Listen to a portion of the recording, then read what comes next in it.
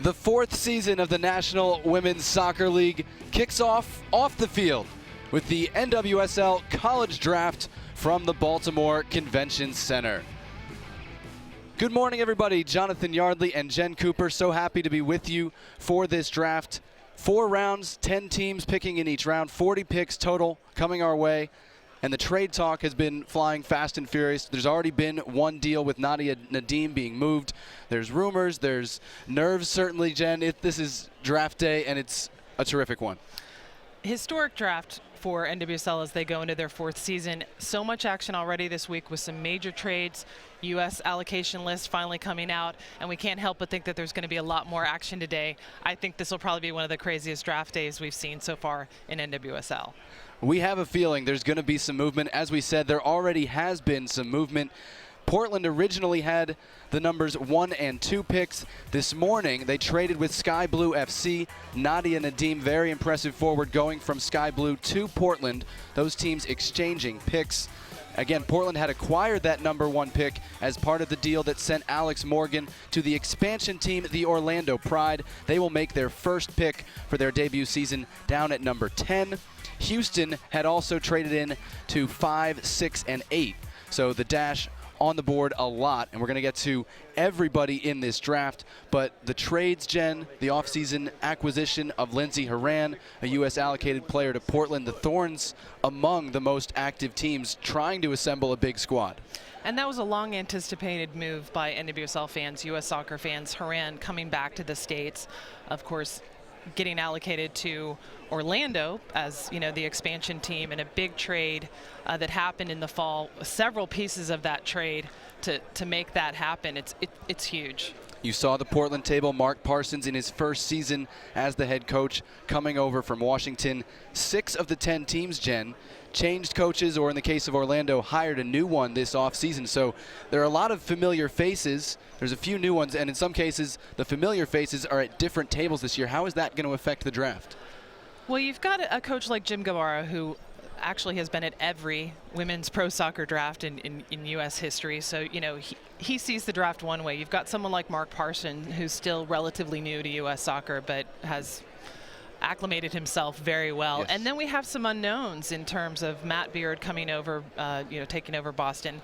Western New York Flash still not having a coach at this point. Sky Blue just announcing their coach 2 days ago. We're going to see a wide variety of styles of drafting. Now, we told you 4 rounds, 10 picks each, 40 total picks. The first round, take a little bit longer, 5 minutes on the clock. Teams do get 1 timeout per round. We're hoping they use them judiciously. 3 minutes on the clock for rounds 2 through 4. There will be a break, big one between rounds 1 and 2. We'll get to talk to the commissioner, Jeff Plush, at that point. And then shorter breaks between the late rounds. And this is important. You do have to be registered for the draft to be selected. And Jen, as we've discovered and known talking to coaches leading up, you have to be registered for the draft really in order to play in the NWSL that season. So some players who may have European ambitions, if they want to come back and play in the NWSL in 2016, they need to have their name on today's draft list. As we learned last year when Dagny Brignars's daughter decided not to declare for the draft, tried to get something in Europe, didn't happen, and she tried to come back to the league. That's where I think the public discovered the rule that you do have to declare for the draft to be eligible for NWSL that year. Otherwise, you have to wait a whole year. So a lot of these players who we know are on trial with teams in Europe or just talking to teams in Europe, they went ahead, declared for the draft, knowing that if that doesn't work out, they've got the safety net of coming back to NWSL. You also have the option of maybe they do make the European team, but that season ends in May, June, and they can still come back and play in the summer. And that could play a big role today because there are players who were seniors in college eligible for the draft, have entered the draft, but teams know, we think in most cases they know, this player either is going to Europe, has a contract, or is intending to go to Europe. That could see a player who you might expect to be taken in the top 5 drop in terms of stock, be taken later because it's more of a risk. There's going to be a lot of players where we might be surprised as the fans watching why someone went higher or lower, but I think it's that background information that we might not be privy to that's going to affect where a player goes ultimately. That's also the case with injuries. News coming out earlier this week that Notre Dame center back Carrie Riccaro had off-season surgery. She's going to be out till mid-season, so that's another player where you could see a change in how teams draft for her based on that injury, when she would be available to the team. Or Summer Green. Yes, coming off an ACL. And that's a known injury. You know, that happened again in the game against A&M. Could drop her stock a lot, but some teams still might want to use a pick on her if they've got a crowded roster, but then they're just grabbing her rights. Now, the word on this draft, you always want to take a look at the pool and how good are the players coming out. Some years it's very deep. Again, 10 teams in each round, so if there's 20 players, you feel like you can get 2 players. This year, maybe not as deep a class. The feeling is the top-end players, Jen, are contributors quickly. After that, maybe not as deep as, say, next year. Especially when you compare it to last year and how some of those picks in the first round, you knew that whichever team that they were picked by, they were going to contribute immediately. I think we have a case here where some of these players could really contribute, but it's going to depend on where they fall in the draft. Do they fall into the right environment that they're going to get to start and contribute immediately?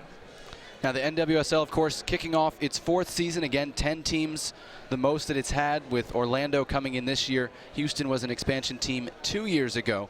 Season is expected to start mid-April. We're still awaiting details, the official announcement coming in early February on the full schedule. But it's going to be a very interesting year because it's not a World Cup break, but it's still the Olympics, and it does affect how teams have the schedule, how teams plan their rosters, and how they draft. Exactly. It's not going to be the same break as World Cup as we saw. Of course, Olympics falls later. There's fewer teams in the Olympics. So the league tried to use last year as well. Okay, what worked, what didn't? I know there's been a lot of off-season discussion about what they should do for 2016, and we won't ultimately know until that schedule comes out in early February. But it is widely known that they will not play a single game during the Olympic tournament, unlike the World Cup where they actually played some games after the group stage was over.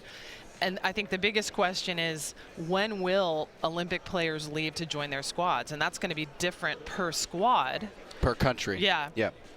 And we also don't know yet for some confederations who the Olympic teams are.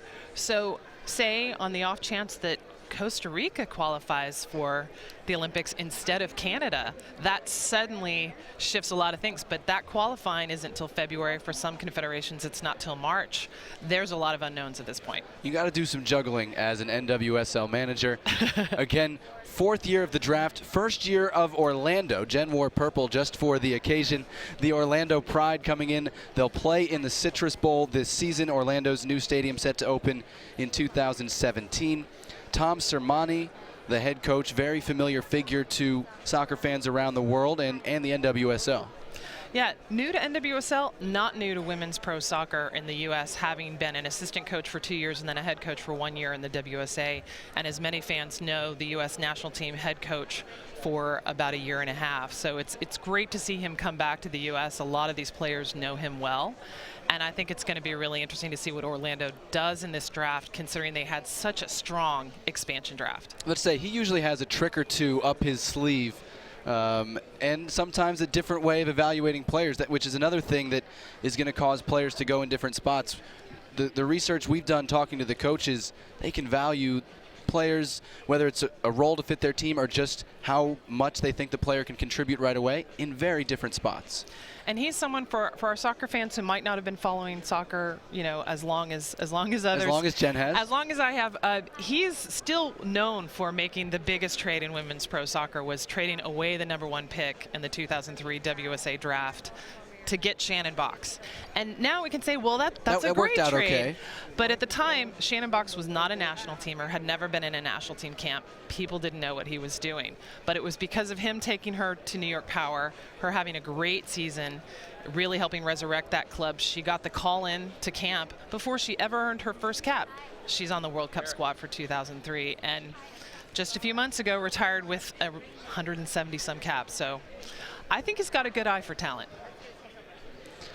Now, Portland, again, is the team that will be picking first. We told you this is via trade, Alex Morgan to Orlando. It's a complicated deal. I'm oversimplifying it. But as part of that deal, the #1 pick in this year's college draft to Portland. You see their key players. Jen, more than any other team, it seems like big names find their way to Portland. Of course, the best fan support in the league. But there are some holes to fill for them as well. They've got so much depth that itself is its own challenge, especially when you know that so many of these stars will likely be gone for the Olympics. Yes. And so how do you manage that time while they're gone? You need some more depth. How do you manage these stars working with each other? And it's been such a change with Mark Parsons coming in, departure of Paul Riley. There could be some big style changes too. So still a lot of unknowns for Portland, even though you look at that roster and of course the cliche that we like to use, Galacticos. Yes. They're assembling a big squad, and again, they do have the first pick, and it's really a formality at this point as to who it will be. But it's not the only pick they have in the first round. Again, if you're just joining us, slight change from the order that had been publicized because Portland and Sky Blue FC pulled off a trade. We heard about it late last night. It came out this morning. Nadia Nadim from Sky Blue to Portland. They needed kind of maybe a center forward type. I say needed. They had a lot of options to go with in the attack, and then you see they dropped to 3, Seattle 4, Houston 5 and 6 and 8, around Washington at 7, Western New York at 9, Orlando at 10. We'll see Boston, we'll see Kansas City later in the draft, those teams having pulled off trades.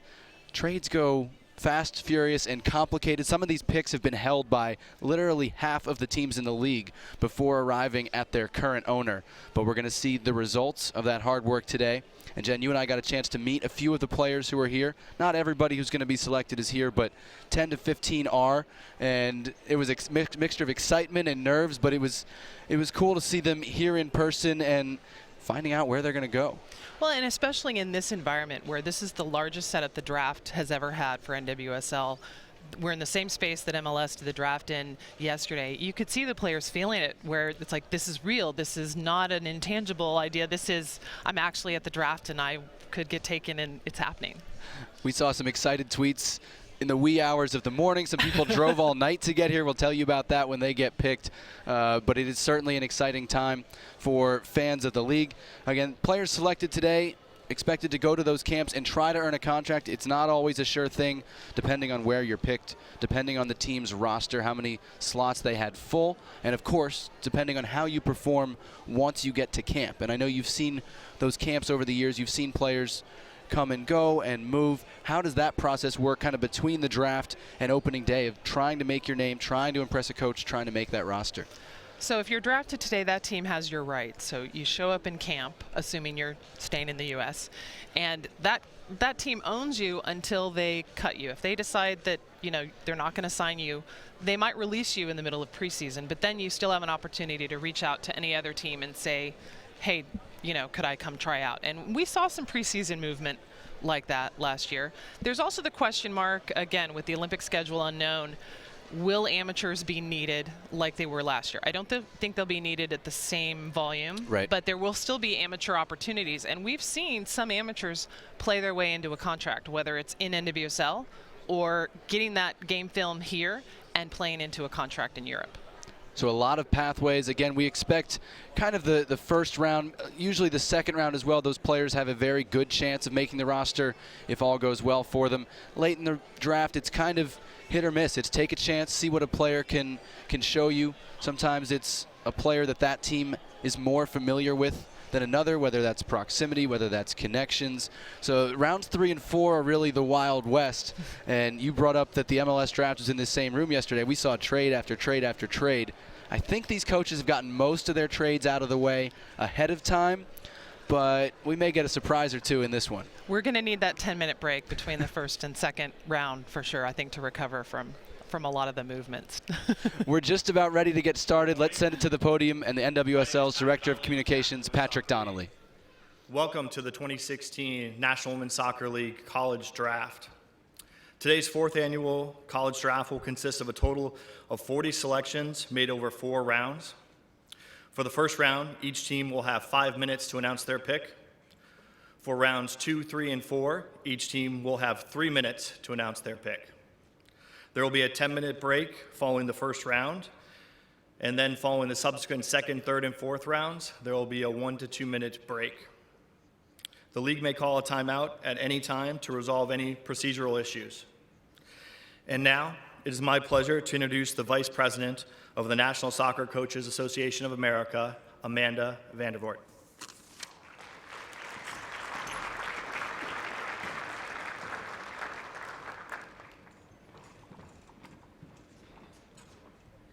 Good morning, everyone. On behalf of the NSCAA, I'd like to welcome you all to the 4th NWSL Draft held in conjunction with the NSCAA Convention here in Baltimore. To all the fans and media watching online and here in the room, welcome. To the coaches and clubs in the room, good luck. And to all the players, congratulations on an exciting day and the future of your careers. So I'd like to introduce today the NWSL Commissioner, Jeff Plush.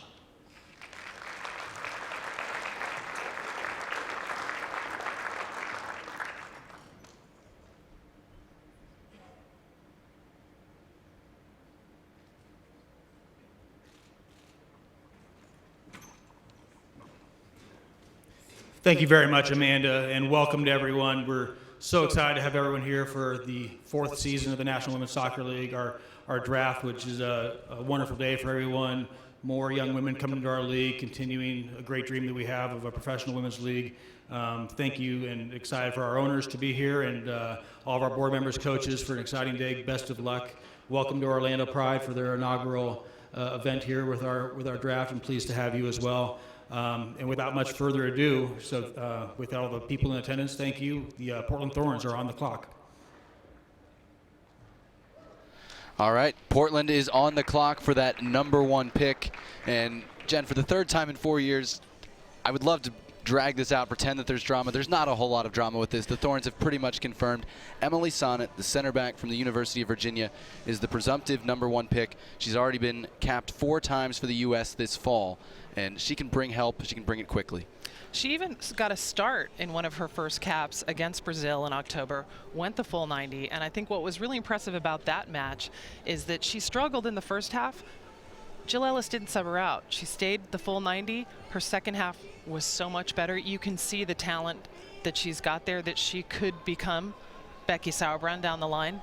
You know, you see why there's so much invested in her. And that's not us saying that. That's coaches we've talked That's to coaches saying that. She's similar to, she reminds us of, she could become as good as, which is a very big statement when you're talking Becky Sauerbrunn, many feel the best defender in the world.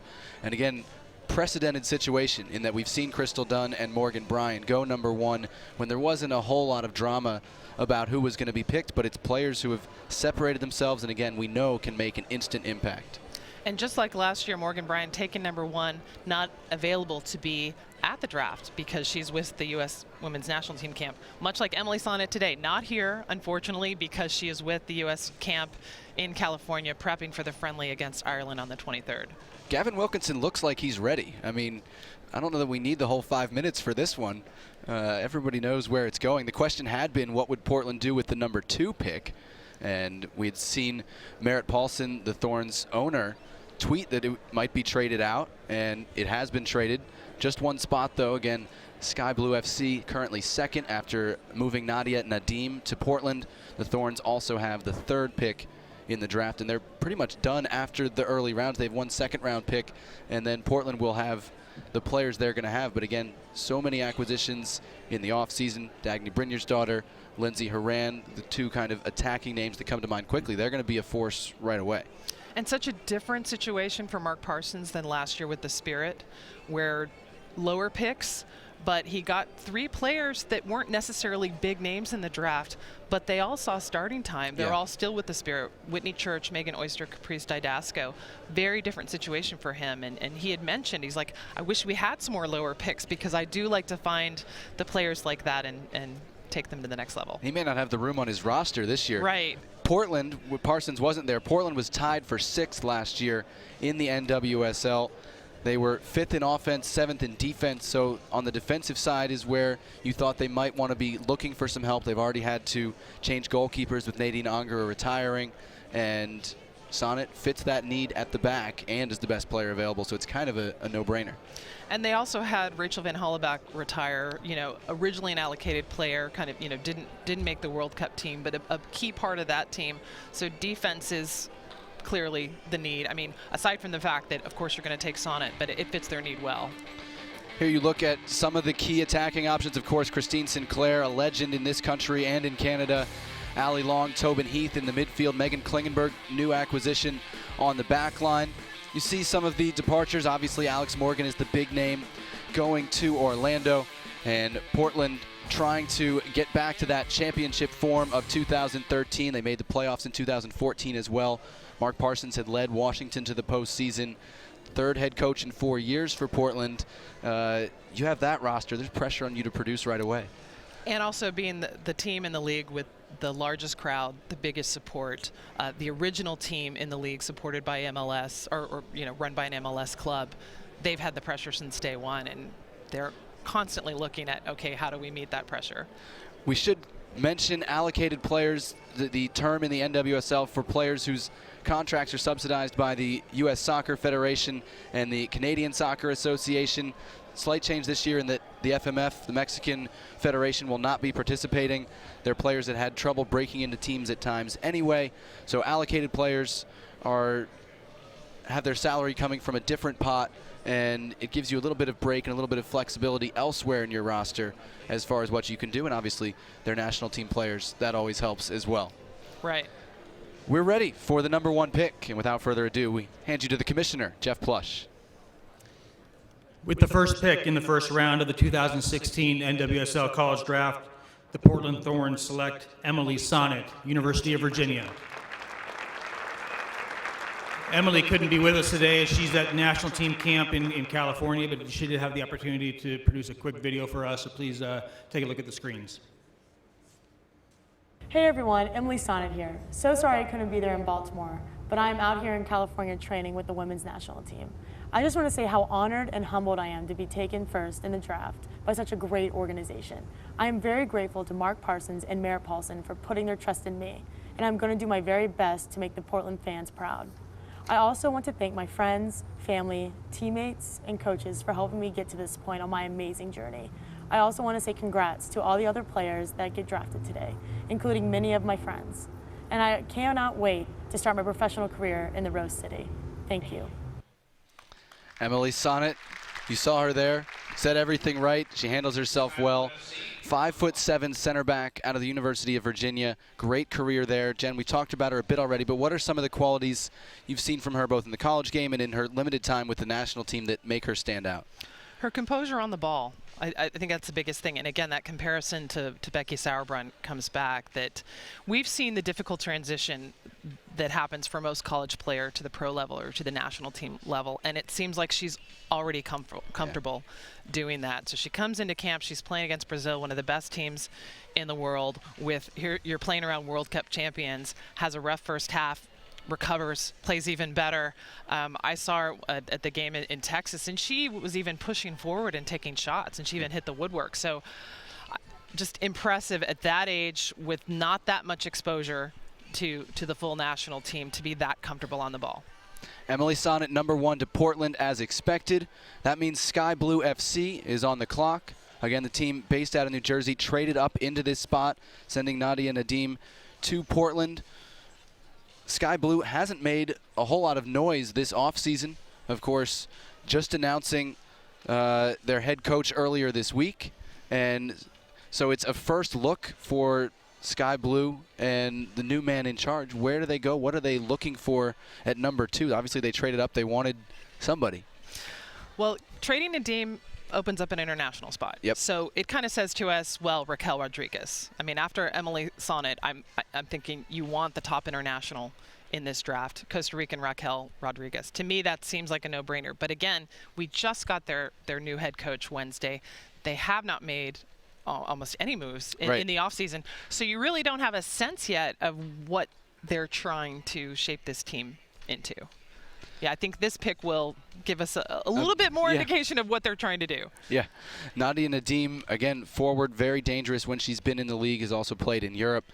Traded, so you're trading away your leading scorer. You think you're going to get an impact player. And as Jen mentioned, that international spot freed up. Raquel Rodriguez, the midfielder from Penn State, is waiting in the crowd, and she has family with her. That's a possible pick, but this is one we are guessing, and we're going to be guessing most of the day because we can't predict everything that well. So Sky Blue up to 2 and Portland at 3. Sky Blue hasn't been able to crack the playoffs in the NWSL. What kind of changes? Again, we don't know exactly where Christy Holly's going, but what can they do to try and improve and get closer to those top 4? Well, they snuck in 2013. They got fourth, but then they just it's been a challenging club, and you have the stalwarts of Christy Rampone, Kelly O'Hara, bringing in Nadim in that 2014 season. She came in towards the end of the season. She tore it up. So we've had 2 seasons in a row with Sky Blue where the second half of the season they're running up the standings, but it's too late. So with the departure of Jim Gabara, I think a lot of fans were hoping that there'd be some big changes, and it's just, it's not going to happen. Didn't happen in the fall, but it's finally maybe starting to happen now. Yeah, Christy Holly was an assistant for Sky Blue FC, promoted to the head role. You see Kelly O'Hara, Christy Rampone returning. This is a team decent defensively, 5th out of 9 teams last year. Right. Offensively was where they struggled, which is why trading away your leading scorer can be a bit of a head scratcher. But usually when we see something like that, it means they've got a plan. Whether it's a domestic acquisition or a foreign player coming in, they feel like they're going to be able to fill that goal-scoring role. And we'll find out exactly what they had in mind with the second pick, because the pick is in for Sky Blue FC. Let's send it back to the podium and Jeff Plush. With the second pick in the first round of the 2016 NWSL College Draft, Sky Blue FC select Raquel Rodriguez, Penn State University.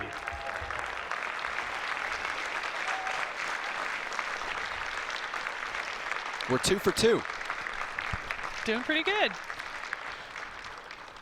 Most outstanding player at the College Cup as Penn State won the national title. Also won the Herman Trophy. She is a full international for Costa Rica. And again, 4-year career at Penn State. Generally an attacking midfielder. And Raquel Rodriguez, the first one selected this year, who's in attendance.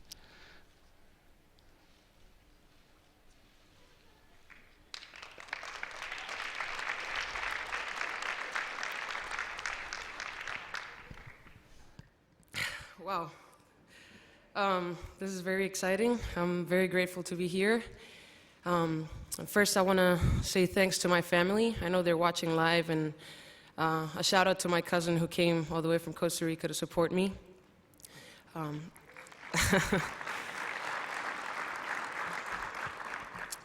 also want to give a special thanks to my school, Penn State University, for giving me the opportunity to come to the States to play. And thank you so much for developing me, for supporting me, and just making a better soccer player and a better professional out of me. And finally, I want to give thanks to Sky Blue. Thank you very much for having faith in me and believing in me. And I'm looking forward to being part of the team and contribute. And I also want to wish good luck to all the players that are in here and going to get drafted. Thank you. Raquel Rodriguez, number 2 to Sky Blue FC. How about that? Could you do that in your second language? No. That was great. She's been such an impact player, and I know for Let's hold on a second, because they have a trade announcement for us at the podium. The like we Portland said, Thorns have acquired big news. the first allocation spot in our new allocation ranking system in exchange for their third pick in the 2016 NWSL Draft. So the Boston Breakers are now on the clock.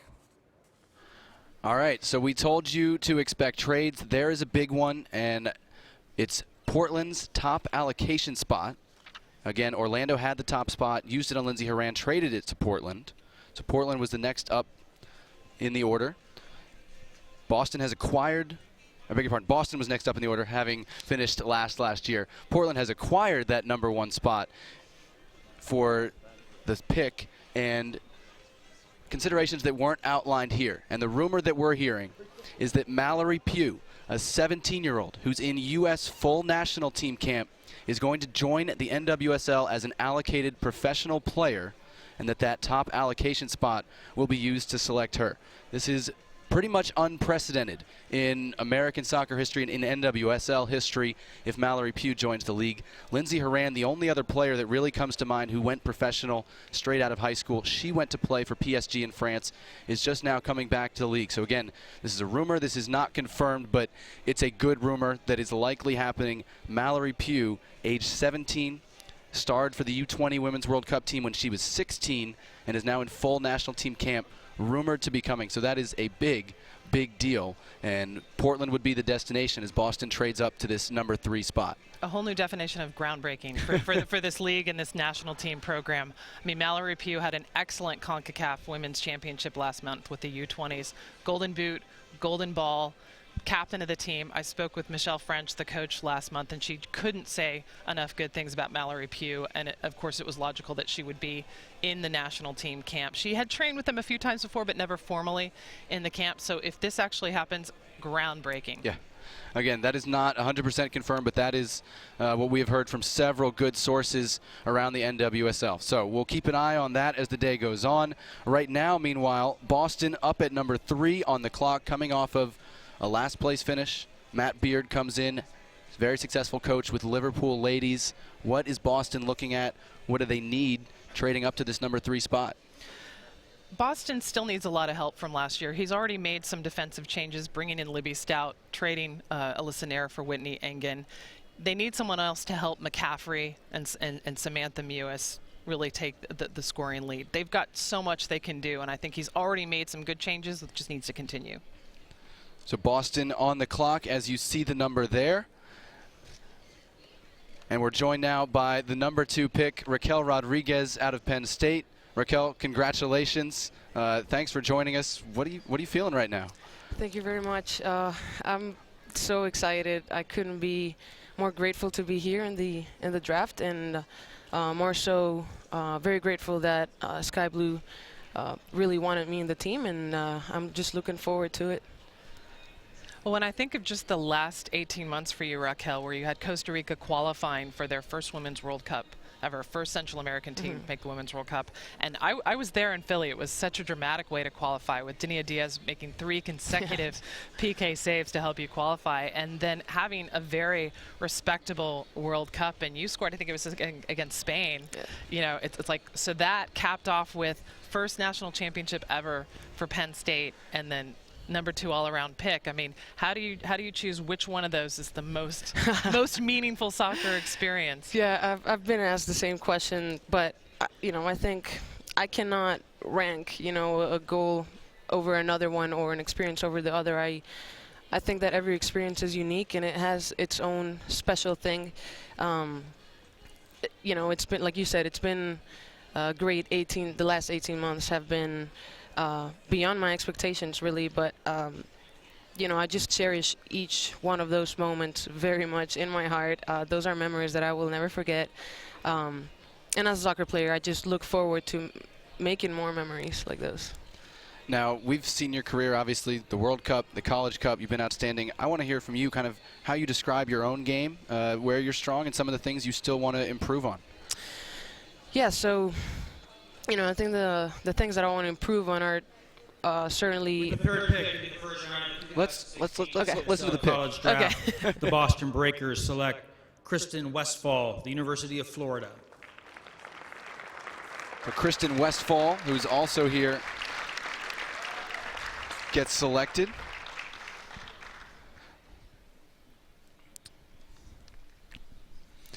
Westphal, center back in college. Terrific with the ball. Many people feel center back not her eventual position. She can play out wide. She can play in the midfield. Interesting pick for Boston to trade up and take her. A little bit of a surprise. Of course, the whole trade is a surprise, but maybe she brings that versatility that will let Matt Beard do many different lineups with her.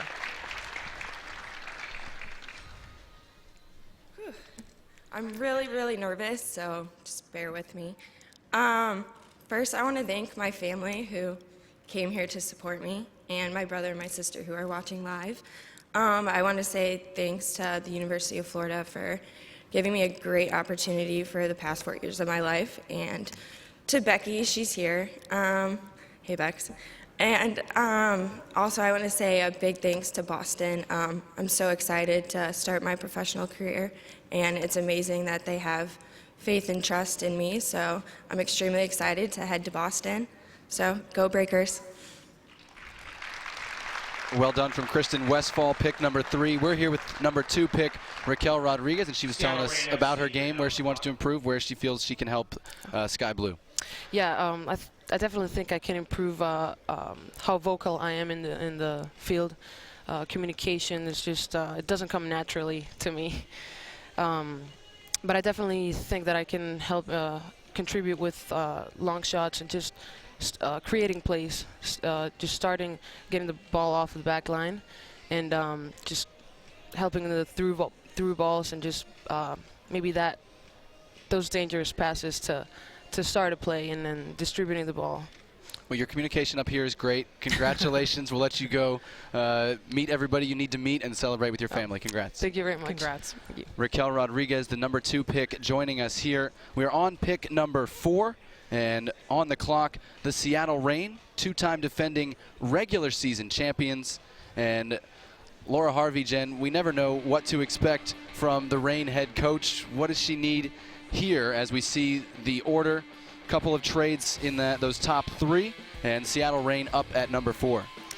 Well, the biggest loss for Seattle in the offseason, and they didn't have many, frankly, is the retirement of Stephanie Cox at left back. So maybe that's what Laura Harvey is going to look at for this pick. But then again, she does not rely heavily on the draft, at least not historically, though she has said this week that with the stability of the league, she's probably going to start drafting more towards the future development of players than, well, what holes do I have to fill right now? Seattle only had 1 pick in last year's draft, so it'll be really interesting to see what she does with having a pick this high. The Reign, 2 international acquisitions already this offseason, bringing in Melis from the Netherlands, Goranson from Sweden. They, of course, join Little, Fishlock, some of the names that we are familiar with for Seattle. There's a look at the table. Laura Harvey on the right, and Seattle at 4. This is when we talked to people, they said, I have no idea what Laura's going to do here. She could take Rachel Daly, who's a left-footed player who's English and can play left back. She could take Carson Pickett from Florida State, who played the year at left back, because that Stephanie Cox departure and Megan Rapinoe's injury, really their main holes, and the Rapinoe injury was pretty much covered by those international signings. Right, and there's so much flexibility in this lineup. Some of these players can play different positions, and I think we've all seen Laura Harvey's amazing soccer brain at work watching the Seattle Reign play, so I don't think there's a lineup problem that she can't solve. Seattle regular season titleists the last 2 years. They scored better than 2 goals a game to lead the league, and they, of course, ranked 2nd in defense, not bad. Our count has them at 18 players in their roster right now, so not a lot of holes to fill. You would figure the number 4 pick will be one of them, with Seattle on the clock here at number 4. The pick at number 3, Kristen Westphal to Boston, and she's going to join us shortly. I thought she might slip a little farther. I thought Houston had their eye on her as well. She's such a versatile player. What did you make of Boston getting her in that 3 spot? That one really takes me by surprise, but clearly Matt Beard has a plan for that. Yeah. You know, and I would think it would be her versatility that's the trump card there. There you see the 3 picks we've had already. Emily Sonnet, as expected, going number 1 to Portland. Raquel Rodriguez from Penn State, number 2 to Sky Blue FC. And Kristen Westphal from the University of Florida going at number 3 to the Boston Breakers. I've had the chance to see Kristen in the SEC over the last 2 years, and she's going to join us shortly, but not before we hear from the Seattle Reign and figure out exactly who they're going with at number 4. Again, Houston up twice after Seattle, which, again, doesn't always rely on the draft too heavily. But number 4, we said in this draft, this is a good chance to grab a contributor, someone who can play, whether it's off the bench or start right away. Here's Jeff With the Plush. 4th pick in the first round of the 2016 NWSL College Draft, Seattle Reign FC select Carson Pickett, Florida State University. I'm 3 for 4, Jen. Are we keeping score on this? I didn't know we were keeping score on this. We should be. The Houston Dash are now on the clock. Carson Pickett, the left back from Florida State, goes to the Seattle Reign at number 4. And she's not here. We do have on set one of her great rivals, from the University of Florida, Kristen Westphal. Kristen, thanks for joining us. Congratulations. How are you feeling? I know you said you're a little nervous up there. Have they worn off yet, or are you good? Yeah, they've worn off, definitely. I'm not a big fan of speaking in front of people, so... It's just us. It's just us. So I'm okay right now, but up there I was like deer in the headlights kind of thing, but... No, you handled it. Oh, okay. I was like, my voice is really shaky right now, but it's okay. No, you were good. Cool. Well, it's such an amazing day for you, of course, to be picked. How much have you followed the league over the last couple of years thinking, that could be me, I want that to be me, I want to be on one of these teams and show what I can do? Of course. I've followed it all the way since it's kind of started. Kept an eye on it. Was definitely my main goal kind of thing, going into college and everything. I definitely saw myself wanting to play professionally. So just watching it, I was like, wow, that's a great opportunity. Everyone obviously thinks that. So definitely that's what I was looking forward to. So today is kind of a huge deal for me, so I'm really excited about it. You had a great career at Florida, and you guys had so much of the ball in a lot of your games. I had a chance to watch a lot of SEC games. You guys have the ball a lot, and from center back, that gave you time to step up and be a distributor. Where do you see yourself as far as a best position? Do you even have one? Well, it's better to have three than one, right? Right. Playing center back at UF was definitely different than I would guess you would say your typical center back. Right. And that was provided me through Becky. I mean, that's kind of where, when we talked about me going there, that's kind of what she saw. She saw that offensive nature, and Kat Williamson, who used to play there, played kind of similarly. So I looked for Kat for a lot of advice and everything on how to play that position that way. So moving ahead and professionally and everything, I don't know if that's looked about for center backs to do that type of thing. So I'm definitely interested in playing any kind of position, but I would see outside back kind of thing, going up and down the field, being able to be defense and attacking. So whatever works, honestly. That's the right answer. Well, we saw, I saw online that Abby Wambach did a special motivational video for you guys at Florida as you were going into the NCAA tournament. You know, what's it like to carry that legacy, knowing that, you know, one of the greatest players in the world, Abby Wambach, came out of that program? I mean, it's amazing, honestly. In the video, she was like, "Don't lose," and we all kind of just looked at each other like, well, now we definitely can't lose if she's calling us out, kind of thing. No, but it was awesome. It's incredible to be a part of the same kind of Gator family that she came from, because she is such a legend. So it's awesome. Kristen, thank you. Congratulations. We'll let you go celebrate. All right, thank you. Thanks. Kristen Westphal from the University of Florida, going at number 3 to the Boston Breakers. And you heard it, she's comfortable in a lot of different spots, center back, outside back, midfield. We talked to a lot of coaches that were very high on her, just a pure technical soccer player. They said, we'll figure out where to use her, but outside back was where a lot of them thought her future might lie, could play center back in a pinch. And potentially maybe move up to midfield, you know, with her free kick capability. Yeah. She was the outstanding player of the SEC tournament this year, playing center back and scoring on free kicks to lead Florida to that title. Next up on the clock, the Houston Dash. There you see the table. Brian Shing on the right with Randy Waldrum, the head coach, behind him. The Dash have picks 5, 6, and 8 in this draft, so they're going back-to-back here. Of course, they could always field a trade for one of the two spots. Jen is based out of Houston. You know this team. They are not deep on their roster right now. What do Randy Waldrum and Brian Shing want to accomplish with not just number 5, but 5, 6, and 8? If any team needs 3 picks in the first round, it's the Houston Dash with the very thin roster right now. And really, I think the biggest needs they have to address is the spine, whether it's a target center forward, whether it's a holding center mid, whether it's just defensive support in the middle, a good center back. They need something in the middle. I'm feeling that this first pick will be defense related. And I'm really interested to see how they decide who gets the 5th pick and who gets the 6th pick. Yeah. You know, when they've got 2 picks back to back, assuming that none of these got traded. You can see the list. They're covered in midfield. They have a terrific midfield. They struggled to put the ball in the net last year, and then they traded their leading scorer, Jessica McDonald. So they're going to make use of that forward and defense. They have an open hole at center back. Randy Waldrum used to be the coach at Notre Dame. Both Katie Naughton and Carrie Riccaro are Notre Dame center backs, under 20 national team players who are available in this draft. So I think that's what a lot of people have tipped for this pick. But obviously they're getting 3, so they're not just going to pick those 2, even if they went for both of them, which might be a bit of a surprise given that they play the same spot. we've talked about forwards available. Who else is still on the list? Janine Becky from Texas Tech, Shayna Williams from Florida State, Rachel Daly, and Mackenzie Doniak from the University of Virginia. I mentioned Daly quickly because she's more of an outside player than a center forward. Right. Doniak can play in the middle. Anyway, pick number 5 is in their first of 3. With the 5th pick in the first round of the 2016 NWSL College Draft, the Houston Dash select Kari Recaro, the University of Notre Dame. Kari Recaro from Notre The Houston Dame Dash remain on the clock. goes to Houston at number 5. She's from my neck of the woods. She's from Long Island. I'm from Jersey. It's close enough. And again, we told you Randy Waldrum had her in college. We mentioned it at the top of the show. She had off-season surgery out reportedly 4 to 6 months, so she's not going to be available right away for the Dash. But when she's available, Jen, this was considered the most pro-ready center back in the draft. And she's someone who did not always play center back at Notre Dame. She's mostly played center back internationally for the U20. She's been part of 2 U20 squads. Including the champions in 2012. Including the champions in 2012 and the 2014, which you called that tournament. You saw a lot of those games. She was the captain of that team. Captain of that team.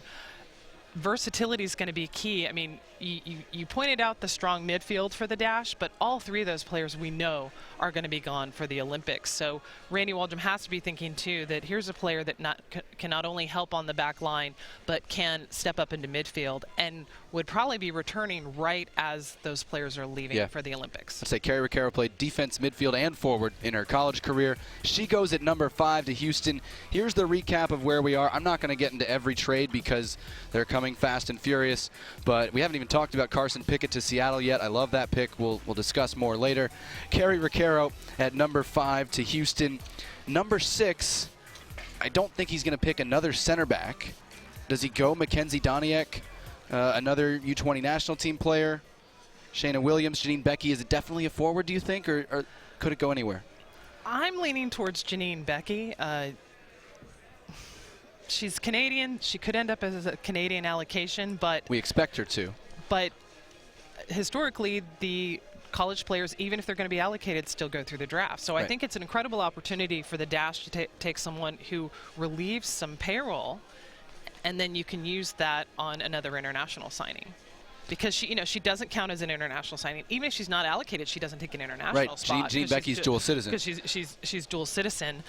I would assume, being Texas Tech, that Randy would have been able to see her a lot recently, and I think she's got just that up-and-comer, hungry is going to be such a star for Canada. Much like having Morgan Bryan for the Dash, she's the future. Those are some of the options for Randy Waldrum and the Dash. Their second of 3 picks in this first round. Kari Recaro, the first one, is center back, so we're expecting them to address a need elsewhere on the field with number 6. Other than that, we don't know a whole lot about where Houston is going with it, and Washington after them, but Houston's number 6 pick is ready. With the 6th pick in the first round of the 2016 NWSL College Draft, the Houston Dash select Rachel Daly, St. John's University. Rachel Daly, great career at St. John's. English player, left-footed, has played left back when she's been with England youth national team. She is here. Yep, there she is. She came in. She made a long drive overnight, I hear, to get here. And at St. John's, she played up front and was absolutely terrific. Double-digit goal scoring 3 out of 4 years. People I talked to at St. John's rave about her work ethic, her professionalism. Left-sided player, Jen. It's not exactly what we expected Houston to go with. Well, when you say 3 out of 4 years, she only played 3 years. She had to sit out 1 year. It's amazing what she's been 2 able out of to 3 do. then was what I was supposed to say. Okay, 2 out of 3 then. Yeah, not what we were thinking for the Houston Dash, but an amazing acquisition. Who had been tipped to go even higher. Here's Rachel Daly. So I'd firstly like to just say a huge thank you to Houston for picking me up and Randy for having the faith in me.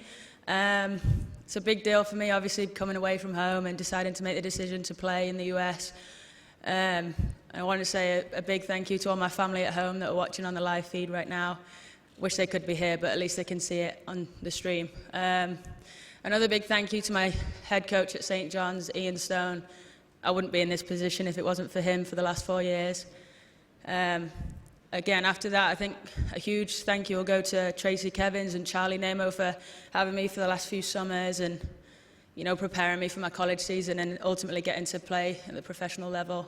And then finally, David Copeland-Smith at Beast Mode Soccer for, again, just preparing me the way I can, you know, be the best I can be in the professional level. Rachel Daly, you heard the accent from the UK, as was her coach in college. And Rachel Daly, we were told she's always in the right spot, not by accident. She has kind of that sixth sense that you want a goal scorer to have. Is she an up-front player for Houston, or is she at that left-back spot that the England national team likes her at, or both? Well, as we've seen with Randy Waldrum converting Stephanie Oakes, a forward, to left back, hey, he can use her either place, depending on what happens. My favorite phrase about Rachel Daly that I heard from a coach was analyzes the game at a speed others can't. Yeah. You know, and I think that soccer IQ cannot be underestimated in what that can bring to this team and all the players around her. Yeah, I mean, great intangibles for Rachel Daly, hearing from people at St. John's, hearing from the coaches who had talked to her. This is trade talk on the floor. Jim Gabera talking to his old team, Sky Blue FC.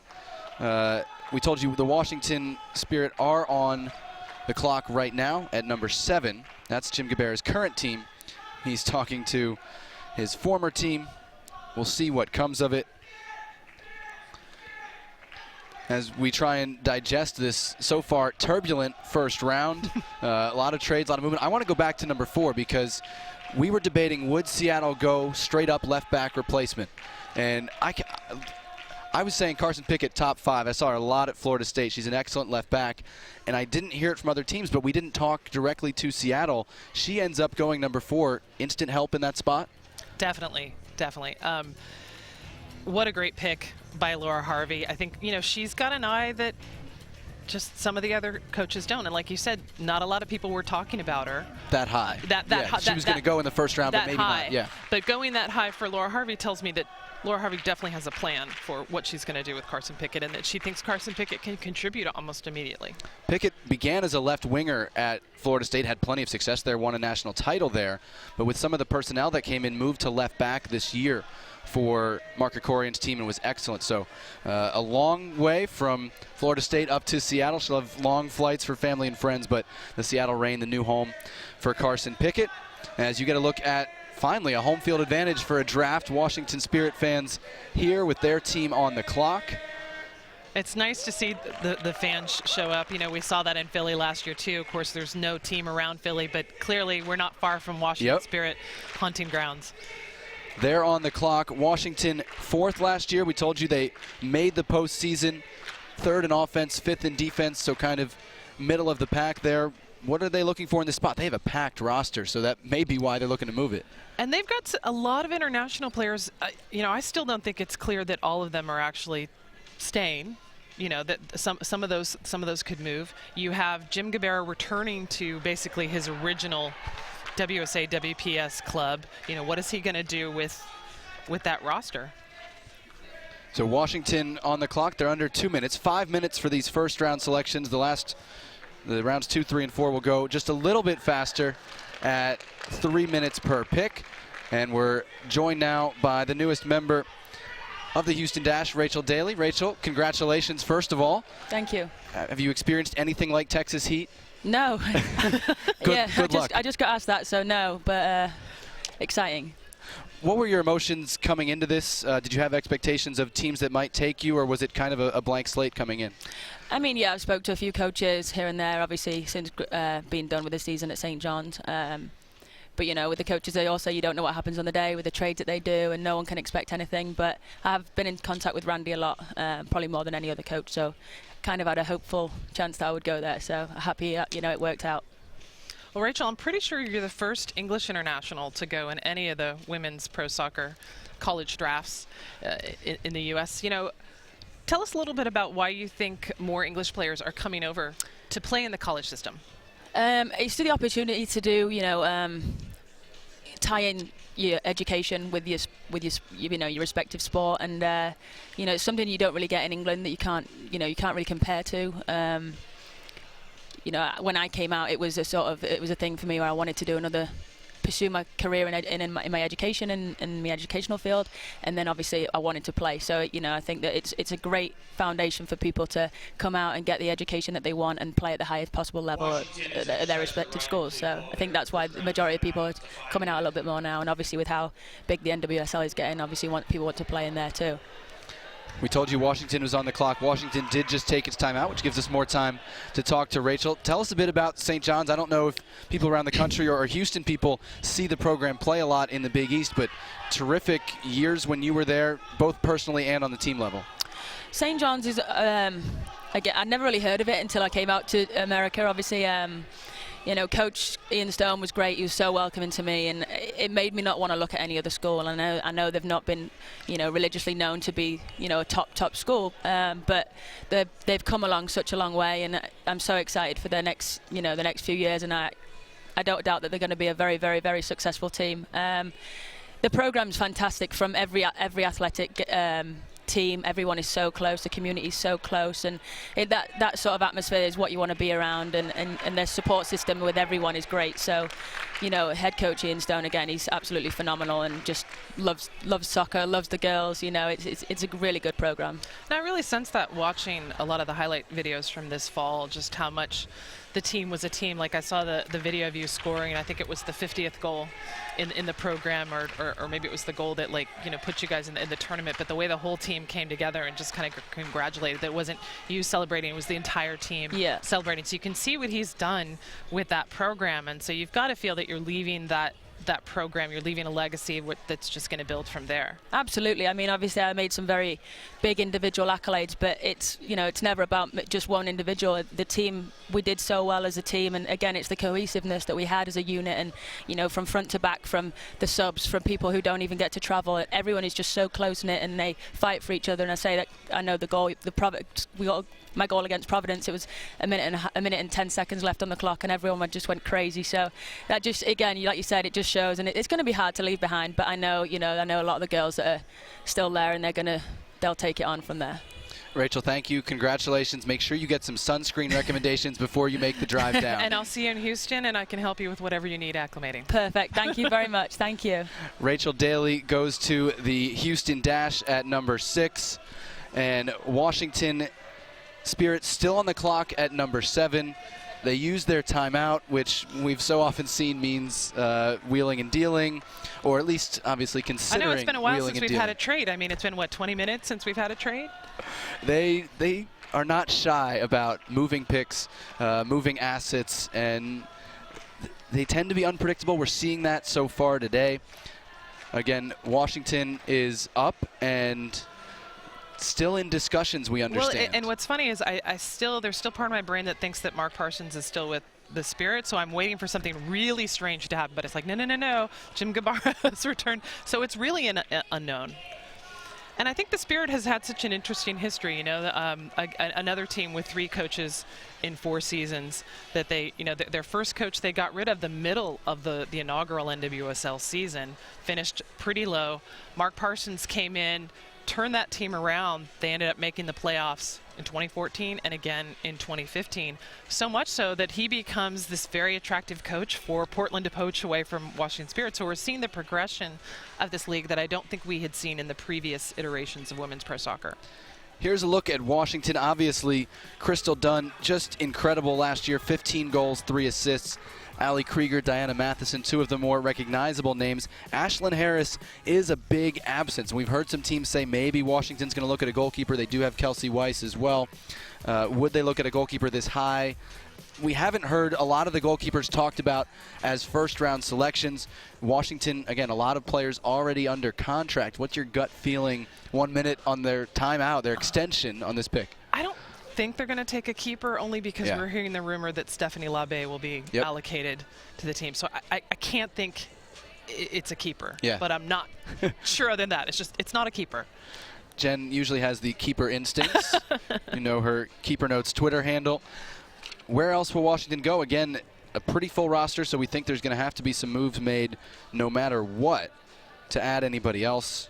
Top players still on the board. We told you about the forward options: Janine Becky, Mackenzie Doniak, Shayna Williams, and Leah Galton, another English left-sided player from Hofstra.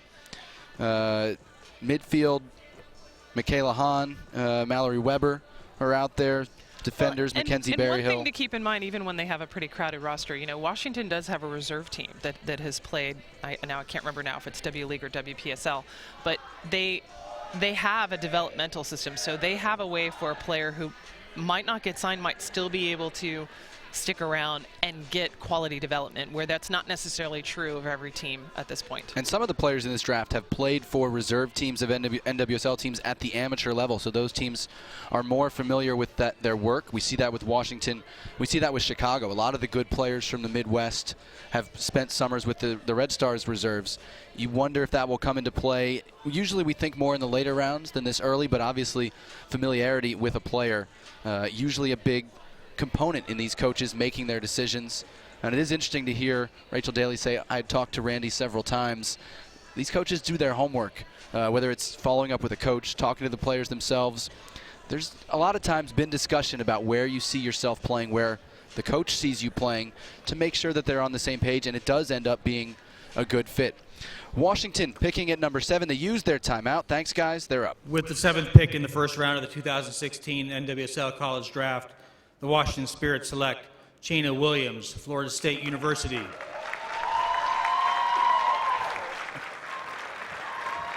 Love seeing that smile from Shayna Williams. And she gets the big round of applause from the home crowd. 5'9", very fast forward who can play as a hold-up forward and spin you. Transferred from Vanderbilt. Won the national title with the Seminoles in 2014. Has been described as having the most physical talent in the draft. I can already tell I'm gonna love it there. First of all, I just want to thank God for, you know, I'm really into my faith, and this has just been a tremendous experience. I want to thank my family, my mom and sister, who were able to make the trip up here with me, my dad and my brothers and sisters who are watching. I love you all. I'm so nervous, wow. But I'm really excited for this opportunity. Thank you, Washington Spirit, for having faith in me, and I'm looking forward to coming in and helping the team, contributing and learning. I want to thank Mark Krikorian for the development that I've had at the 2 years at Florida State. I'm just overwhelmed and overjoyed and excited, and just go Spirit. Thank you. Well, I think she picked up the fans as soon as she got selected, but I think she moved up on their radar after the speech. Shayna Williams, what a way to be welcomed to the very league. well spoken. 2 years at Florida State under Mark Krikorian, who she thanked there. And Jen, very high upside for this player. The talent level, as far as the things she can do up front, multiple spots, multiple styles of play, really jumps out at you. Clutch scorer, described as off the charts athlete. You know, so I think with the right environment, she could develop into that world class player. And Florida State, this is becoming a pipeline. Yeah, setting a record with that pick. Florida State now has the most picks in NWSL drafts all time. They just passed UCLA with that pick, with Carson Pickett and Shayna Williams. Most picks all time. Jamia Fields from their national championship team was taken last year, will now be in Orlando after a trade.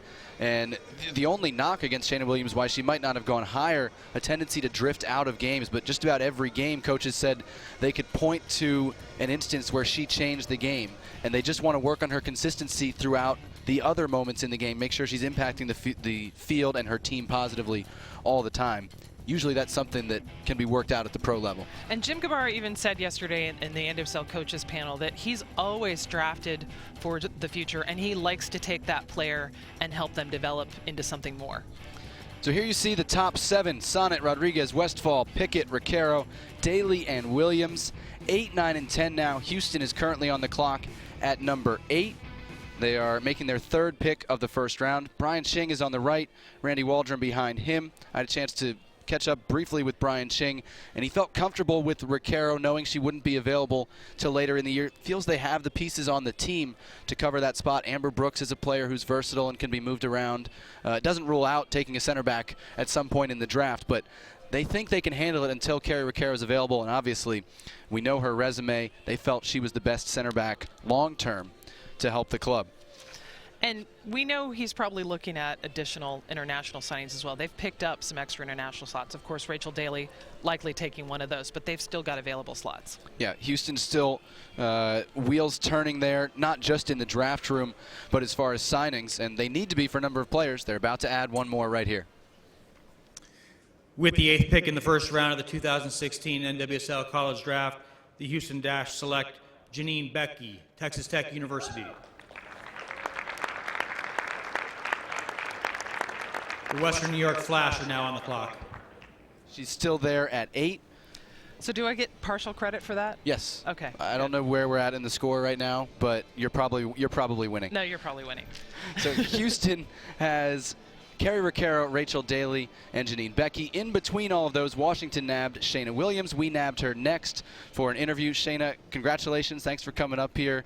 The nerves starting to wear off. You getting calmer? They're still there, but you handled it great. You were good.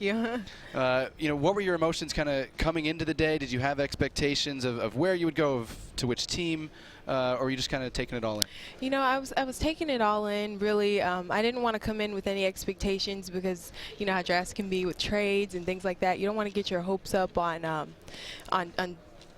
having your mind made up where you're going to end up. But I did speak with the Washington Spirit, and I did feel pretty good about the conversation that we had. And I'm glad that, I have an opportunity to show my stuff there, and that they had enough faith in me to take me as their 7th pick. So you're the most popular woman in the room right now because you got the hometown fans, too. I mean, I'm so excited to see that, because coming from Florida State, where we have the Renegades who are awesome all season, to have that coming in Washington, it'll be really exciting. Well, Shayna, talk about what do you think it's going to be like to play with a player like Crystal Dunn, who tore it up last season for the Washington Spirit, league MVP, 15 goals on the season.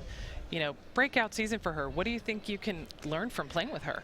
Crystal Dunn, I've always said she was one of my favorite. When she was at UNC, I always looked up to her and watched her play and stuff. And I actually got a chance to meet her when I actually visited UNC this past 2 years ago. Right. I'm really excited to learn from her. It's going to be a cool experience. Maybe that.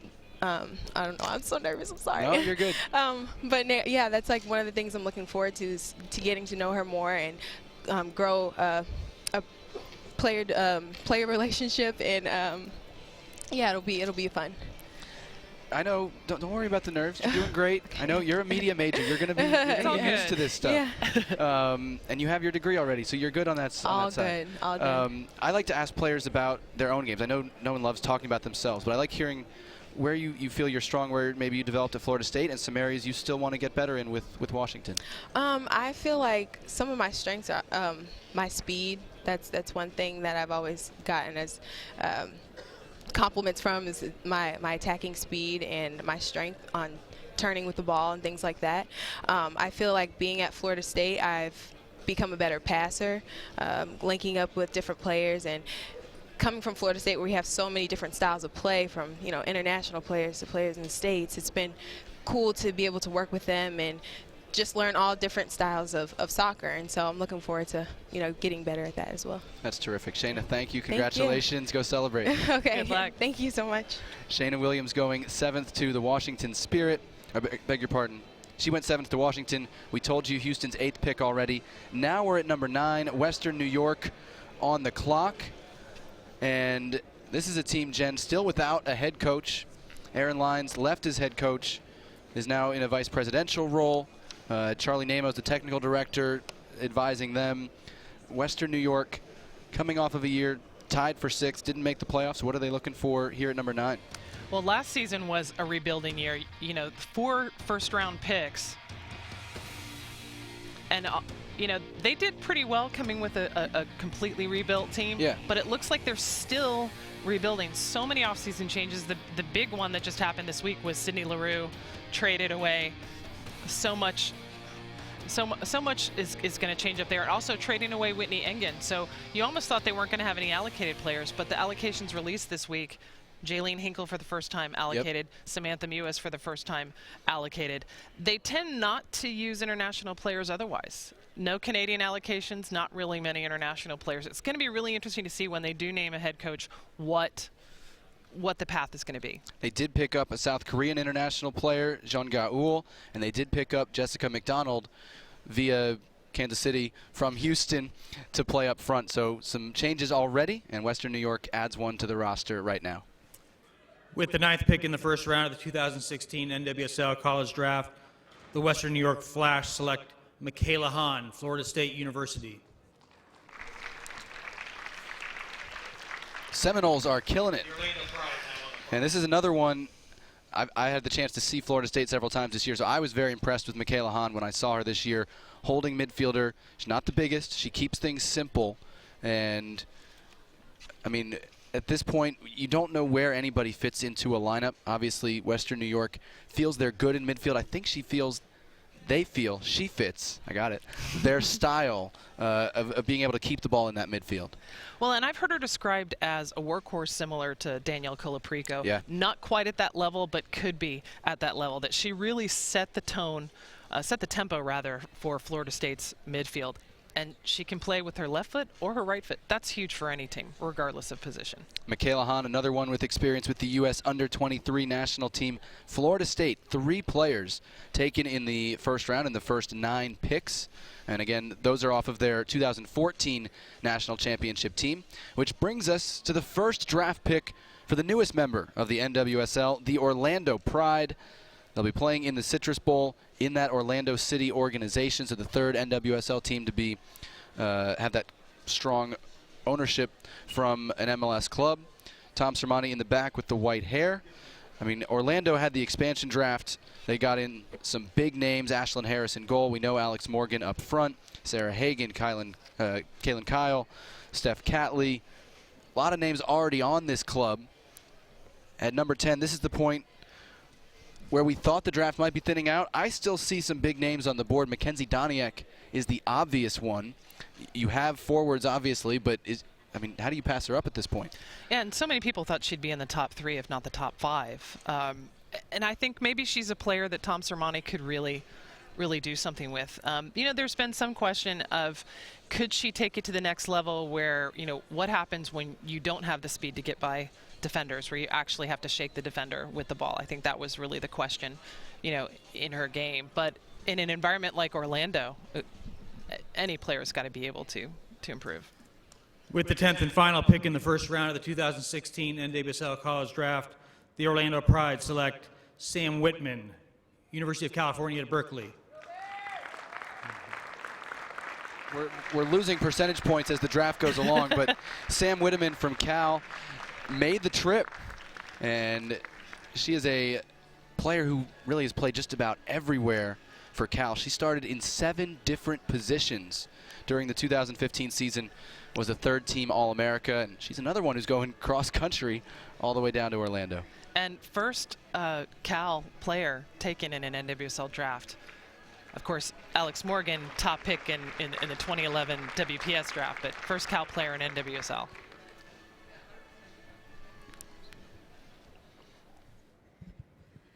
Wow. Hi. First of all, I want to thank my family and my parents who are here. This is awesome, and they've supported me throughout the entire experience. Thank you to my coaching staff and my 2 coaches who are here, Chris and Neil.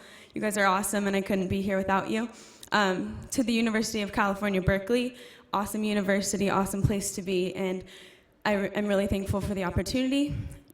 And finally, to Orlando. This is going to be totally awesome, and I'm very, very proud and excited to start my professional career. Thank you so much.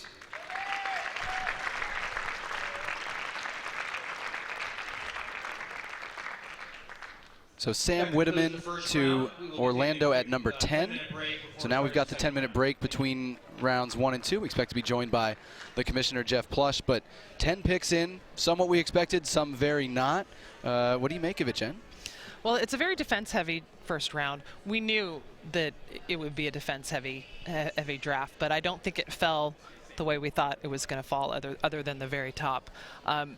I'm glad it's exciting, because if we knew every pick, well then, that would ruin it. What would the point? You know, really for NWSL drafts, it's really only been the first pick that anyone's been able to call. I mean, looking at all the different mock drafts this past week, all over the map, you know, and it's really, it's still hard to find a lot of information on these players unless you're really well connected to the coaching side of things. So it's hard to call, and some of these teams are really great at keeping it under wraps what they want to do. State of Florida doing very well with 3 from Florida State, 1 from the University of Florida going in that first round. And again, 3 more rounds to go. They'll go a little faster, less time on the clock for each one. And here's how we did through 1 through 10. As you said, a lot of defenders, and Sam Whitteman, we're not sure exactly where she's going to go. Could be a right back, really versatile player, so I don't know if we count her in the defender class or not.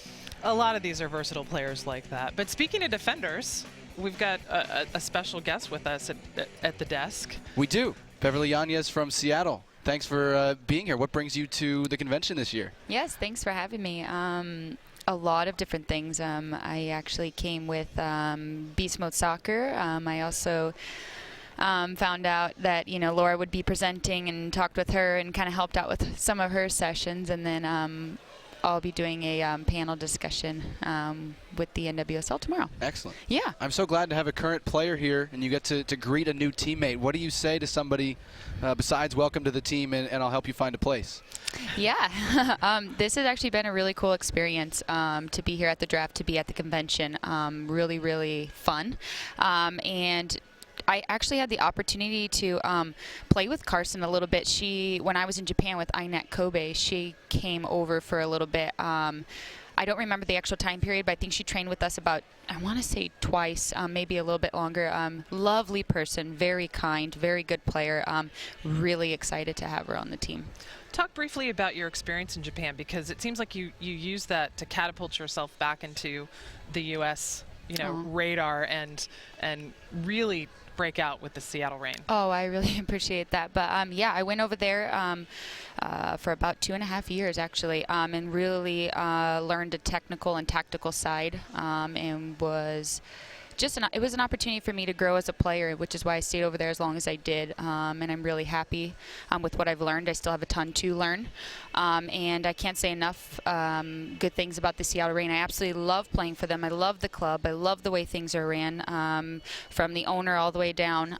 Coaching staff, wonderful. And I'm just so excited to be a part of such an amazing club, and where I am continuing to excel because of the way that they like to play. Beverly, thanks for your time. I'll let you get back to the floor and prepping for your speech. Awesome. Thank you so much for having me. Thank you. Good luck this year. Beverly Yanez from the Seattle Reign joining us. Her new teammate Carson Pickett not here, but already has experience playing with her, which is very interesting to hear. As we have the break between rounds 1 and 2 here of the NWSL College Draft. Jonathan Yardley, Jen Cooper with you. Glad to bring this to you. And the first round is through. We had a few surprises. We had the expected #1 pick, Emily Sonnet. And, of course, it wouldn't be a draft without some trades. We had some movement in the top 10. And we're joined now by the commissioner of the NWSL, Jeff Plush. Jeff, have you been able to keep all these trades straight? I mean, you having to read line by line to make sure you get it right? No, I have not. I've got great people working with me to help me keep it straight. You've probably noticed that I'm now on Twitter, which after lots of pressure from people in the room, you included, I believe, Jen. So yeah, no, but everything's it's exciting. It's gone well. It's exciting to have the young women here in the audience who bring so much energy to the podium, and it shows how much it means. So it's a very fun day for us and for everyone who's involved and has been so committed to our sport. Talk about the decision to take the draft to this level. Of course, it's selfish on our part to get to enjoy this level, but this is not just an upgrade from last year. This is a huge expansion of coverage of the draft. Well, it is, and I think we've we've taken the next step, and we're excited to launch our 4th season. And it's no longer talking about what we might accomplish or what we haven't accomplished in the past. It's about looking forward, about the future, about creating a asset that we can be really proud of. And this is a leaping off point for the season. And so, obviously, in partnership with the NSCAA, in partnership with MLS, who used this space yesterday to a great event as well, able to create some synergies there, obviously, and it's just it's part aspirational. You know, we need to continue to grow, need to fill this room next year, and just keep building something that we can all be excited about. And I think having the live stream, 2 things: it's fun, great content, obviously with great people running the show for us. I appreciate you guys' willingness to help out, but also our sport is global, and there's more and more people. There's people that I'm assuming are watching this all around the world, and we know we get 100 countries for every one of our games in our YouTube stream. So I think it's providing a service and an opportunity to keep building our awareness and our brand.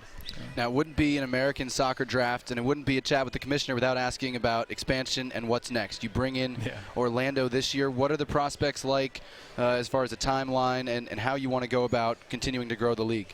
Yeah, look, so you're right. It wouldn't be a draft without that question. I have to ask. You know, it's you know, we had a really productive board meeting yesterday, which happens on every draft week, and certainly there's opportunity, there's interest, there's momentum for our league and our sport.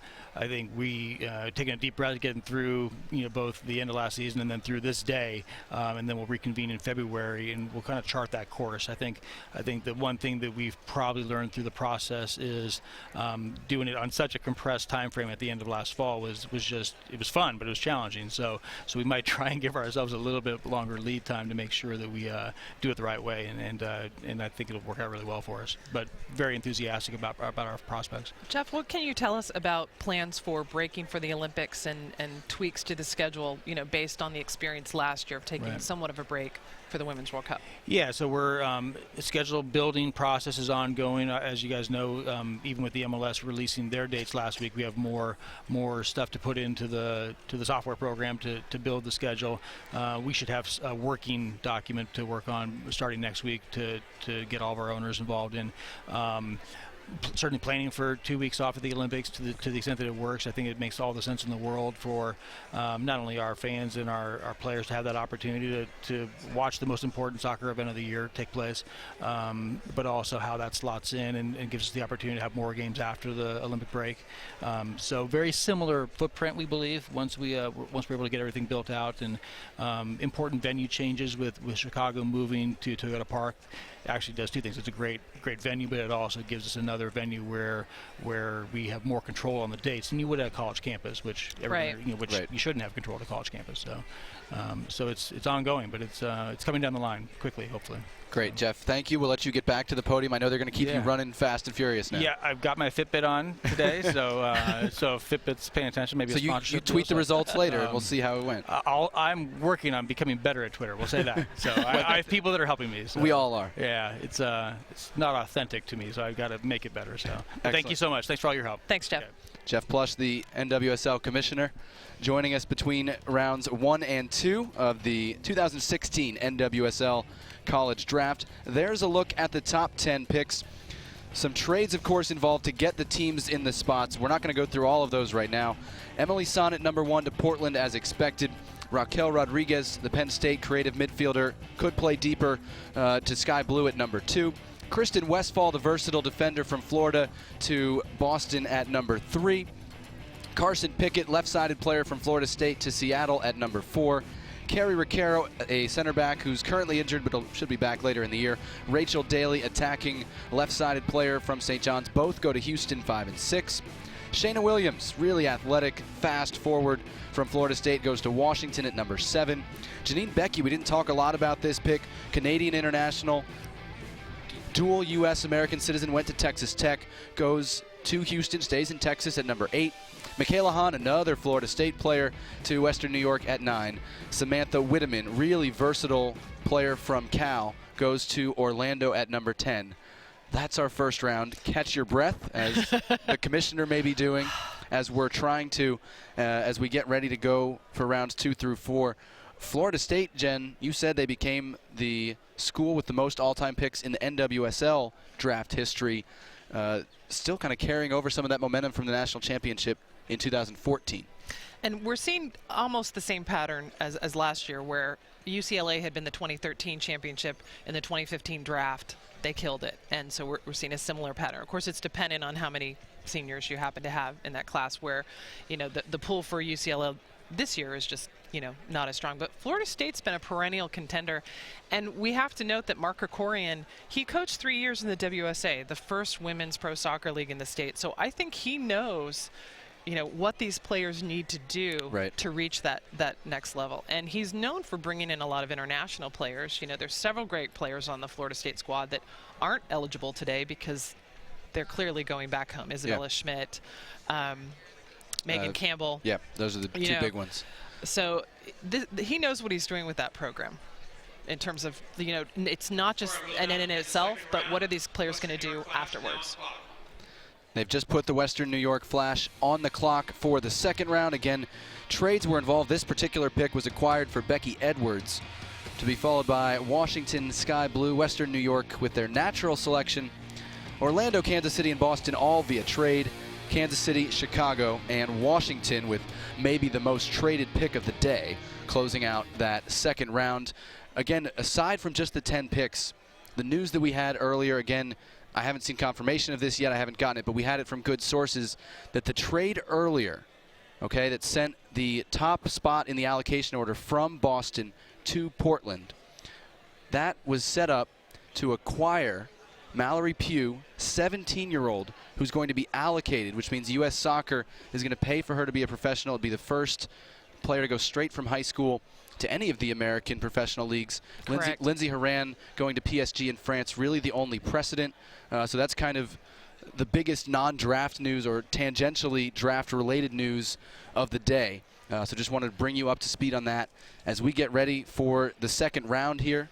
And to clarify allocation order, usually whoever finished last in the previous season, in this case Boston Breakers, that's, you know, they get first dibs on any new allocations. And so Mallory Pugh obviously would be a new allocation, being a high schooler, hasn't even finished high school, was apparently committed to UCLA for fall 2016. Clearly, well, I can't say clearly that's not going to happen, but it sounds like that might not happen. Right. She's a talented attacking player out of Mountain Vista High School in Colorado. We saw her at the Under-20 Women's World Cup in 2014 when she was 16, starting in the middle of the field for the U.S. She can play up front, out wide as a number 10. Quick, small attacking player. Very curious to see what the developments are. She's with the U.S. senior national team right now. This is one Jen and I are certainly going to follow after we get off the air. You're probably following it right now and way ahead of us.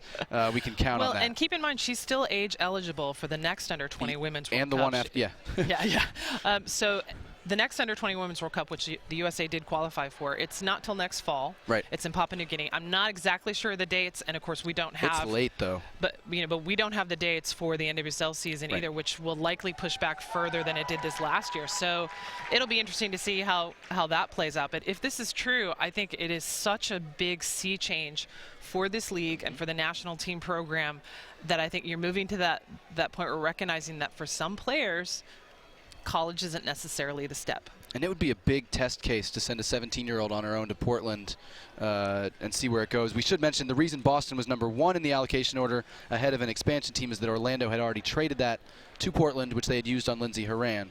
So Portland actually getting 2 in a row at the top of the allocation order let the conspiracy theories fester.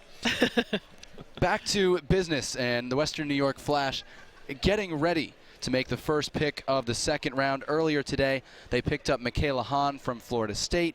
They're looking for more here. And again, as you and I look at the draft boards, Mackenzie Doniek from Virginia, Leah Galton from Hofstra, 2 of the top names. But we go deeper at other positions. Katie Naughton, Mackenzie Berryhill, Brianne Reed, Erica Skrosky are all center back options, and we don't know who rates them in what order.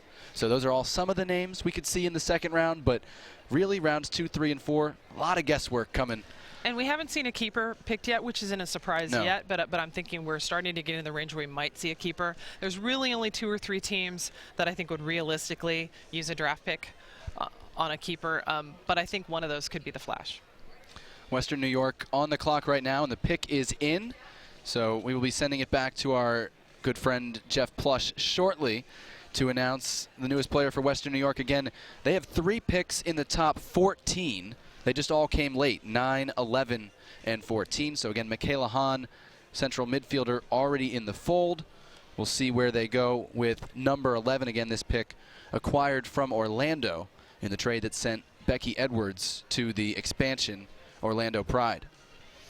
And they've got some interesting internationals. Historically, they haven't used a lot of internationals. But this year they are. But this year, signing John Gaeul from South Korea, that's huge. First Korean player ever in NWSL. Also you've got Lady Andrade from Colombia. We're familiar with her from the World Cup. Yeah. Western New York ready to announce the pick. With the first pick in the second round of the 2016 NWSL College Draft, the Western New York Flash select Mackenzie Doniak, University of Virginia.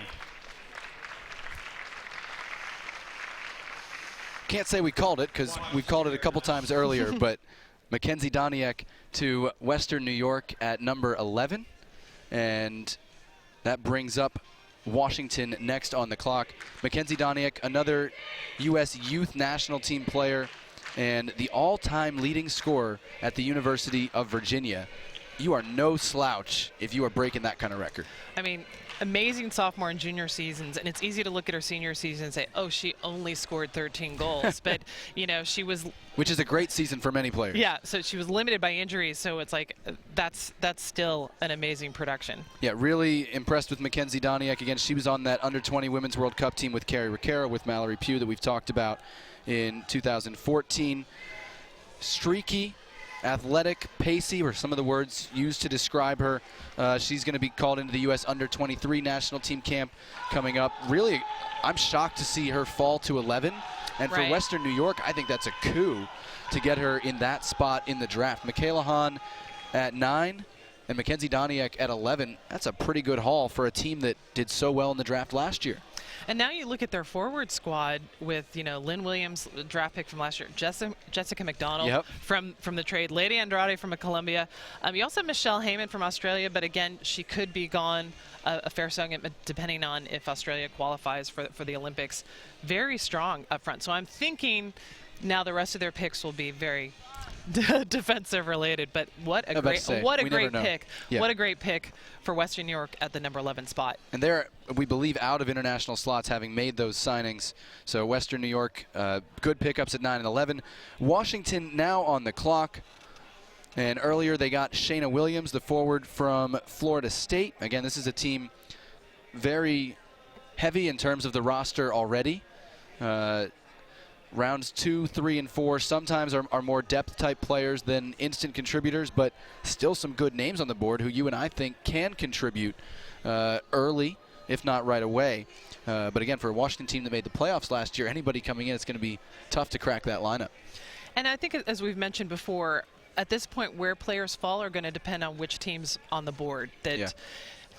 Some teams are so deep that they'll just pick the best player available regardless of position. Some teams need to still draft by position, so they got to say, okay, what's left at midfield? I need that player. So it really depends on how the draft falls, where players are going to go, because we're getting just past, the real depth of the league. And again, there could be some trades. Oh, yeah. I don't think we've seen the last yet. one. Yeah. And again, Washington is one of those deep teams, so they're covered most of the way through the roster, really, from what we've seen.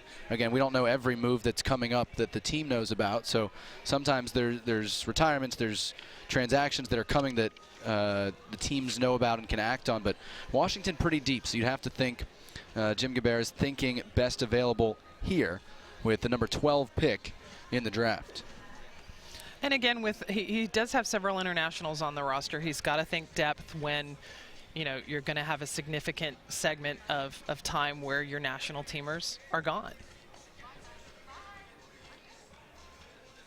Washington closing in. Their time has elapsed, so I think we'll get the pick announcement shortly as we keep you up to date on everything here. Jonathan Yardley, Jen Cooper, glad to be bringing this to you. Round 2 right now. We already had the 10 picks in round 1, and Mackenzie Doniak, the first pick in round 2 of the 4th NWSL college draft. Washington Spirit on the clock right now with their second pick of the day, and we're waiting to find out who it is. They only get 3 minutes for rounds 2 through 4. And so these should go a little faster. It should, but the teams are burning through the clock, and then we're waiting on the pick. So there's that league administrative time. Stoppage time? Yeah, stoppage time. But yeah, so, they can speed it up and have the pick in right at the beginning of that time period, and maybe it'll work out on the 3 minutes on the clock for rounds 2 through 4. Maybe they're going to say, guys, we need 4 minutes, depending on how the rest of this round plays out. And, of course, rounds 3 and 4 still coming to you today from Baltimore. Washington on the clock right now. Pick number 12 in the draft, the second pick in the second round. And the Spirit coming off a playoff appearance, Ashlyn Harris out, moved to Orlando. Big name to move and leave. Again, we're not expecting them to go goalkeeper here, but still when I look at Washington, that's the first thing that jumps out as a big departure. So, we've heard the rumor about Stephanie Labe from Canada, but still you kind of need someone to challenge her. With the second pick in the second round of the 2016 NWSL College Draft, the Washington Spirit select Callie Farquharson, Arizona State. NWSL, you're now on the clock. Callie Farquharson, forward from Shadow Mountain High School in Phoenix and Arizona State. She's the one who scored 10 goals every year, did have a little bit of injury trouble in her senior year, but really strong player. Some have said she had more talent than some of the other forwards that we heard more about, so we'll see how she develops in Washington with another talented forward in Shayna Williams. We're joined by another talented defender who's going to try and stop him, Samantha Witteman from Cal. Congratulations. First of all, what emotions are you feeling right now? So many. Very excited, a little bit nervous, but definitely just looking forward to this opportunity. Whitman or Witteman? I got to know. Witteman. Okay, I got it right. Wanted to make sure we were saying it right. Well, you had a great career at Cal, and I know you didn't overlap with Alex Morgan, but you came right after her. What contact does she keep with the program and kind of give you guys encouragement that you can take it to the next level and continue the legacy? Yeah, she's definitely been to a few of our matches, and definitely just been a role model to all of us. And moving forward, we just know that we can do what she's done if we put our mind to it and work hard. Now, you look at the numbers from college. I think they said you started at 7 different positions in one season. Yes. How do you pull that off, first of all? And where do you think you're going to see them? You're capable of playing them all at the next level, but where would you like to see a little bit more? It was definitely a difficult thing for me to do. It came down to a mindset and just putting in the work and being on the field and making a difference regardless of where I was playing. And I think at the next level, I would have that same mindset, that same mentality, willing to play wherever as long as I can play and be on that field. But I do find strength in the wings and coming out the outside and breaking down back lines, but I'm willing to play wherever. Well, you're going to be going to the historic 10th team for the leagues. First time a women's pro soccer league has had 10 teams. Expansion team in Orlando. The buzz there is already huge. Yeah. They've got a great coach in Tom Sermani, who's coached not only at the national level but club level. I mean, does that just overwhelm you? Or, how do you focus on? I'm in pro soccer. Yeah, definitely hasn't fully hit me yet. Yeah. Crazy feeling.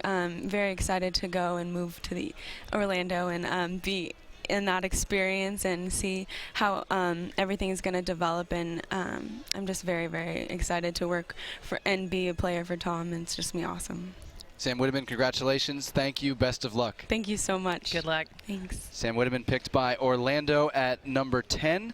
Coming out of Cal, and you heard her, she can play just about everywhere, but either wing or outside back tends to be where I saw kind of the most video of her and saw her as the most dangerous going forward. We're up to pick number 13, which means Sky Blue FC. Already today, they have added the number 2 player in the draft, Raquel Rodriguez, and they are ready to add another. I think they just set the record for the quickest pick. With the third pick in the second round of the 2016 NWSL College Draft, Sky Blue FC selects Leah Galton, Hofstra University. Western New York Flash is now on the clock. Sky Blue table happy with that one. relatively local product with Leah Galton coming out of Hofstra. This is a player who actually comes from the same hometown as Rachel Daly, two left-footed English players coming to the U.S., playing at St. John's and Hofstra out on Long Island for different coaches, different programs, recruited totally separately, and they both wind up going in the same draft. Leah Galton, similar in some ways to Rachel Daly, I think maybe a little bit more likely to move back on the field in some places, but it has that local tie as well in that she's used to the New York area, the New Jersey tri-state area. Leah Galton, the Sky Blue, here at 13. I saw some interviews with her during the college season, and she's got such a competitive bite. She wants it. She's a leader. I think she can bring a lot to Sky Blue, and I love the continuation of this British invasion. I think, much like the rumored, Mallory Pugh allocation, we're seeing a new wave in European players, specifically British players at this point, taking advantage of the NCAA system and really blossoming and becoming great players for NWSL. And I mean, I did hear from coaches who said Leah Galton can help you this year. Three-time Colonial Athletic Association Player of the Year. She may get that chance with Sky Blue FC. You saw Western New York on the clock again. We told you 3 picks in a 6-pick window here. They've already picked up Michaela Hahn and Mackenzie Doniak.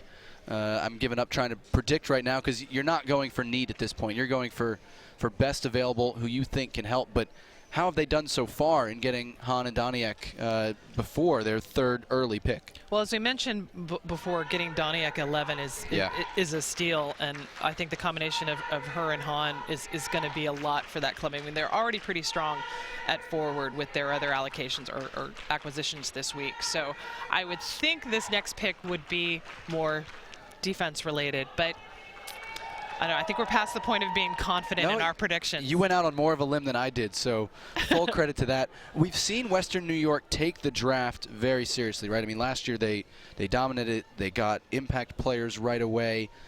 Is there any reason you see why they have focused more on that than anybody else? Well, I think last year was a huge rebuilding year for them, that they just, let's start from scratch, start over, and really looked at the draft for that. This, I think, more is not rebuilding, but using the draft to complement what they have built in the offseason. Western New York, again, trading Sydney LaRue and getting Jessica McDonald in that kind of 3-team deal earlier this week. We told you Whitney Engen, Becky Edwards also moved out this offseason. Jessica McDonald, Joan Gaul, Abby Ursig, Rebecca Moros, Adriana Leon. I mean, big offseason acquisitions already. And then 3 of the top 14 picks. Charlie Namo's a West Coast guy who's advising them, knows the college game, the amateur player well, really has them in good position to take advantage of these and add some depth. So really the missing piece is the coach. Yeah, that would help. Who's going to be the glue that takes all these pieces and puts them together? Are you available? I don't think I have my coaching license.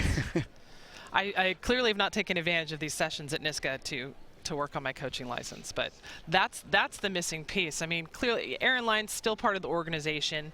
Charlie Namo, as you said, he knows these games, so it's not like they're picking blindly. No. But that coach is that huge piece of what.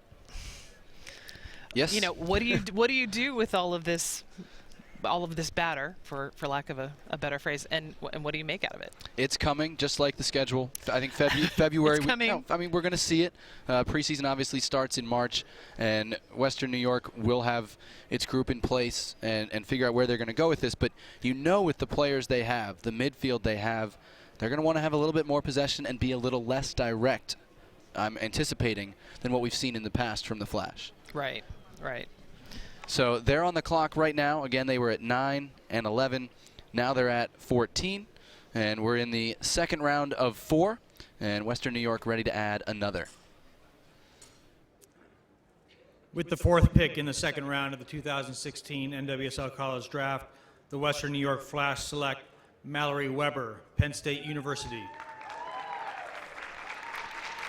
Well, Jen, I think they want to keep attacking. Orlando Pride is now on the clock.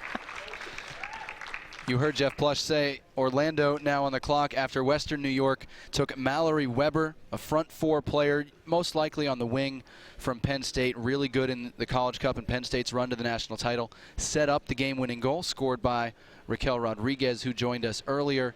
And so they clearly felt either we're covered on defense or if we have any more acquisitions coming there on defense, because Michaela Hahn's a holding mid, but the other players straight to goal. Right. It's a very attack-heavy roster at this point, and hey, we knew we'd be wrong, and clearly wrong on this one. But Mallory Weber, I think, is a great acquisition, and she wasn't somebody that was ranked high on a lot of lists, even though she was that predicted great star coming into college, and had some struggles off and on. But I think the combination of her and Raquel Rodriguez for Penn State, and just her intelligence and maturity, and having had so much experience with the U.S. national team at a very young age, clearly you're dealing with a different kind of player than if you had someone who had a great college career but wasn't exposed to those other elements. The other thing about Mallory Weber, and this was a quote I read from her college head coach, Erica Walsh, the hardest working player I've ever coached, hands down. Wow. That is a huge compliment. Yeah. And any coach anywhere is going to just absolutely love to hear that. So Mallory Weber, part of that Western New York group now. That's going to be great to watch. Maybe they'll just go 11 forwards. Orlando Pride next up here in the second round. With the 5th pick in the second round of the 2016 NWSL College Draft, the Orlando Pride select Christina Birkenrode, Cal State Fullerton. FC Kansas City is now on the clock. This is just an amazing story, and I haven't talked to her or met her personally to find out the details of this, but reading the newspaper coverage of Christina Birkenrode, there was times in high school where she didn't know where she was staying. She was homeless, worked her way into a Division I scholarship at Cal State Fullerton. Great tandem this year, 1-2 punch for Fullerton, 11 goals, 11 assists as a senior. Great to see her go so early and go to Orlando. So really neat pick to see. I'm excited to see how that goes and how she plays. We'll find out much more about that. And we're here in the middle of the second round, but of course in the first round, plenty to talk about, but the team with the plurality of choices, the most active, the Houston Dash. Carrie Recaro, Rachel Daly, and Janine Becky all go to Houston. Their head coach, Randy Waldrum, joins us. Randy, we knew this first round was going to be active. We knew there were going to be trades. Just brief us on how you feel about the three you got and why they're the best fit for you. First, we're ecstatic about it. We got really exactly what we wanted. Going into it, we had a list of players that we thought were the best fit for us with our needs. And the good thing, I guess, in a way, a good thing is we really needed help in all three of our lines. And so we knew, even depending on what happened before, we were going to get three players that could help us right away. So as it started to pan out after we saw Rodriguez and Westfall being taken, as things started to fall, then we saw the plethora of good forwards that were still on the table. And obviously getting Rachel and Becky up front is an area that as the Dash, we've needed for 2 years, players that can score goals regularly, and they both have an incredible record with that. So I couldn't be happier with those two choices. And in having Carrie available, we made a trade last week with McDonald and McCarty to pick up an 8th pick out of the draft. And the one thing that we felt like was if Raquel was going to be available, we know she's coming off of an injury and she's got some rehab time, but we just felt like she's such a good player that, that's not something that you pass on. So having 3 picks gave us some flexibility to wait on her to get healthy, because she's going to be a star in this league as well. So, and obviously a Notre Dame kid that, played for me while I was there. So we couldn't be happier. It's first time in 3 years it's worked out the way we wanted it. FC Kansas City on the clock right now.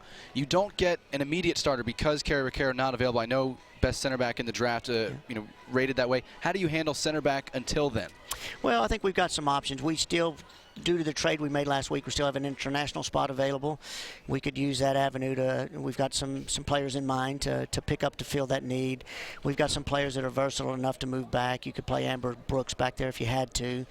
She's played defensively a lot in her time with the youth national team. So, we knew we'd have some flexibility. We'd either need help in midfield or we'd need help in the back, the way the draft was falling out with so many forwards left.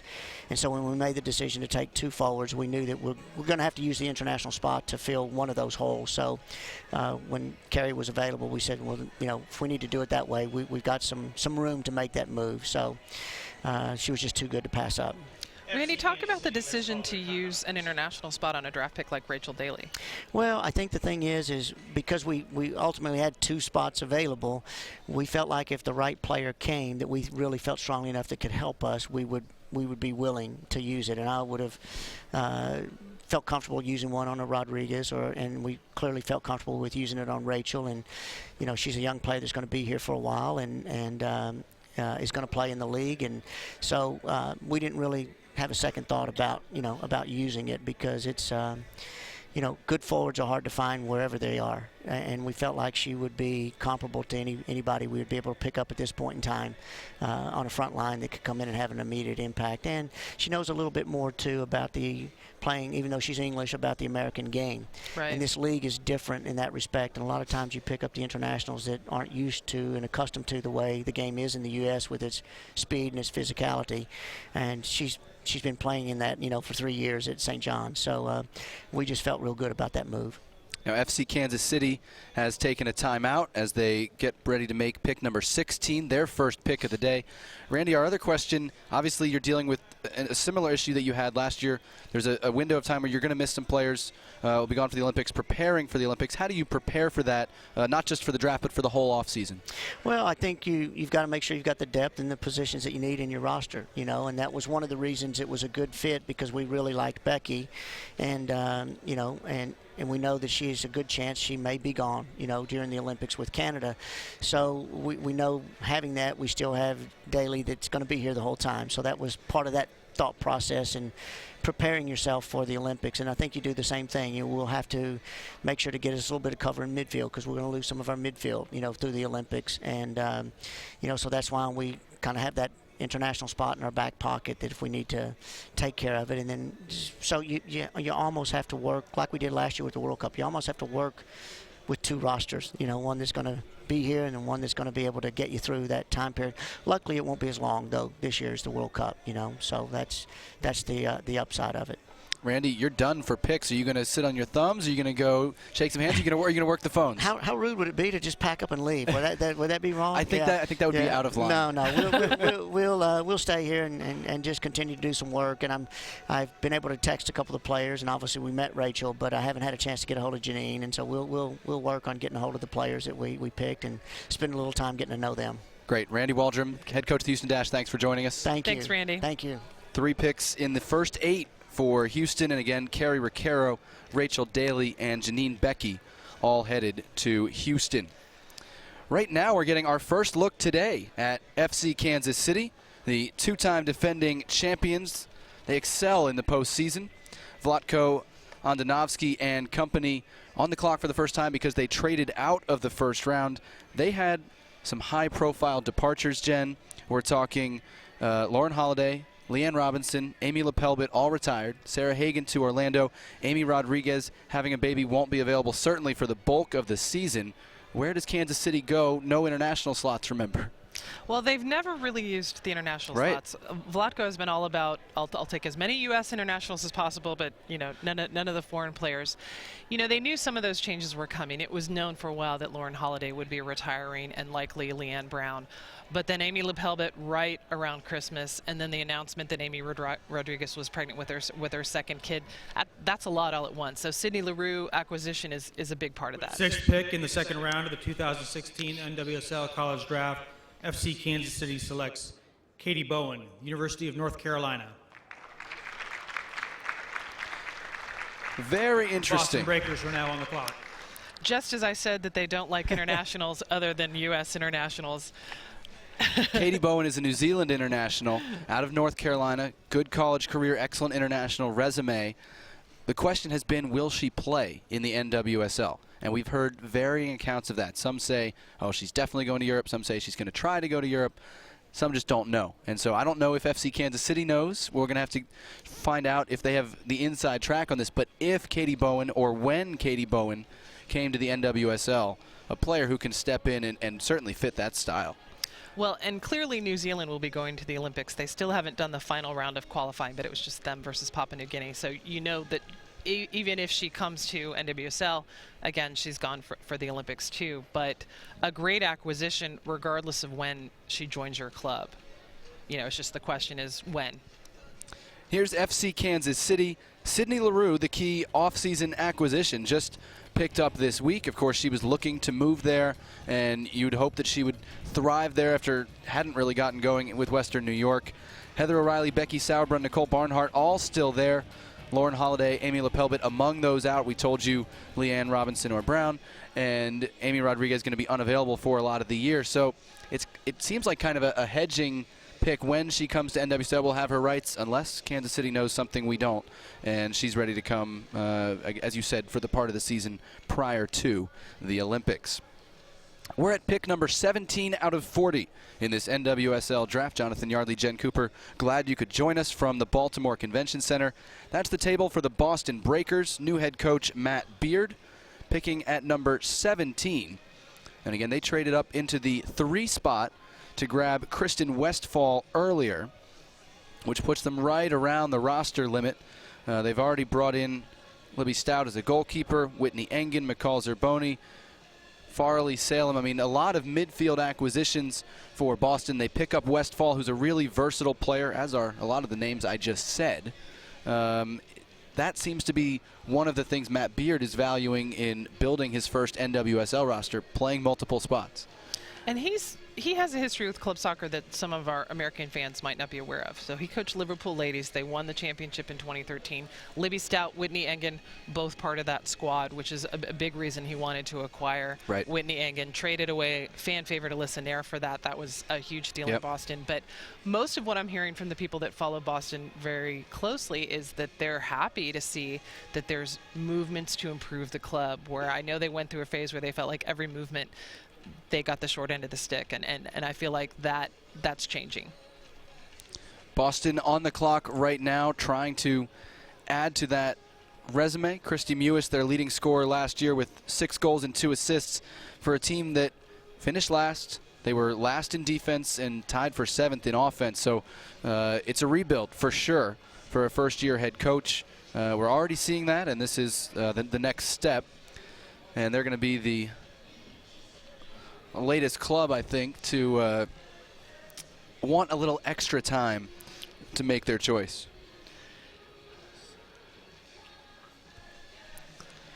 Here's where we are in the second round of the draft so far. Mackenzie Doniak, still, what a steal at 11. Callie Farquharson, I hope I'm saying that right. And we haven't had somebody a chance let to us talk know. about her. Leah Galton, Mallory Weber, Christina Birkenrode, Katie Bowen.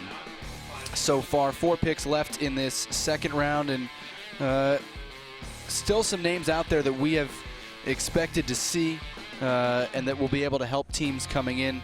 Again, always depends on what that team needs. Boston up now, and then we'll see Kansas City picking again. But yeah, going back to Farquharson from Arizona State, tricky player. Again, wasn't 100% during her senior season at Arizona State, missed some games, but capable of helping a team in multiple spots. And still, you know, to say that she went double digits all 4 seasons, you know, even having a tough senior season, you know, great performance. And so we were just speaking about Amy LaPelbit, who played at Arizona State back in the day. Farquharson becomes the first Arizona State player taken in NWSL, you know, that really did a lot for that program. And I think her draft stock may have dropped a little bit because the program didn't do as well this fall as people thought it was going to do, but there's so much potential for her. And her teammate Mackenzie Berryhill, a center back, is here, and we expect her to go second or third round probably. She's a defensive player, mostly at center back. So that was Farquharson going at 12 to Washington. And then again, Christina Birkenrode, I can't recommend enough looking up her story online, and you know, she said, I want my legacy to be anything is possible. And I mean, just, you know, we did a lot of research for this, and that was one of the stories that really stuck with us. Christina Birkenrode from Cal State Fullerton. She's another one who's going to make the long flight to Orlando, just like Sam Whitteman. But very interested to see how she gets on and how Orlando fares in year 1, because this is second expansion team, both of them associated with MLS clubs, and the trend, the fan support that Orlando has had, what does that mean to bring in the pride this year for the NWSL? Well, one big difference with the Orlando Pride compared to Houston Dash as an expansion team is that it was done much further in advance. And Jeff Plush says they want to go even earlier next time. And so most of the fans knew, I'd say 2-3 months before it was actually announced. All the fanfare around the announcement was great. So much publicity for the league. The passion in Orlando. I've had friends in Orlando who have said, wow, I walk into stores and you can buy an Orlando Pride scarf, that there's, so much buzz around it. I really think they could challenge Portland for the title of best supported team. Wow. I mean, I think it's going to be. Those are big words. Those are big words. And I just think it's great to see more MLS clubs getting involved, because here you're bringing in infrastructure that can just help promote not only that club but the league as a whole, and also seeing Chicago move into Toyota Park. Granted, they're not partnering with Chicago Fire, but to have access to a facility like that instead of being at Benedictine, where when you're watching it looks like no one's there because all the stands are underneath the camera. Right, and you don't control the schedule. Right. Or you have much like less Jeff control Plush over the said, schedule. Yeah. Yeah. And, I mean, FC Kansas City sharing facility with Sporting's training center and their USL team. So movement in that direction, certainly. Jeff Plush didn't get into specifics about expansion, and we can't blame him for that. But certainly that's something we could see more of in the next round of expansion, whenever that is. And I don't know that it needs to be ASAP.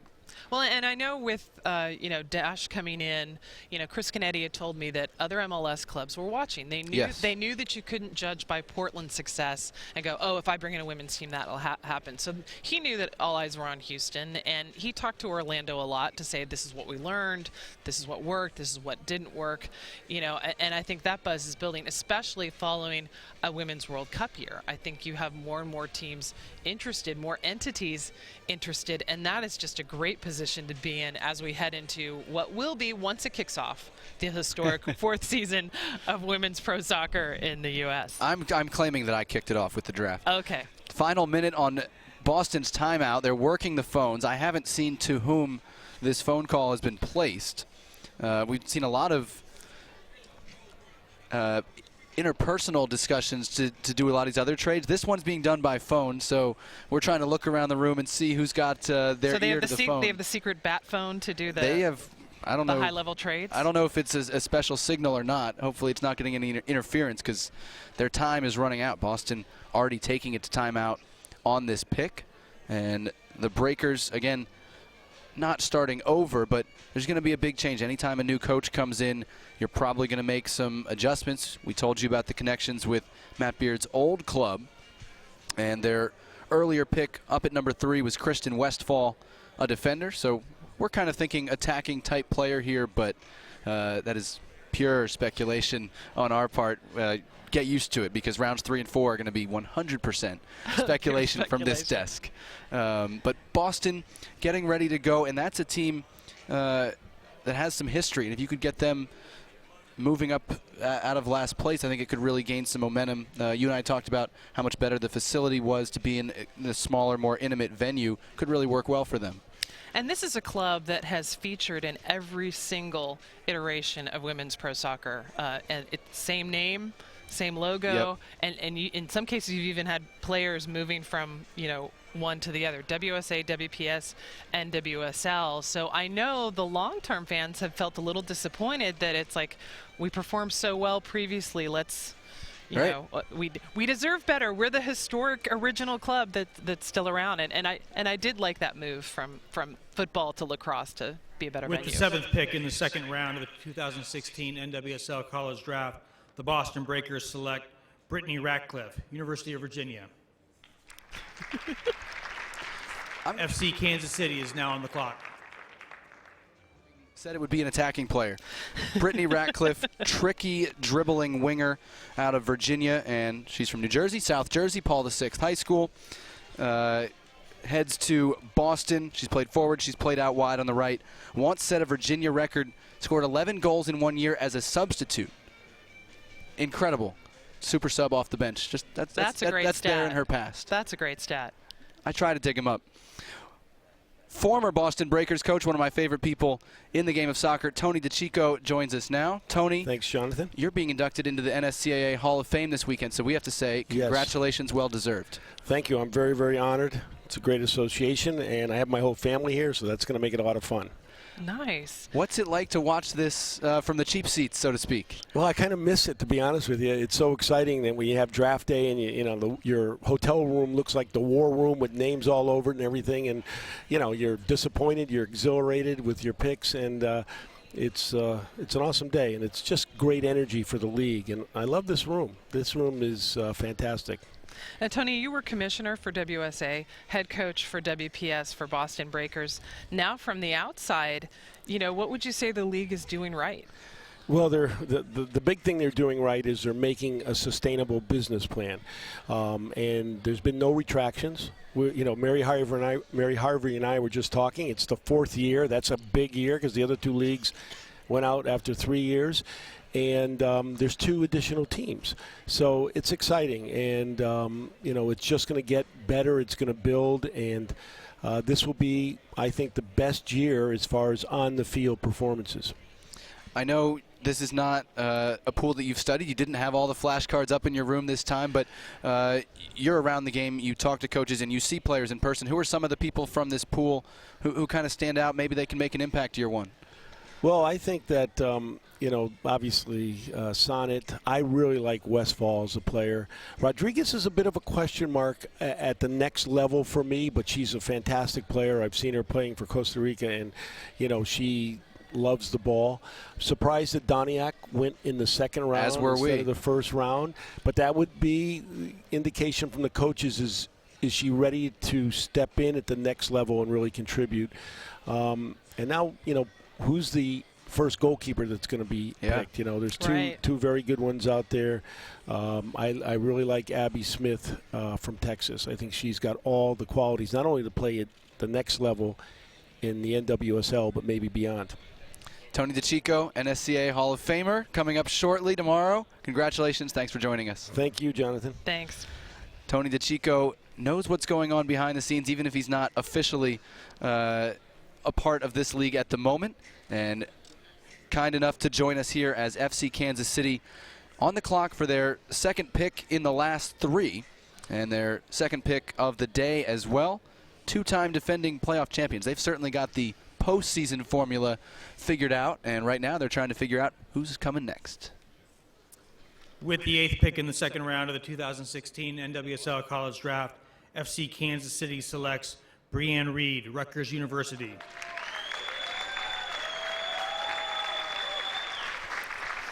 All right, one of the top center backs, Brianne Reed.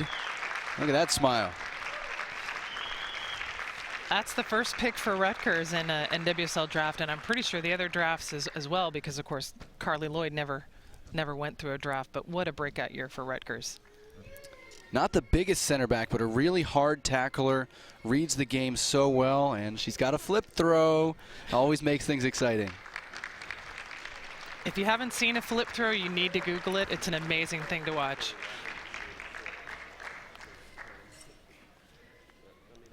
Hello. Hi. I don't even know what to say. I want to thank God for giving me this blessing. This is an amazing opportunity. I want to thank my parents for coming down here with me, even though I really didn't give them an option. I want to thank my coaches and all my teammates and friends who are watching. Thank you so much. And I want to thank Kansas City. I'm so excited to be able to come and play with you guys. Good luck, everyone. Brianne Reed, Rutgers center back out of Red Bank Catholic High School, another South Jersey player taken. And I've heard questions athletically, speed-wise, does she play at the next level? I'll just say she was a county champion in the triple jump and the long jump, so I think the athleticism is there. Speed, we'll see how she adjusts to the next level. It's always a difficult step, whether it's the men's game or the women's game. Going from college to the pros, it's so much faster. And the coaches we talked to said those center backs get more pressure on them at the higher level. That's a question mark that Brianne Reed's going to have to adjust to. And we heard a lot, in researching how she and Skrosky together, their pairing is what made the difference for Rutgers. So I think a lot is going to depend on who she's paired with. We'll see. FC Kansas City gets Brianne Reed from Rutgers. Number 18. As we move along here in the second round, we're going all the way up to 40 on the 2016 NWSL College Draft. First Katie Bowen, then Brianne Reed to Kansas City. And now the Chicago Red Stars. We haven't heard from them today. had also traded out of the first round. Where they ended up with 3 very early picks last year. Not Right. quite off a first round, but pretty close. Taking Stephanie McCaffrey at number 5, only to turn around, trade her to Boston, to then get 2 more picks. It's good business. Aaron Gilliland, Danielle Colaprico, and then early in the second round, Sofia Huerta. They rocked the draft last year. They got impact from players last year. This year, their first pick comes at number 19. Chicago, they bring in Alyssa Nair to handle the goalkeeping situation. That's a big pickup for them. They lost a lot, though. Shannon Box, Lori Kolupny retiring, Hemmings, Ursig, Tancredi, or we said LeBlanc retired as well. A lot going out for them, and without an early pick, I don't know that you're going to get an impact player at 19, but you need somebody who can be in your 18 and be a capable sub for you, you would think. Well, and I think the amazing picks last year, it's a time for them to really solidify their starting position. And when you look at Rory Dames' drafting historically, almost all of his players are still with the club and still active and still starting. So whoever they pick, I'm sure, is someone who is going to be part of the club and contribute, if not immediately, I would say definitely within that period when players are gone for the Olympics. Right. And remember, Chicago Red Stars, one of the teams that has an amateur reserve club in the summer. Some players have experience there. We've done our best to note those connections where possible. Doesn't mean they're going to go that way, but they do have a little bit of extra familiarity with the player pool, both from their players and the teams that the Chicago Red Stars reserves played against. You get to see everybody in person. Somebody from your technical staff, somebody that you respect, is going to have opinion on a lot of players. They also have, from our counting, all their international slots available as they pick here at number 19. With the 9th pick in the second round of the 2016 NWSL College Draft, the Chicago Red Stars select Katie Naughton, University of Notre Dame.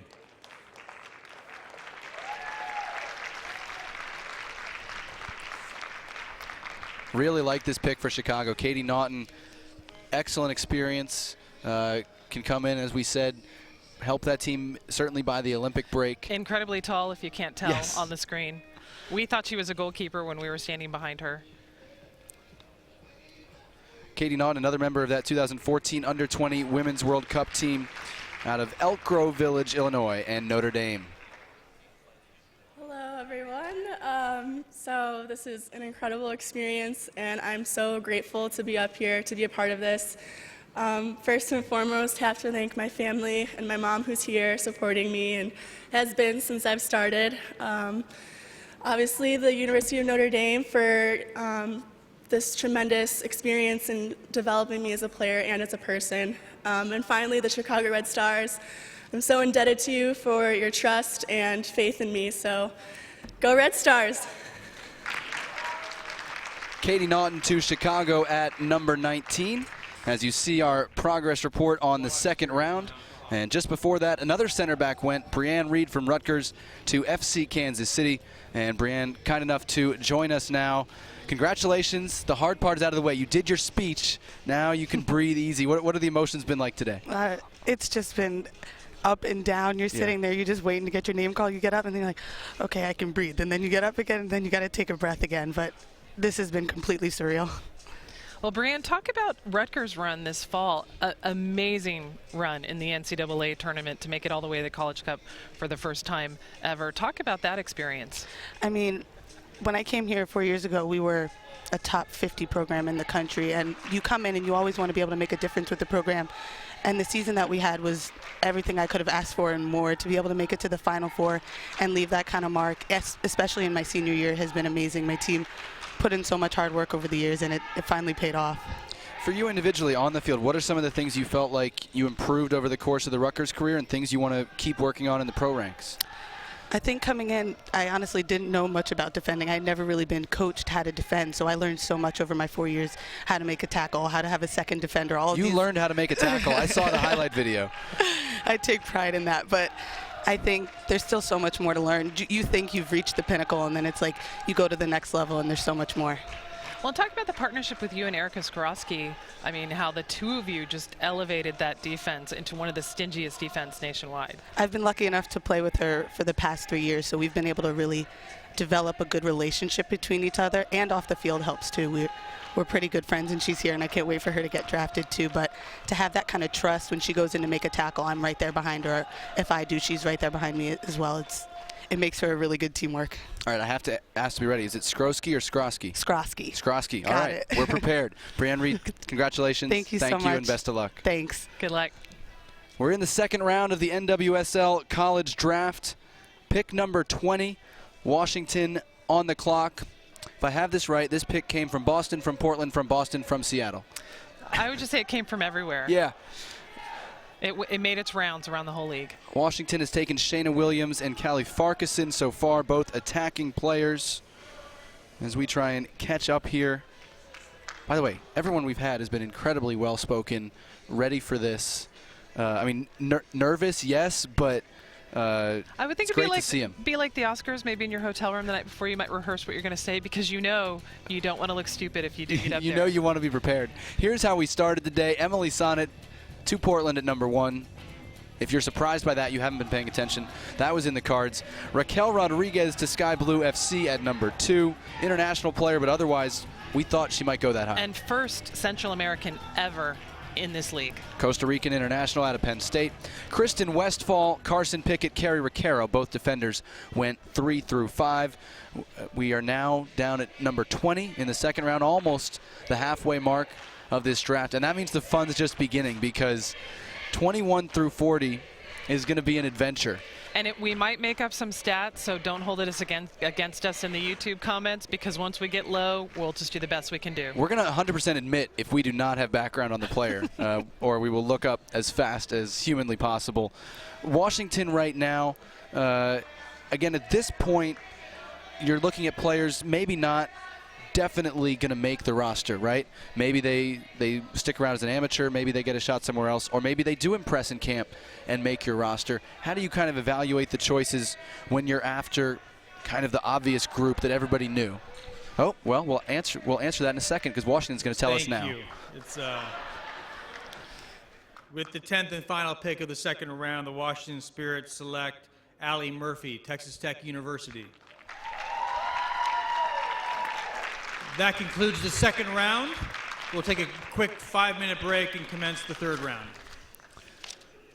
Well, I promised to tell you when I hadn't researched a player, and I don't have much on Allie Murphy other than that she was a second-team All-Central Region selection for Texas Tech last year, and she's a midfielder. So I can't speak to that a whole lot more. I haven't seen her on tape.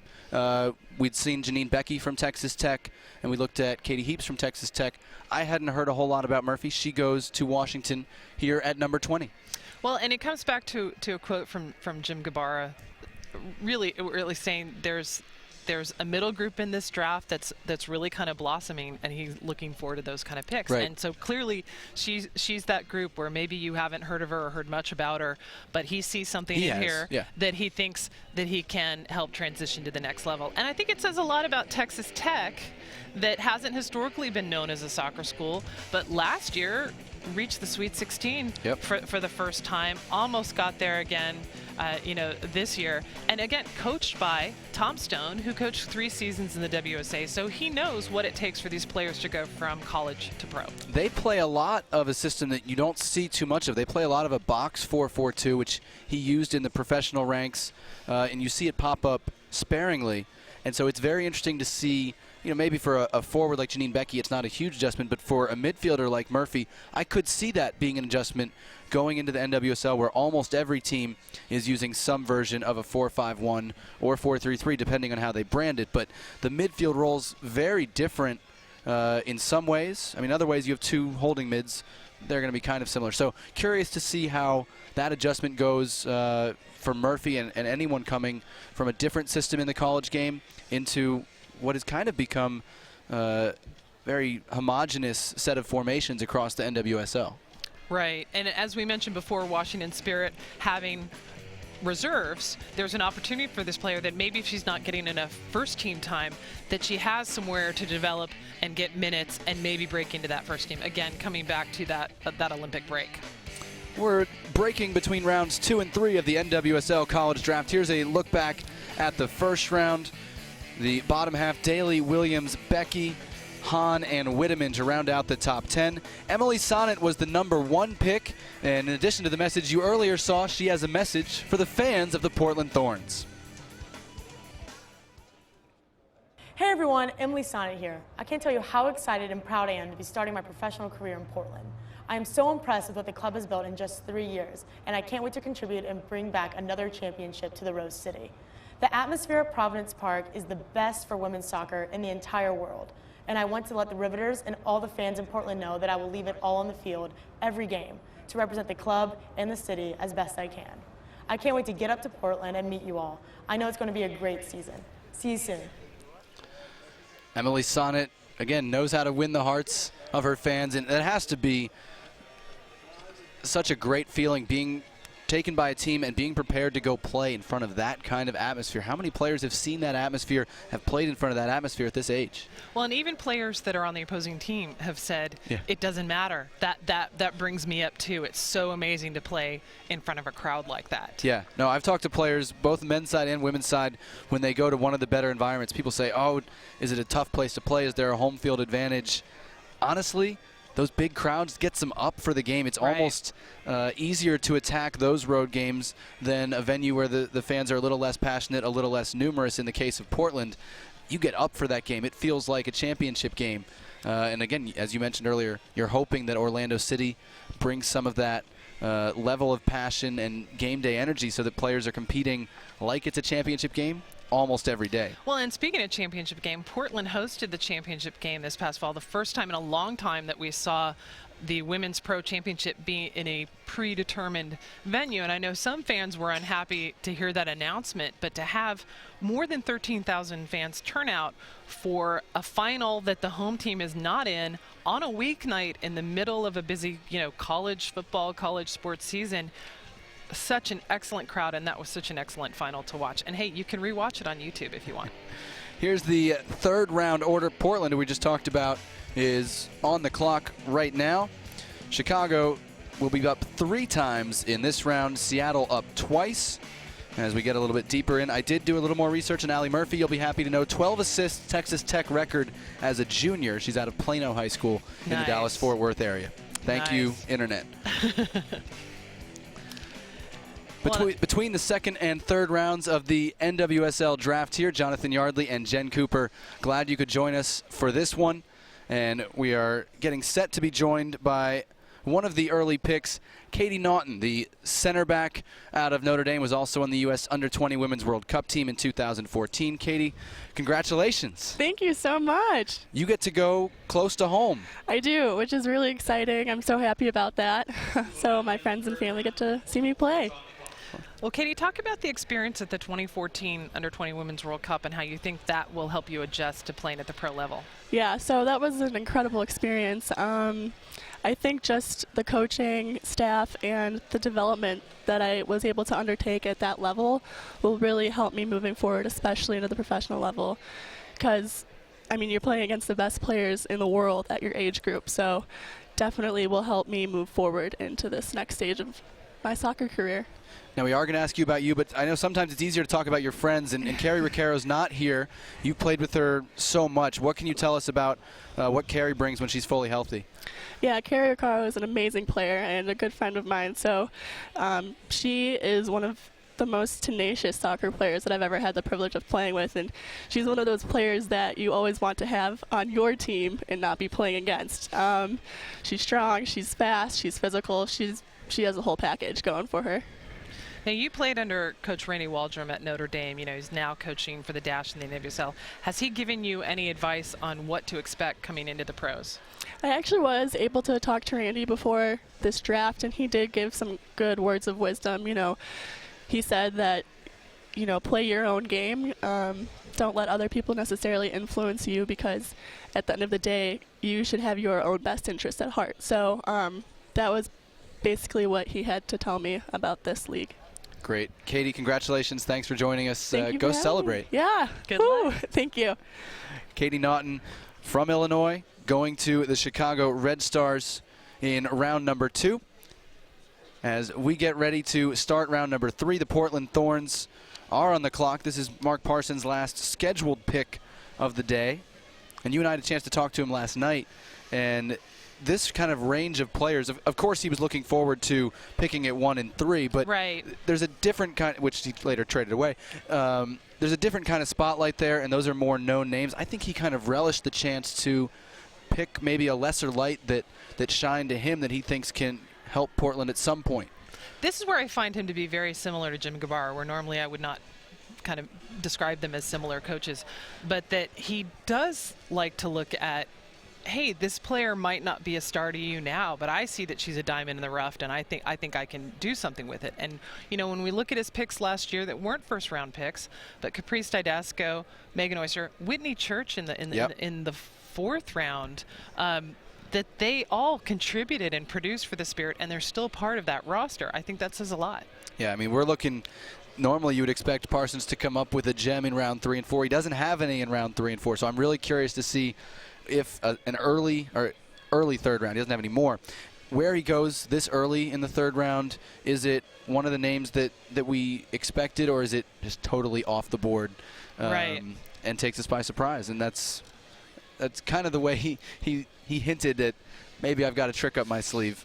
At least we know players can only come off the declared list. Yes. That they can't totally come out of left field, just kind of, you know, maybe center field, just not left field. Well, there's some baseball references for you. I appreciate the baseball shout out as you get a look at the Portland table. Something's going on. There's always something going on. Yeah, that's just not always so broadcasted. But I gotta love that we had the Washington Spirit fans again, you know, working the room. And then did you notice Emily Sonnet in her 2nd video, she was wearing a Portland scarf, but she was not in the 1st video. That's how they planned it. The one was before the pick, the other was after the pick, sort of. The Portland Thorns have, to our great pleasure, taken their timeout.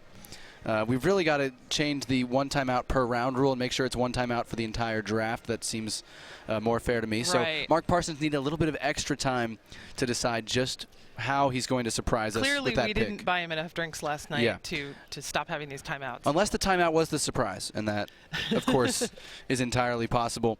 As you look at Portland, already today they took Emily Sonnet with the number 1 pick. They traded away the number 3 pick in exchange for a higher spot in the allocation rankings. Again, the word on the street, and this has not been confirmed yet, the word on the street, this is before we went on air, was that it was 17-year-old Mallory Pugh who would be the next allocated player that Portland would use that allocation on. We will wait and see where that goes, but we are passing it on. And so Portland is just loaded with attacking players. They get Emily Sonnet, Emily Menges, and have that back line solid. He's got 3 options for 2 spots there in the middle of the defense. He can kind of go anywhere with this pick at this point, early 3rd round. I mean, a wealth of talent at every position, and as we joked earlier, you know, the Galacticos of NWSL. So you really got to look at, well, what are they going to do for me when those stars are gone? And this is a kind of pressure that maybe we don't see at women's clubs around the world. Portland has the fans, they have, you know, the roster, in some ways the resources. They expect to be in the playoffs every year. They expect to be contending for a championship every year. Right. And a man expecting to challenge for championships at some point, Tom Sermani, the head coach of the Orlando Pride, joins us. Tom, thanks for your time. Pleasure, thank you. How are you feeling about the draft so far? Active as always. You guys had already traded away the top pick, but 10 and 15, you got some help. Yeah, we're really delighted with the 2 players we've ended up with. They were on our list, and we managed to get them. What do you like about Sam Wideman and Christina Birkenrode individually? Well, I think what they do, and what both of them do, and what we are looking for in the draft is players who can come in and make an impact. I think particularly young players. So they're 2 players who have got, you know, great attacking qualities. So that was the first thing that struck out to us. And we also feel that they've got real talent that we can develop into really good professional players. Well, and Tom, I was really expecting Orlando to pull some a crazy trade in the first round, hearkening back to your history in the WSA of trading away the #1 pick to be able to get Shannon Box. So I guess all the wheeling and dealing for Orlando had already been done around the expansion draft. It did, and I took enough stick for that pick in the initial stages that I didn't want to be controversial again. So, no, I think what we did, what we've been very fortunate to do is, with the players assigned, we would already signed 17 players, and we had a really good balance in the squad. So there really wasn't any need for us to go out and look around and try and bring in any different players. And as I say, the players that we targeted, we managed to get 2 of them.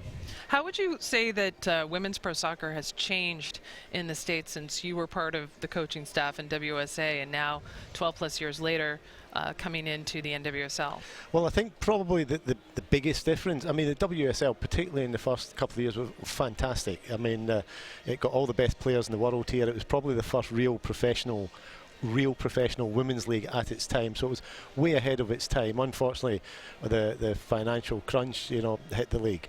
I think the big difference this time was the involvement of US soccer in the initial stages, and that gives the competition, a real solid foundation and stability.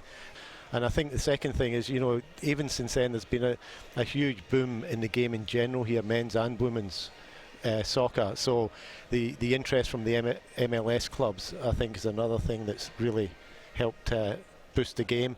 And also we've got great buy-in now from the US women's national team players. They're all back here, they're all playing the league, they all support the league. So you put all those factors together, it's in a really strong position at the moment. Tom, thank you for your time. Best of luck with your remaining pick and, of course, getting ready for the start of the first season. Thank you very much. Good Looking luck. forward to it. Tom Sermani, the head coach of the Orlando Pride, joining us here on their first draft day.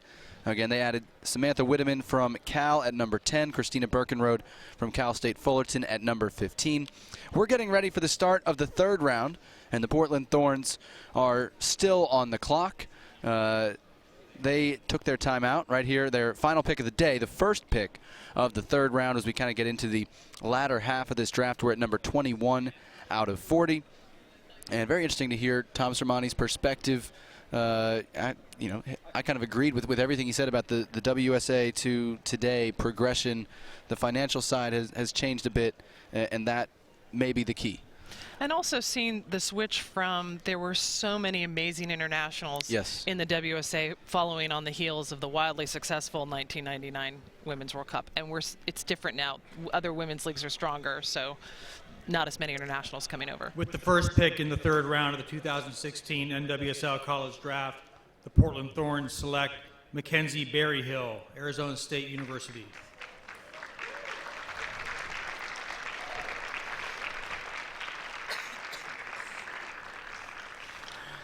We told you we expected Mackenzie Berryhill, and she goes to Portland. She's one who will get to stay on the West Coast rather than have to make the crazy cross-country flight.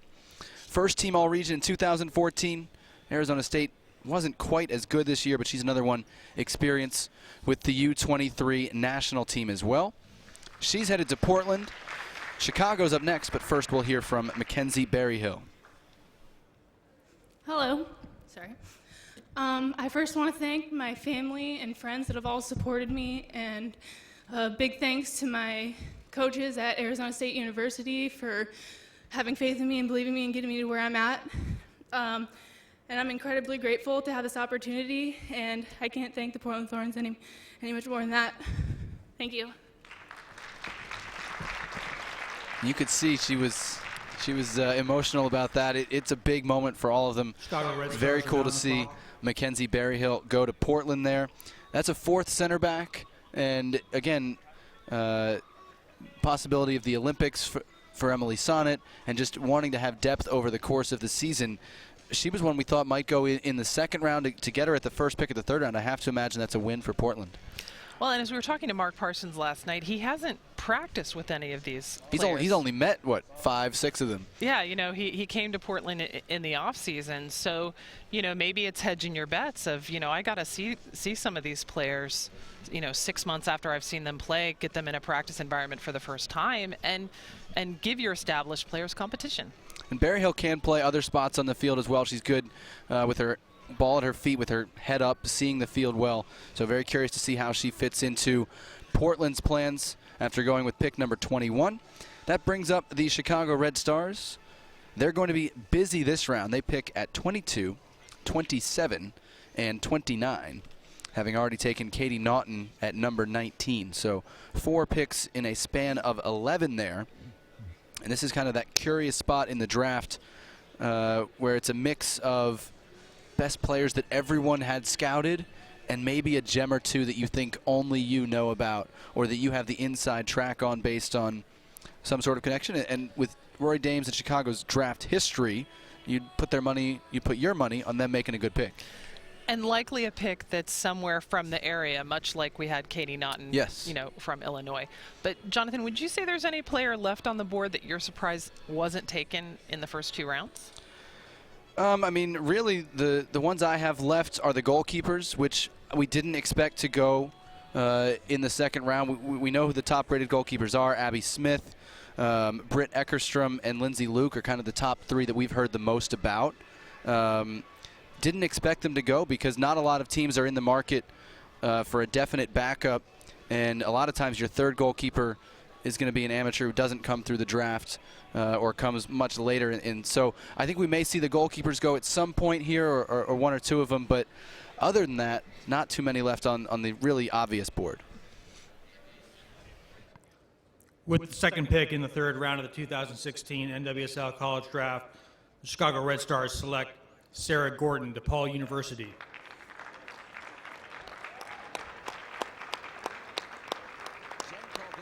Close to home, DePaul right there in Chicago, and we know Sarah Gordon is here somewhere, so we hope we get to hear from her.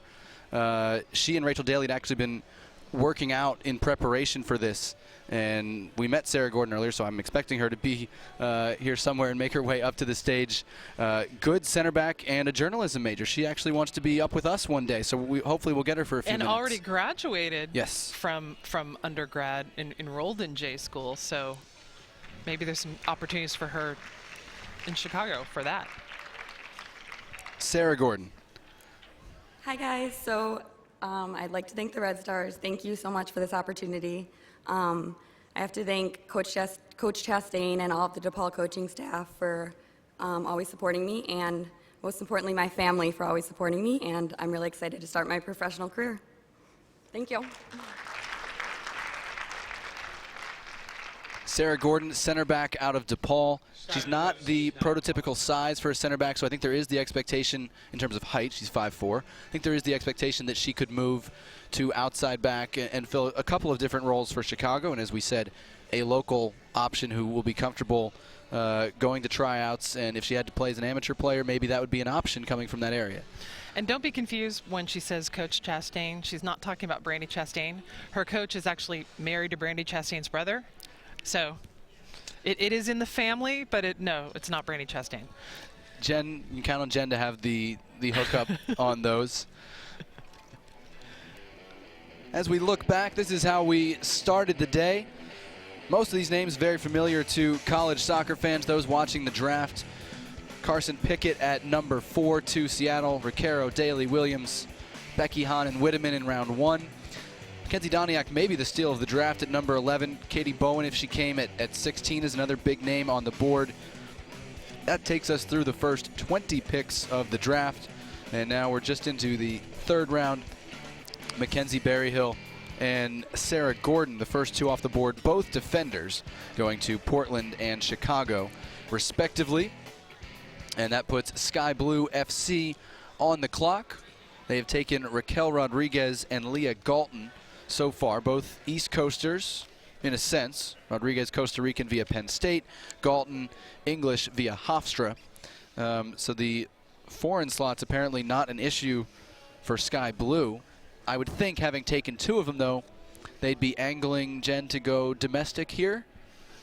You would hedge your bets as far as your roster. I would hedge my bets, though. We do know that they can draft more internationals than they have international spots for. Yes. As long as they meet the roster rules later on during preseason. As long as the players aren't roster. signed to contracts yet, right. You can have more internationals since they're not officially on your roster. They're just you have their rights via the draft. And I wonder if, again, we'll see a regional pick and, maybe somebody coming out of Jersey or Pennsylvania. And Erica Skrosky is the logical next name on our list. We heard Brianne Reed talk about her center back partner. Skrosky, obviously it's the same stadium Sky Blue has been using out of Absegami High School. How wonderful that would be to just play all your pro games at your college stadium. And if it'd be easier to fulfill any degree requirements you might have outstanding as well. We do see local connections in a lot of these third and fourth round picks, and it makes sense, right? The financial reality is still it's going to be easier to try out for, stick around with if you don't make the initial roster, and in some way contribute to a team if you have a support system in place, whether that's family, whether that's college. It's easier, and that it's not going to be every pick in rounds 3 and 4. Some teams are going to look at it differently, but some will keep an eye on that. We don't know this. I could be totally wrong about Skrosky, but that's just the first name that came to mind when we were looking at Sky Blue FC for this pick here. Where else do they need help? Because they haven't made any big, kind of senior player signings other than the draft picks Rodriguez and Galton. Is there a spot on their roster where you think, not necessarily with this pick, but I'm saying where they need to go out and upgrade? Well, so they lost Nadia Nadim to Portland, and she was such a great player, but I think they really had a disconnect between their midfield and getting her the ball. She ended up isolated a lot last season. So maybe what they need is a midfielder that can bring this all together. You have a pretty solid defense still. Christy Rampone at the age of 40 can still bring it. She's in incredible shape. Yes. Kelly O'Hara getting to play her natural forward position. So now you have Raquel Rodriguez in the mix, but I still think you need more connective tissue in the middle to bring that defense and forwards together. And they had twice, we've seen this at the end of the season, a really great run. So maybe they need that final piece that lets them have a longer, consistent season. Sky Blue FC has followed Portland's lead by taking their time out here in the third round. It's not going to earn them any points from us. But again, we told you they didn't participate in a lot of the off-season signings that we've seen so far. Obviously, they're still coming. Their head coach was just announced this week. But some of the big moves in the offseason, whether it's coming in or moving within the league, Ashlyn Harris and Alex Morgan to Orlando, Whitney Engen to Boston, Alyssa Nair to Chicago, Megan Klingenberg and Lindsay Horan to Portland, Sydney LaRue to Kansas City. And I know I'm leaving out a lot of good players. There were a lot of transactions that moved, but those are just some of the kind of the national team ones that stand out to you right off the bat. Any one of those make you say, man, that team got better, that team is on the up in 2016? Well, I mean, the obvious one is Portland. Oh, yeah? I think I've heard of that team, yeah. Really? But I do like, I have to say, I do like what I'm seeing with New York and Boston. It's kind of a little bit unexpected, and I think specifically of Jaylene Hinkle and Samantha Mewis being allocated now at Western New York Flash. That frees up other room for them? Frees up other room. Jaylene Hinkle, not a name any of us really knew until suddenly she's called up to the national team this past fall, gets her first cap, and plays well, and ended up, I think, getting 4 caps in the victory tour. So that's a huge step, and that, I think, is a message from Jill Ellis saying, hey, you might not be in my 18 yet for Rio, but I'm considering it. Right. Absolutely. You're on the list, and as you pointed out, Jen, there are 3 alternate spots available for that Olympic team as well. Sky Blue still on the clock after calling that timeout, and here's a look back at what they've done. They've made some hay in the draft before. Yeah, Maya Hayes, a top pick in 2014. Again, part of that amazing 2012 under-20 group that won the Women's World Cup in Japan.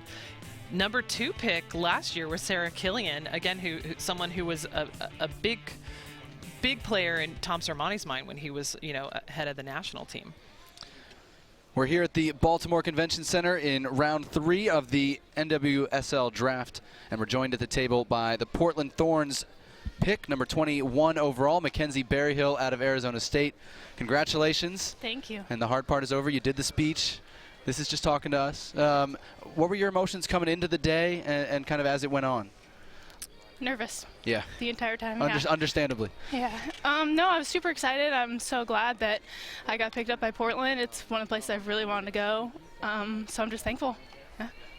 Yeah, speaking of being picked up by Portland, going from, I'm not sure what the Arizona State college crowds are, but from whatever that is to 15 to 20,000 a crowd, how do you think that's going to affect your performance on the field? I mean, I hope it makes me more intense, bigger crowd, bigger excitement, but I'm ready for it. So I hope, yeah. Tell us a bit about your game. We've seen you at the back, but I know you can play other spots. What are some of your strengths and some of the things you're hoping to work on in the pro ranks? I just think my vision, I guess, is one of my strengths, and I just want to be more technical and maybe score more goals. Talk about the Arizona State's program. It's not necessarily a program that's very often on the top level, considered the top level of NCAA soccer, but you and Callie Farquharson definitely took it to a new level. Yeah, I mean, it all comes from our coaches just changing. Kevin Boyd and Scott Champ and all of them, they're just, I guess, paying more attention to how we play. And without Callie, I don't think me or her would be here. Well, that was going to be my next question. Was she's not here. Give us the scouting report on Callie, and are we saying, is Farquharson correct? Yeah, Farquharson. Yes. Yeah. All right, score one for us. Give us the scouting report on her as a player, because we haven't been able to talk to her in person. You better double team her. I like to refer to her as a slippery player. Yeah. You think you have her, and out of nowhere you might think you tackled the ball and got it all, and you look back and she's behind you. So she's just a very technical and solid player. Awesome. Mackenzie, congratulations. Thank you. Go celebrate it and enjoy it. Thank you very much. Congrats. Thank you. Mackenzie Berryhill from Arizona State, now with the Portland Thorns, joining us here in Baltimore as Sky Blue FC prepare to make their next selection. Again, Raquel Rodriguez and Leah Galton already headed to New Jersey in this draft. Sky Blue, another one of those clubs that's been around longer than just NWSL. They were one of the inaugural clubs in WPS, winning the WPS championship with player coach Christy Rampone in charge. They went through 2 coaches that first season. Last few weeks of the season, they lost a second coach. And Christy's like, okay, I got this. They were the 4th seed, so all 3 of their playoff games were on the road in 8 days. They won. Are you saying that's difficult? They won, and then she said, oh, yeah, I'm pregnant. I mean, talk about doing it all at once. Yeah. They had that covered. Great history, of course, throughout these teams, some of it being developed on the fly in the case of Orlando, Houston, some of the newer teams. Some of it goes back a ways. Sky Blue ready to add some more history with this pick. With the 3rd pick in the 3rd round of the 2016 NWSL College Draft, Sky Blue FC selects Erica Skrosky, Rutgers University.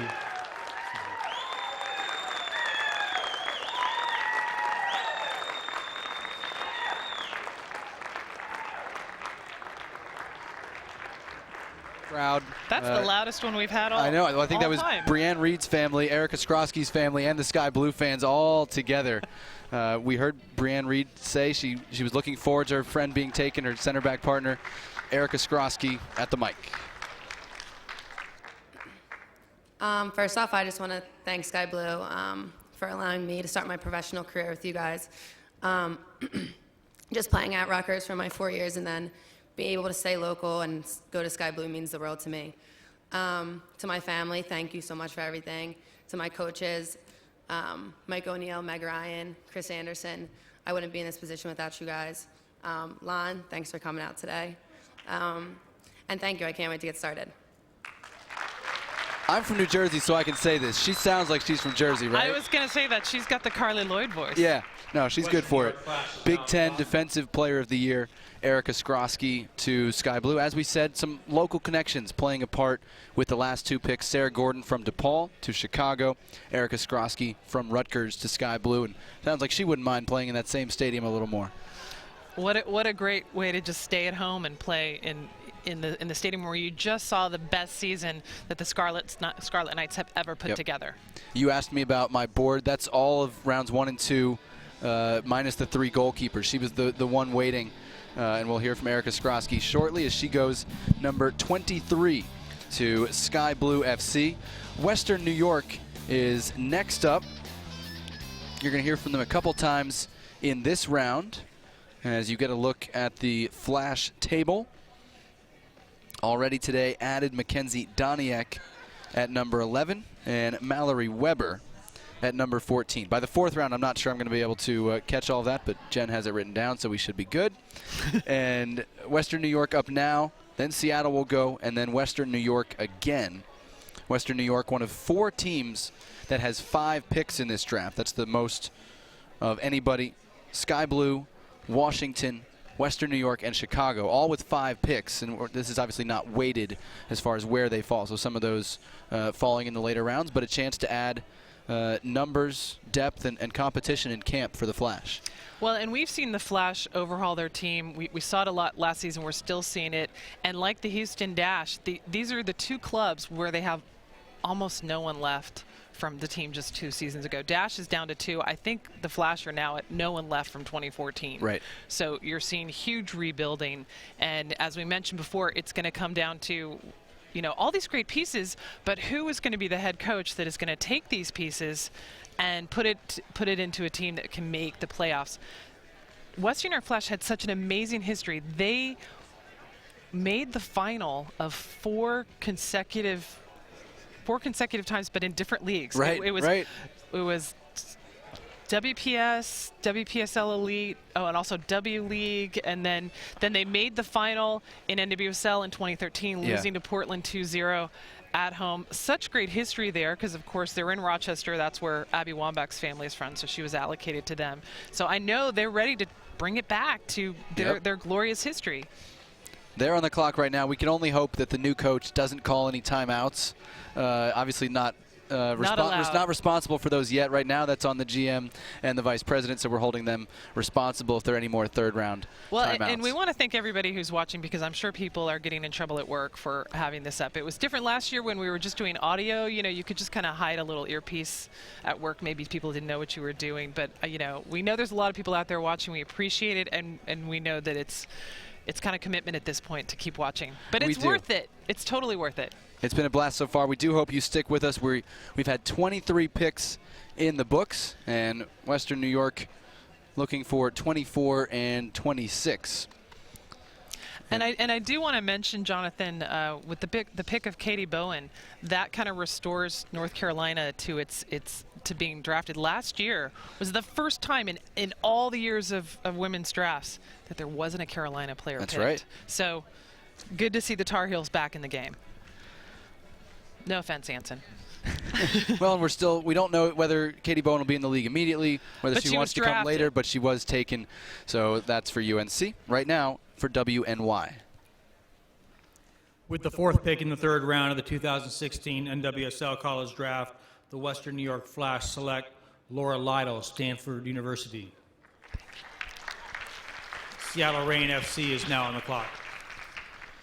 Well, speaking of North Carolina, Laura Lytle originally committed to North Carolina, decommitted, wound up at Stanford. Excellent right back, taken here in the 3rd round by Western New York with pick number 24. And speaking of accomplished defenders, we're joined by one, Erica Skrosky from Rutgers, just taken by hometown Sky Blue FC. Congratulations. Thank you. What are the emotions been running like for you all day? Ideally, I just wanted to be picked up by Sky Blue. Obviously, anywhere would have been awesome, but just being able to play at Rutgers for my past 4 years, my college career, and then being picked up by them, being able to continue now into my professional career and playing on that field that I've played for so long in front of New Jersey. I'm from Jersey, so I'm a Jersey girl. Yep. It just means the world to me. I'm from Jersey, too. That's why I got your back. Yeah. We had Brianne Reed on before. Mm-hmm. She gave us the scouting report on you, so we have to do the reverse and ask for the scouting report on Brianne. What does she bring to the table? Pretty much everything you could ask for a center back. She's strong, she's physical, she's technically good. She knows where the ball needs to go before it even gets there. And just me and her have this unspoken relationship together, and playing with her for the past 3 years was amazing. We just knew what we wanted to do before we even got the ball, and it was just awesome, and I couldn't thank Brie enough for the player that she made me. Now, Erica, being a Rutgers alum, well, pretty soon a Rutgers Right. alum, you've got the same alma mater as Carly Lloyd, FIFA Women's World Player of the Right. Year. Did you guys have a chance to have any interaction with her this fall? I mean, we know her schedule's really busy, but Right. as you guys progressed in the NCAA tournament, was there maybe a text message saying, "Way to go, guys"? Unfortunately, there wasn't, but like you said, she's so busy. Her schedule is jam-packed. I can only imagine what she does on the daily basis. So we know we had her support, though. Everything that Carly's done for us, our university, our team, all the players, the coaching staff, appreciates it so much. For you, for your game going to the next level, what are some of the things you feel real confident that you bring, and what are some of the things that you want to work on going forward? I feel confident on the ball, seeing the field in front of me. My defensive coach, Meg Ryan, taught me basically how to communicate to the players in front of me and basically to the whole field. So I'm real confident with that. I'm pretty confident in the air, but you can always work on that. And just being more attacking-wise in our 18, once we get up in the attacking half, maybe finish some more opportunities during corners and stuff like that. So I would say that would be maybe one of my biggest things to work on. Erica, congratulations. Thank you. Thanks for joining us. Thank Congrats. you. Thank you. Erica Skrosky from Rutgers going to Sky Blue FC. And that was with the 3rd pick of the 3rd round. We're now on to the 5th pick of round 3 with the Seattle Reign. They grabbed Carson Pickett, potential answer to their left back opening. That was really the only hole they had in the lineup. And we have not seen them pick since, so they've had plenty of time to think about it. However, they have apparently requested a little additional time to think about it. Yep, there's the announcement that Seattle has called their timeout. Laura Harvey's not winning any new friends right now, but if history is any indication, that won't bother her, as they have won the last 2 regular season titles. We're joined up here now by Sarah Gordon from DePaul, recently picked by the Chicago Red Stars. You should be old hat at this. We know you're on headset Big East Digital Network all the time, right? That is correct. Yes, I am. I'm a correspondent for the Big East, so it's not quite like this, just on the sidelines, but Congratulations. Excited to see you get to go up there. And was it extra special for you to go to Chicago? yeah, I mean, it was a dream come true. There's nowhere else I'd rather be. And we don't see a lot of players come out of DePaul and go into NWSL. So talk about, what it means for that program and what you got out of that program that you think you can translate to the pro level. Yeah, well, we've definitely been an up-and-coming program the last couple of years, as it's shown. And so this is something, that's newer for the program, and it's just so exciting for me to be able to, show that what DePaul is all about. And I think that with coming years, there'll be more and more girls from DePaul that will be here. Now, you had already earned your degree. You're a graduate student in the fall. What did you do as far as preparation between the college season and now to have you ready for preseason in, a month and a half? Yeah, I mean, I've just been constantly working out weights and doing technical work and just playing on the frozen streets of Chicago? I did that for a while, but it was 6 degrees the last week, so I had to stop that. Yep. But I'll definitely be ready come March. Now, how much have you been following the league the last few years? Is it the kind of thing where you're watching regularly, maybe especially the Red Stars, and going, I can't wait to be part of that, or I want to be part of that? Yeah, I think that, I've always kind of watched, but last year was the first year I was always watching the games and just, doing that visualization like I want to be in that jersey next year. Sarah, DePaul, St. John's rivals in the Big East. You had to go against Rachel Daly more than once. She went earlier. We've been asking players.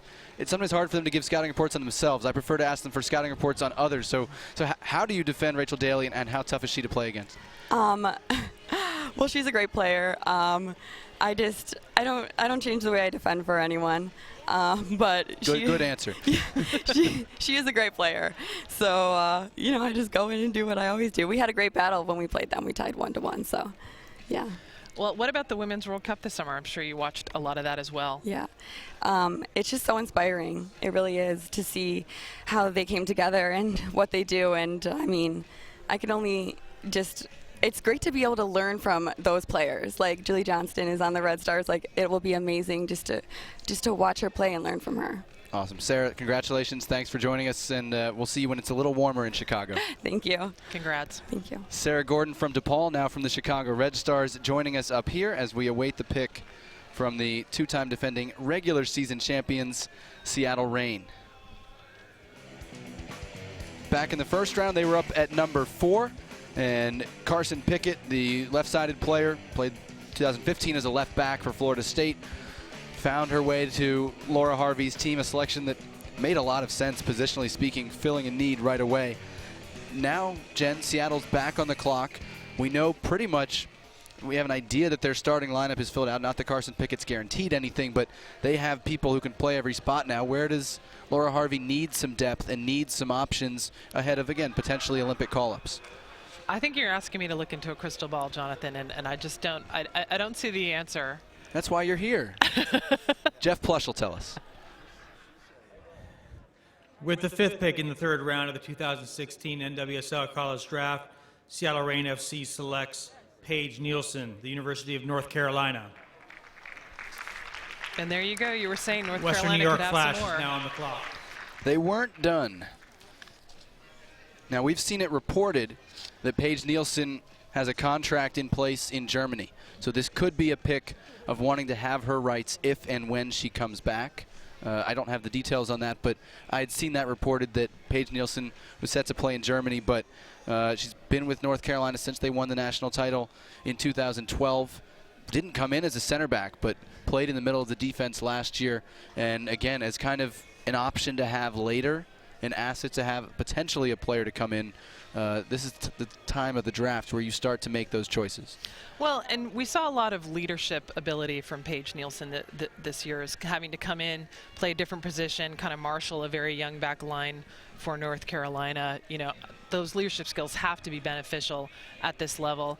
And we know that historically Laura Harvey has a lot of European connections. I don't know if they extend into the Frauen Bundesliga. Right. But Paige Nielsen getting time, or at least getting a tryout or a potential contract with Turbine Potsdam is huge, because that's a club that is very regularly in the Women's Champions League. So if she's got an opportunity to do that, that is huge. And she could still come back, since their season ends at the beginning of June, she could still come back and be part of the Seattle Reign club, especially when you get to the part where, as we keep mentioning, the U.S. national team players and other national team players will leave for Olympics.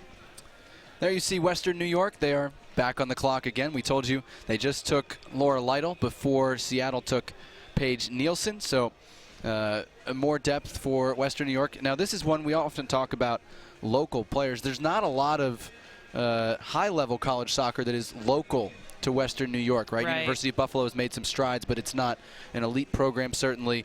A lot of the New England schools are going to have closer ties to the Breakers. Right. Western New York, in terms of maybe getting a local player, which, again, is not the only way you go here, but it's one of the philosophies. It's not an easy one for them to take. Well, and it's a player with a pretty good pedigree coming from Stanford, where they had such a great run of making so many college cups. Yes.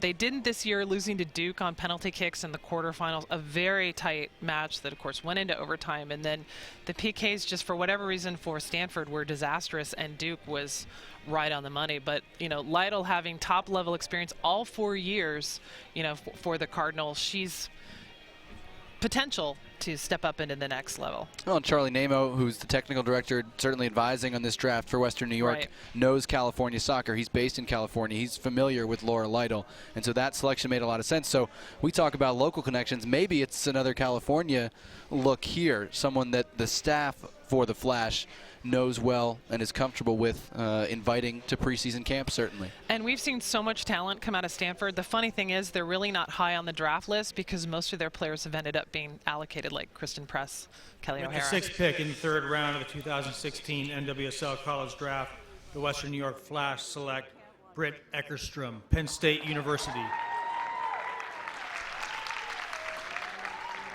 There she is.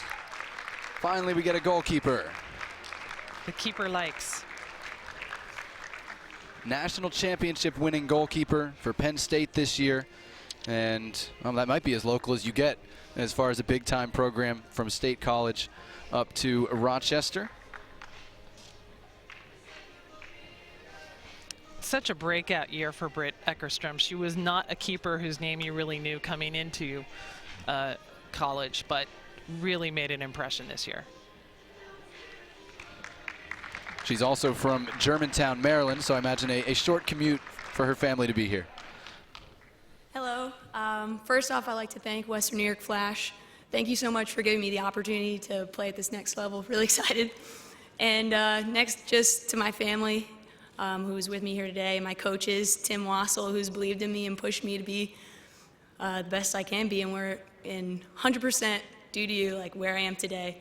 And then just all my friends, my coaches, my teammates who are watching online. Thank you so much. Really excited. Thank you.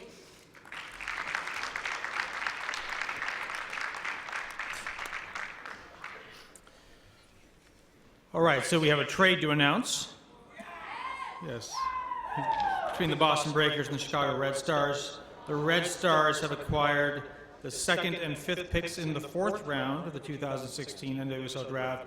In exchange, the Breakers have acquired the 7th pick in the 3rd round. So Boston Breakers are now on the clock. All right, you knew we would have some more movement, and there it was. Boston moving up into this 3rd round. Chicago will get an extra couple of selections in the 4th. This after Western New York went goalkeeper Britt Eckerstrom from Penn State. As you said, really blossomed this year and took her game to a level she hadn't been at before, and that winds up making her the first goalkeeper taken this year. And the question is, was her 2015 season the peak of her ability, or is that the start of something big? Going into Western New York Flash right now, it looks on the roster that they have Chantel Jones, who's played in the Australian League, played for the Spirit, and Sabrina D'Angelo, the Canadian drafted last year, who may or may not be in Canada's plan for the Olympics. You want competition at that spot. So Boston trades up now after Western New York makes the goalkeeper pick. Boston trades up into the 3rd round. Already today they've taken Kristen Westphal and Brittany Ratcliffe. Again, the 3rd and 4th rounds we kind of expected to be, you're taking players that maybe you think someone else doesn't know about. Clearly in this case, Boston is worried that someone knows about the player they want here and is moving up. Maybe they want to get in on the goalkeeper battle? Perhaps. I mean, I think the biggest thing that Boston learned last year was not telegraphing who they wanted, because it was so clear they wanted Steph McCaffrey last year. So what did Chicago do? Take her at number 5 to then trade her to Boston and get more, get two picks. So you got to play it cool is what you're saying. You got to play it cool. And this is still a very new process for a lot of these coaches. We see more and more coaches in NWSL who are coming over from the UK, not necessarily a process that they're used to. They made the trade for this pick. They were ready to use it. Here's Boston. With the 7th pick in the 3rd round of the 2016 NWSL College Draft, the Boston Breakers select Abby Smith, the University of Texas. FC Kansas City is now on the clock. Every once in a while I get one right. Another goalkeeper goes. Once the goalkeepers go, this is kind of a tradition. Once the goalkeepers go, everybody says, I better get up and get my goalkeeper. And Boston gets Abby Smith, University of Texas goalkeeper, and she's an interesting one. U23 national team player. We've heard that Jill Ellis has gone to see her play, likes her potential upside, but a really inconsistent player at times for Texas. What do you make of Abby Smith in terms of her potential, and now she's going to Boston? She has the potential to be the next great American keeper, but the key word here is potential. She's got to mature on her decision-making skills. She's incredible with foot distribution, which we know that the national team values very highly. She's even had some goals, but of course that's more a quirk of the college game. We're not going to see that on the national level. She was an unused sub for the U20 Women's World Cup. She's been part of the U23s. We even saw last year during the NWSL season, Jill Ellis came to Houston to watch a game. I learned it was because then she was heading to Austin to see Abby Smith. And I've heard so many great things about Abby from Randy Waldrum, who said, if we had had the right pick for her, I would have loved to get her as part of the squad. And maybe that's something for them down the line. But such a great athlete, so much potential there. I think if she can just get into an environment and her decision making improves, that she could be in the pool in the next cycle, the next Women's World Cup cycle for the U.S. national team. So that was what Boston had in mind in terms of trading up. Here's FC Kansas City, their 3rd pick of the day. They've already taken Katie Bowen and Brianne Reed, both defensive-minded players. Kansas City has brought in Sydney LaRue to help them on the offensive side of the ball. And now they're going, I don't think they're going goalkeeper here. They have Barnhart and Rowland. I don't know that they need to add a college one. So maybe the run on goalkeepers is done. That's about all the prediction I'm going to make I got to here. throw out one thing, Jonathan. I just realized that Abby Smith's, one of her coaches at UT is Christine Lilly, who was a Boston Breaker for 2 different leagues. Do you think there's a conspiracy there? It's not a conspiracy. It's just good research. That's just using your connections. That's how the game is played, my friends. You use whatever connections you can to get the right person in your building, and Abby Smith, at least to start with, is going to give it a try with the Boston Breakers. FC Kansas City, meanwhile, this team that has, when they're playing on all cylinders, been the best team in the league the last 2 years. So many absences. How does Vlatko Andonovski and company keep it going? Well, and I'm glad you said when they're firing on all cylinders, because they had a really up and down season last year, ended up getting the championship in a very exciting final, but they had a pretty tough loss to Houston late July and then just went on this tear, you know, and ended up they still didn't finish high enough to host a semifinal, but they got third, they demolished Chicago, and they took it to Seattle again. So much potential there. I think it shows that it's not necessarily about the regular season, it's about turning on the Jets right at the right time.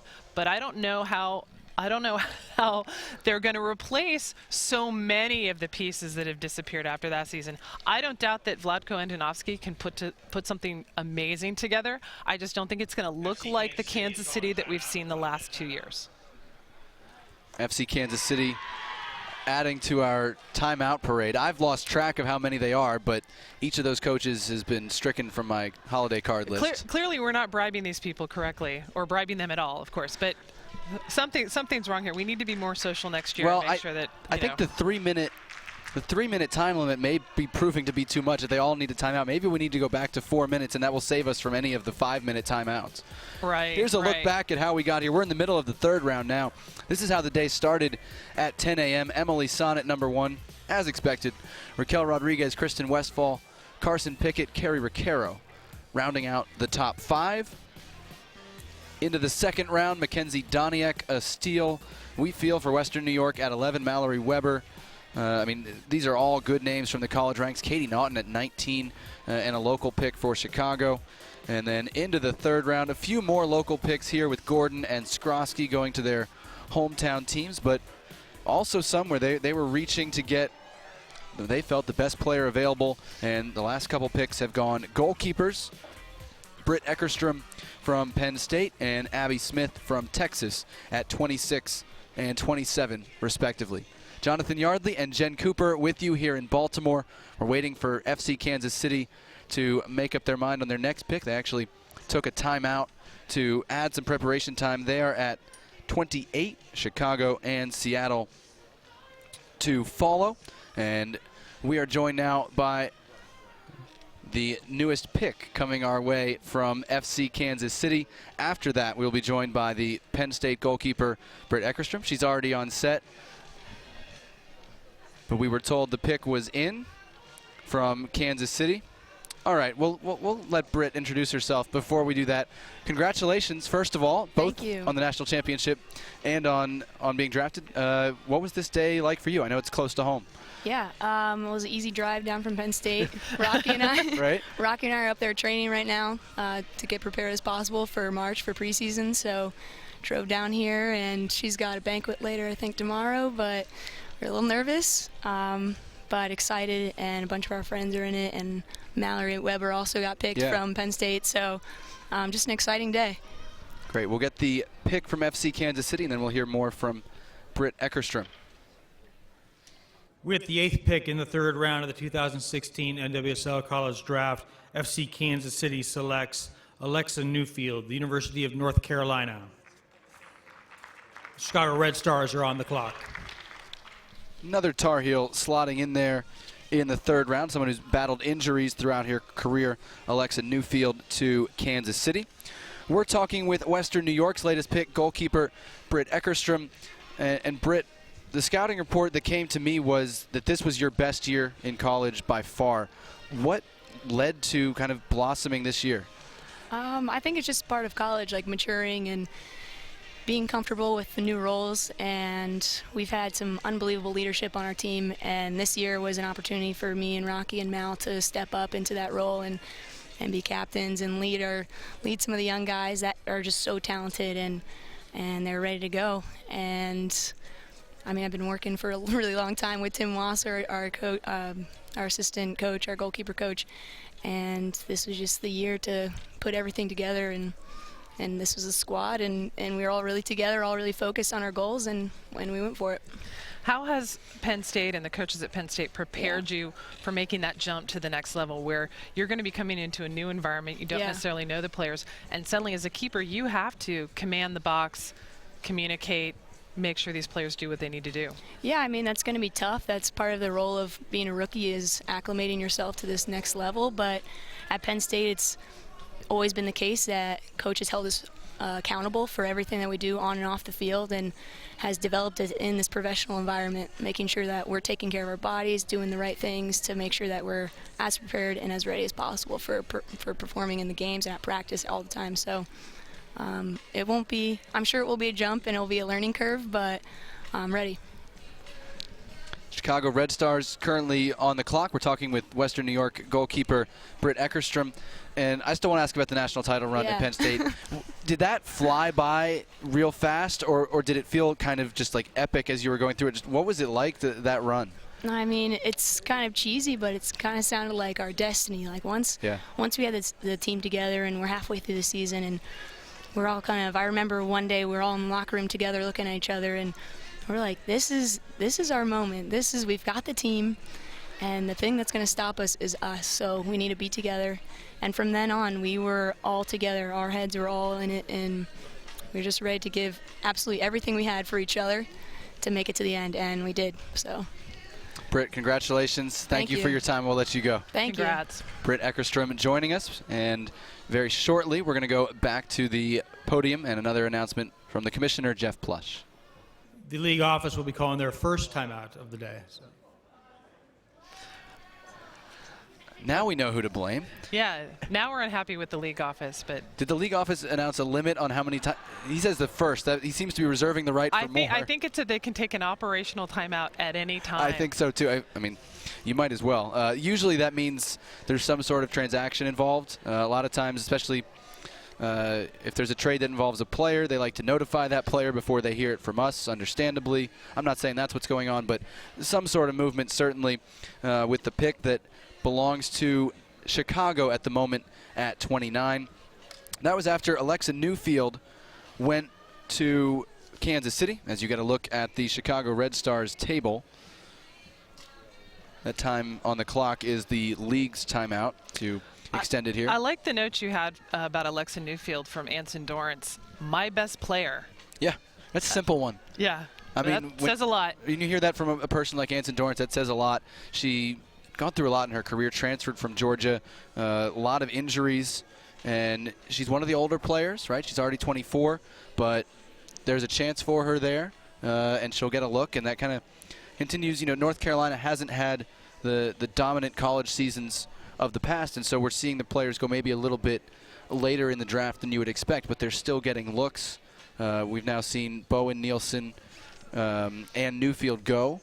And so the ACC, as you would expect, still contributing. We saw it on the men's side. People saying, hey, he came from the ACC. I know he's going to be a player. Right. The women's side, it's very much the same thing because day in, day out, those are tough games and difficult assignments. Well, and especially knowing that Anson Dorrance has seen so many players make the transition from North Carolina to playing the pros, that he knows what these players need to do to make it to that next level. You know, they're going to deliver. And I mean, when you're described as my best player by a coach like Anson Dorrance, I don't think there's anything more that can really be said about that. A great acquisition for them to pick up. Who knows how she'll be used? Right. In the lineup, and again, I mean, we haven't heard anything about her going overseas, but for a lot of these players, even if they choose not to come into the league, whether they're decide to finish out their degree first before playing or have other plans, you know, Kansas City still has dibs. Now the league taking this time out to kind of firm up everything going on with the transaction, but we are ready to go back to the podium and hopefully get an announcement. We have a trade to announce between Sky Blue FC and the Chicago Red Stars. The Red Stars have acquired the 3rd and 6th picks in the 4th round of the 2016 NWSL College Draft. In exchange, Sky Blue FC has acquired the 9th pick in the 3rd round of the 2016 draft. Sky Blue, you're now on the clock. Okay, so Chicago now has 5 of the 10 picks in the 4th round. They better not use any timeouts. Right? If you're making trades to get more picks, they better know what they're doing with all of those. But they just made 2 trades in a row to trade out of the 3rd round for 2 4th-round picks, which tell me Rory James thinks his list doesn't match up with anybody else's. He says the players that I want are not on the radars of other teams, and I can get them in the 4th round and get a couple extra while I'm at it. So this is Sky Blue FC moving up to the number 29 pick as we're here in the 3rd round of the 2016 NWSL College Draft. Jonathan Yardley, Jen Cooper with you. Your thoughts on yet another trade? I had asked a couple of coaches, would you see anyone in the 4th round maybe taking a pass? And not as the players aren't good enough, but that my rosters are so full that what would I do with this player? But they both said, no, at the very least you want to get these players' rights. Yeah. But when it is a shallower draft than normal, and maybe you haven't done research on players past a certain point because they're not necessarily going to play, how much are you going to get out of these later picks? I mean, it's a fascinating trade. I mean, off the top of my head, I don't think we've had a trade this late in the game, especially 2 like that for Chicago that late to get that many. So I guess once again, Rory James is going to rock the draft, but in a different way than he did in 2015. He's at the back end now. Again, 4 selections traded for, plus the one they already had. So 5 picks out of the 10 picks that we'll have in the 4th round. So, I mean, really, maybe we should just move down to the Chicago table for the 4th round. Or they can just come up here and do all their picks right here. Lots of movement today at the NWSL College Draft. One bigger picture item we wanted to talk about, Jen, the international slots. Last year, because it was a World Cup year, they added an extra international slot to help teams have deeper rosters. They are keeping that for this year. How big of an impact does that make throughout the league? I think that's huge, especially when you have to think not only of the competitive side of the league, but the business side of the league, that to be able to say we're bringing over some of the best players in the world. And kind of as we talked about with Tom Sermani, you're seeing that change. WSA could truly brag it had the best players in the world. And now with the growth of Frauen Bundesliga and the French league, there's no way we're going to be able to get all the top players. But I think to be able to bring in more top players to play against the domestic players here who maybe haven't had the chance to be on the national team only steps up their game. International players we've already seen come in. Dagny Brynjarsdottir, who played college soccer here but is international from Iceland, into Portland. Melis and Goranson both going to Seattle, one Dutch, one Swedish. John Gaul going to Western New York, and Pollyanna, the defender, coming to Houston for real this time at the back. Right now we're expecting a domestic player as Sky Blue FC makes its pick. With the 9th pick in the 3rd round of the 2016 NWSL College Draft, Sky Blue FC selects Caroline Casey, the College of William and Mary. Trades are all about goalkeepers, apparently. Teams don't want to get left out. Sky Blue FC trades up to get a first-team All-America goalkeeper, Caroline Casey from William and Mary. 3 of her 4 years, goals against average under 1. We heard Lindsay Luke as the 3rd goalkeeper mentioned. Caroline Casey was right up there in that group. And from Chesapeake, Virginia, she's made her way here to get the jacket and take the mic. I just want to thank my parents, my mom and dad, brother and sister, who've sacrificed countless hours in cars, trains, planes, getting me to where I am. Of course, all of my coaches and William and Mary for giving me the opportunity to continue to play at the college level. And of course, Sky Blue for recruiting me. I really appreciate it, and I can't wait for the opportunity. Thank you. Caroline Casey, goalkeeper from William and Mary, really highly touted youth prospect, and in her collegiate career, really kind of like Britt Eckerstrom, grew as her career went on. First team All-America as a senior. And again, the run on goalkeepers. I was told that's how it went. Once one goalkeeper went, everybody was going to want one, and that's what happened. Well, and it's really important for Sky Blue to pick up a keeper because they lost backup Aubrey Bledsoe in the expansion draft to Orlando.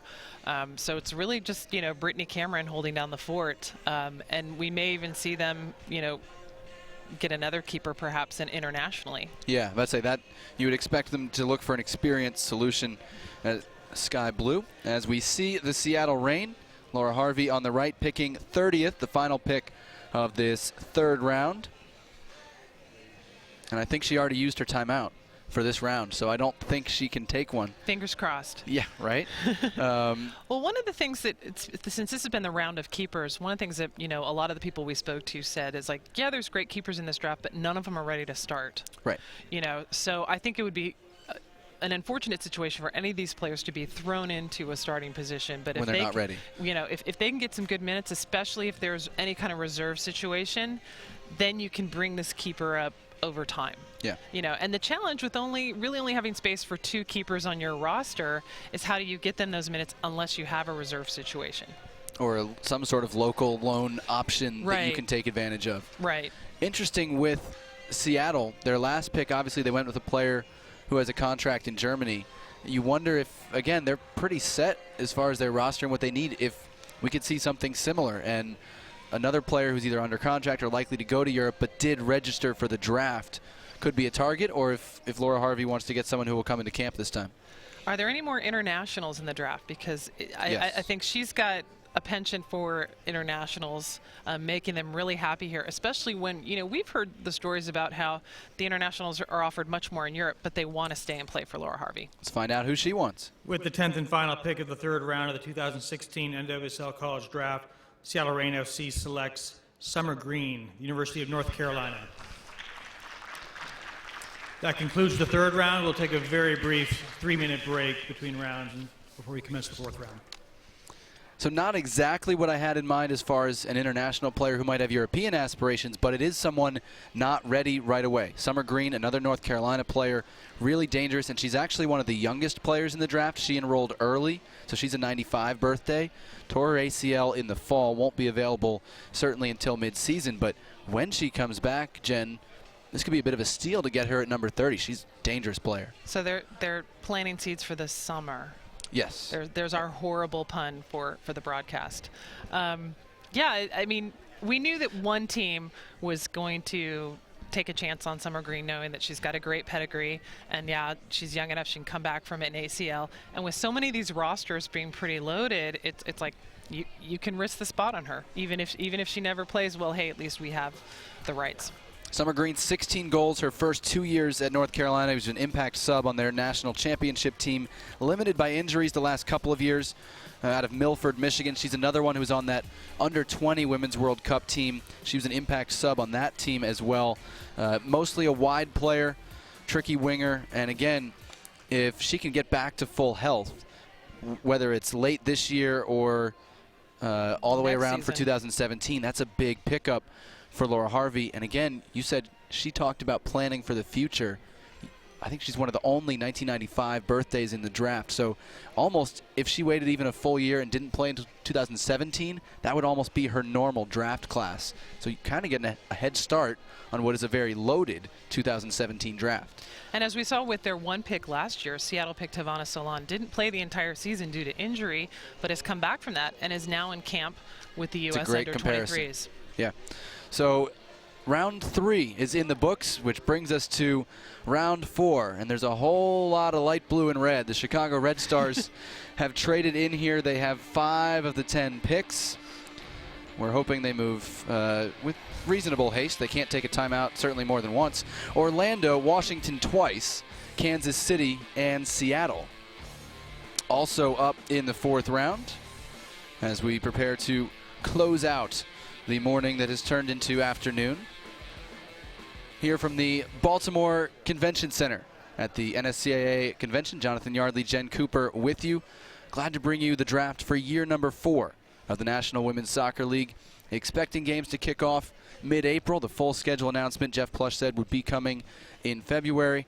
Again, we expect there to be some sort of break for the Olympics, probably not quite as long as the World Cup. This one is later in the season, and I think we'll probably see, he said, kind of the same footprint as last year as far as when the season starts, when it ends. Number of games. Yes.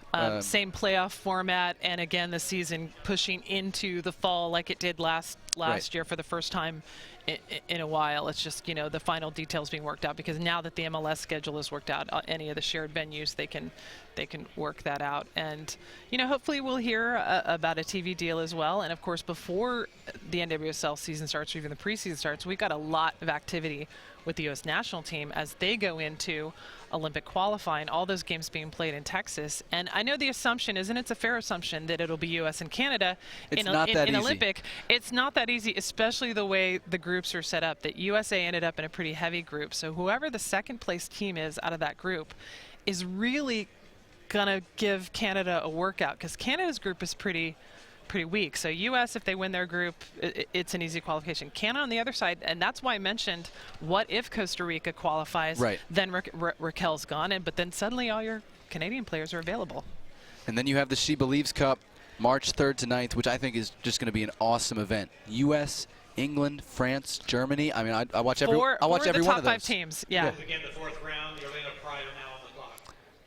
Jeff Plush announcing that the Orlando Pride are on the clock, and you see Kano Smith there, certainly a big figure in the room to the left of Tom Sermani, preparing to open round 4 of the draft. And we're joined up on the stage by one of the 3rd-round draft picks from the Chicago Red Stars and William & Mary, Caroline Casey.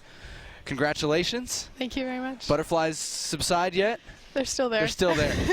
What was the day like? What were kind of your expectations coming in? I really tried to have no expectations and just hope for the best. I'm friends with a lot of the players that are here and have played with them over the years, so it was just exciting to be able to share the experience with them. Well, and the 3rd round was definitely the round of keepers, as Jonathan's been saying. Once one went, all of them would go. So Did you have a feeling that you would be picked? Had any coaches reached out, or did you just feel like, I don't know if it's going to happen or not? Because it's always tougher for keepers in a draft situation. A few coaches had reached out, so I was hopeful, but I didn't want to, put all my eggs in one basket. So. Now, I stand corrected. Caroline's pick was originally with Chicago. It was traded to Sky Blue, so she's got the Sky Blue scarf on. That's me.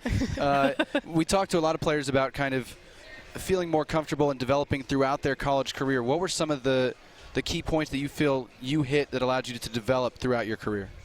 I think being given the opportunity to start as a freshman really made a huge impact on my game. I think having seniors like Mallory Schaefer and other people to look up to and encourage me right away to just step in there and go for it right away. I think that was a huge confidence boost to know that the older players were looking to me, and so I think that really helped me develop as a player. Now, growing up in Northern Virginia, obviously you saw the Washington Freedom, the first iteration, and then the second Washington Freedom, and then, of course, the Washington Spirit return. How much did you follow women's pro soccer in Northern Virginia? I think it's always been around, so I've been, given the opportunity to watch it. And so I think last year the opportunity came for me to play on the reserve team for the Spirit, and so I think, that was a huge accomplishment for me. And so being able to continue with the club and they're over there congratulating me as I walk up to the stage. So it was a really nice environment. Caroline, congratulations. Thank you. Best of luck. Thank you so much. Congrats. Thank you. Caroline Casey, goalkeeper selected by Sky Blue FC in round number 3. As we head into round number 4, the Orlando Pride first up in round number 4, their final pick of their first college draft. So far today, brought in Sam Whitteman, Christina Birkenrode, and we heard Tom Sermani talk about some of the attacking and technical qualities that they bring to the table, and you'd have to imagine he's thinking something along those same lines now. Well, and I gave credit to Tom Sermani for, doing the trade that got Shannon Box back in the day, but one thing he doesn't, well, we'll come back to my story about Tom. Orlando ready. With the first pick of the 4th round of the 2016 NWSL College Draft, the Orlando Pride select Danny Weatherholt, Santa Clara University. Chicago Red Stars are now on the clock.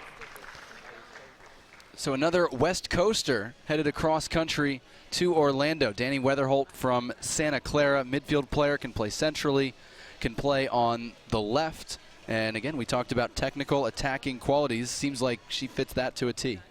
Well, and we had mentioned earlier not to be confused by the Chastain last name for the player from DePaul. Brandy Chastain, actually volunteer coach at Santa Clara with husband Jerry Smith. We've seen a lot of great players come out of Santa Clara, not only for the national team but also for the league. So I would imagine that the preparation she's getting there, and we even have Santa Clara players in this league. Bianca Henniger, for the Houston Dash. She's got to be someone who can come in and contribute earlier than most. Right. I saw Danny Weatherholt in college this year, and certainly capable of moving the ball quickly. Her coach now, Tom Sermani. I want to let you finish your story because we've got Chicago on the clock twice coming up. And there better not be a timeout. But Tom Sermani was actually one of the catalysts behind the creation of the Women's League in Australia, the Westfield W League. What he saw as coach of the Australian national team was that because of the distance of Australia from any decent competition, he said it didn't make sense for them to spend so much money on travel to get the competition they needed. He's like, we need to start a league so that our players are getting that good competition week in, week out, much like the idea here, but especially when you think about the distance to anywhere else, for Australia. And that league, I think, has been pretty successful. And we've even seen NWSL players go down to Australia for the Westfield W League season because it complements the NWSL season. And then similarly, Australians come up and play in the NWSL. So it's like, I like that the Australian Federation thought, we need to improve our team. How do we do it? Here's a more cost-effective way to do it. And they're starting to see more support. Some of their games were on live TV in Australia. They're getting fan turnout. There's a following to it. Yeah, they love it. Australia's sports hotbed. And even though soccer sometimes takes a back seat to various forms of rugby and football, soccer gets plenty of it. Right now, we are in the 4th round, and the Chicago Red Stars have 5 of the remaining 9 picks, including the next 2. And they really should just combine them into one. I guess Unless that would be a little unfair. They want to make another trade, Jen. They need to have that option. I mean, am I right that Washington Spirit is kind of sandwiched between several of these trades? Do I have them all correct? Yes. So, I mean, they could work out some kind of deal with Washington Spirit and just say, okay, can we just pick our 4 and we promise we won't pick the one you want? But, But again, I want to start looking for Red Stars reserves players. Ashley Ellenwood and Courtney Reitzman are the 2 that come to mind. I happen to know them from calling games in the SEC. I know there's others out there. So kind of curious to see where they go. I mean, again, if you want 5 picks in the 4th round, you have an idea of where those players are coming from, I think, before they get up. That's got to be your best guess. And we've seen Rory Dames pick a lot from the area. That's his thing, and have success with it. Yeah, and the Chicago Red Stars the reserves did very well last year. And I love that we have these reserve programs developing. Seattle Reign just announced their developmental academy. So you're starting to see them move to what MLS started almost a decade ago for the men's team, where, hey, we have to develop the youth, so we're creating this pipeline that feeds the talent up, that we're not missing any talent, and you're giving more players an opportunity to play. Yeah, and that's one thing we haven't discussed because, quite honestly, there aren't a lot of details about it. But the reports that U.S. Soccer is planning to use a development academy on the women's side and hope that the NWSL teams would be a big part of that. Maybe even a situation where you could have homegrown players where they skip the draft. Again, there aren't details yet, so we're kind of throwing ideas to the wall and seeing what sticks, but that's one that I've heard. So we'll see how that takes shape over the next couple of years, because it's obviously going to take a while to put it in place, develop it, and have it affect the league. Chicago going to be on the clock a lot. Here they go, first of 5 in this round. With the 2nd pick in the 4th round of the 2016 NWSL College Draft, Chicago Red Stars select Courtney Reitzman, University of Kentucky. Chicago Red Stars is once again on the clock. Courtney Reitzman is tiny, listed 4'11". I noticed that, and I thought that was a typo. It was not a typo, no, and I love watching her play. Midfield ball of energy for Kentucky. She moved up higher into a forward role a little bit this year when Kentucky had some problems, but good possession player, good technical player, can take set pieces. again, I had a chance to see her a couple times in the SEC, so that's how I know that. But she's one Chicago Red Stars reserves. You knew they were familiar with her. Courtney Reitzman goes to Chicago here at number 32. And I know a lot of times in scouting, people talk about, well, you know, she's a great player, but does she have the size? Does she have the strength? There can be an advantage to being a smaller player. I mean, look at Leo Messi, but also in the women's game, Tracy Bates Leon, one of the members of the 91 Women's World Cup team, I think she was 4'11" as well. Yeah. You know, and that you can have an impact of that. As long as you're not playing keeper, I think you can make 4'11" work. Courtney Reitzman also had experience with the U.S. under-18 national team, 7 assists a couple years ago for Kentucky when they made a good run in the SEC tournament. So Courtney Reitzman, the first of those 5 picks for the Chicago Red Stars in this 4th round. Kentucky not exactly local, but it is that part of the country where it's just Chicago and Kansas City who have the resources to scout those teams a little bit more. Well, and Aaron Gilliland out of Kentucky, drafted by Great Chicago Red Stars. So obviously they've played together. So maybe there's a natural fit, or Aaron's been able to share with Rory Dames, hey, you need this player, and this is why. And I think this could work. So Chicago's on the clock again. Again, we kind of thought they could have just submitted to it once there, but they're going to use their time as they pick here at 33, trading the order of the day, and Chicago had a couple of picks in the 3rd round. They traded them to other teams who wanted goalkeepers, traded down to get all these picks, extra 4th round picks, probably because the team said, we're going to take a goalkeeper. It's not going to affect your list. When they made the call to make the trade. We told you there was a run on goalkeepers. Eckerstrom, Smith, and Casey all going in a span of 4 picks in the 3rd round. And now we're going to get very familiar with that Chicago Red Stars table.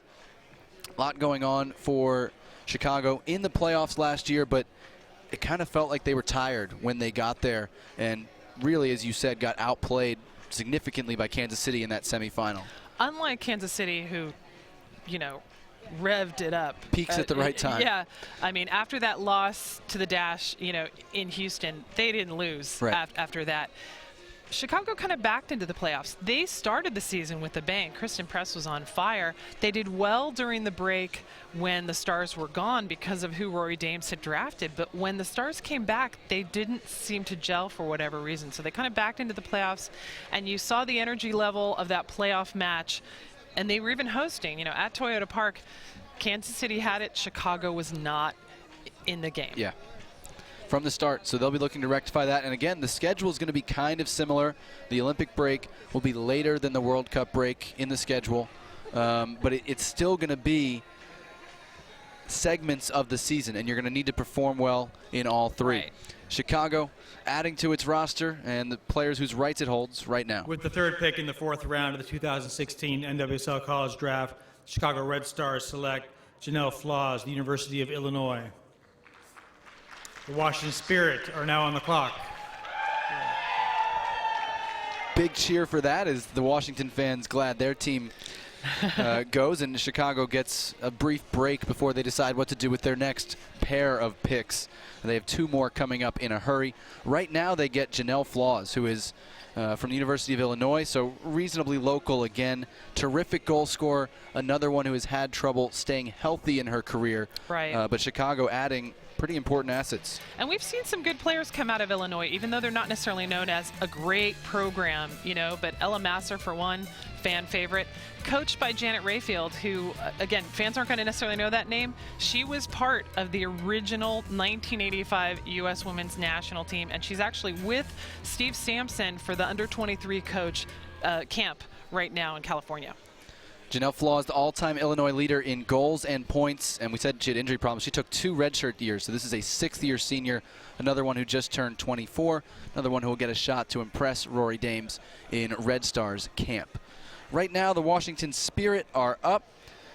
Jim Gabarra and company looking to add to their list, and they haven't picked since number 20 when they took Allie Murphy out of Texas Tech, which is really the only name today that's been a big surprise to me, and so maybe Jim Gabarra is going to throw me another knuckleball here. And they still have another pick after this one. Yes, they're at 37, and right now They're on the clock with their 34th pick.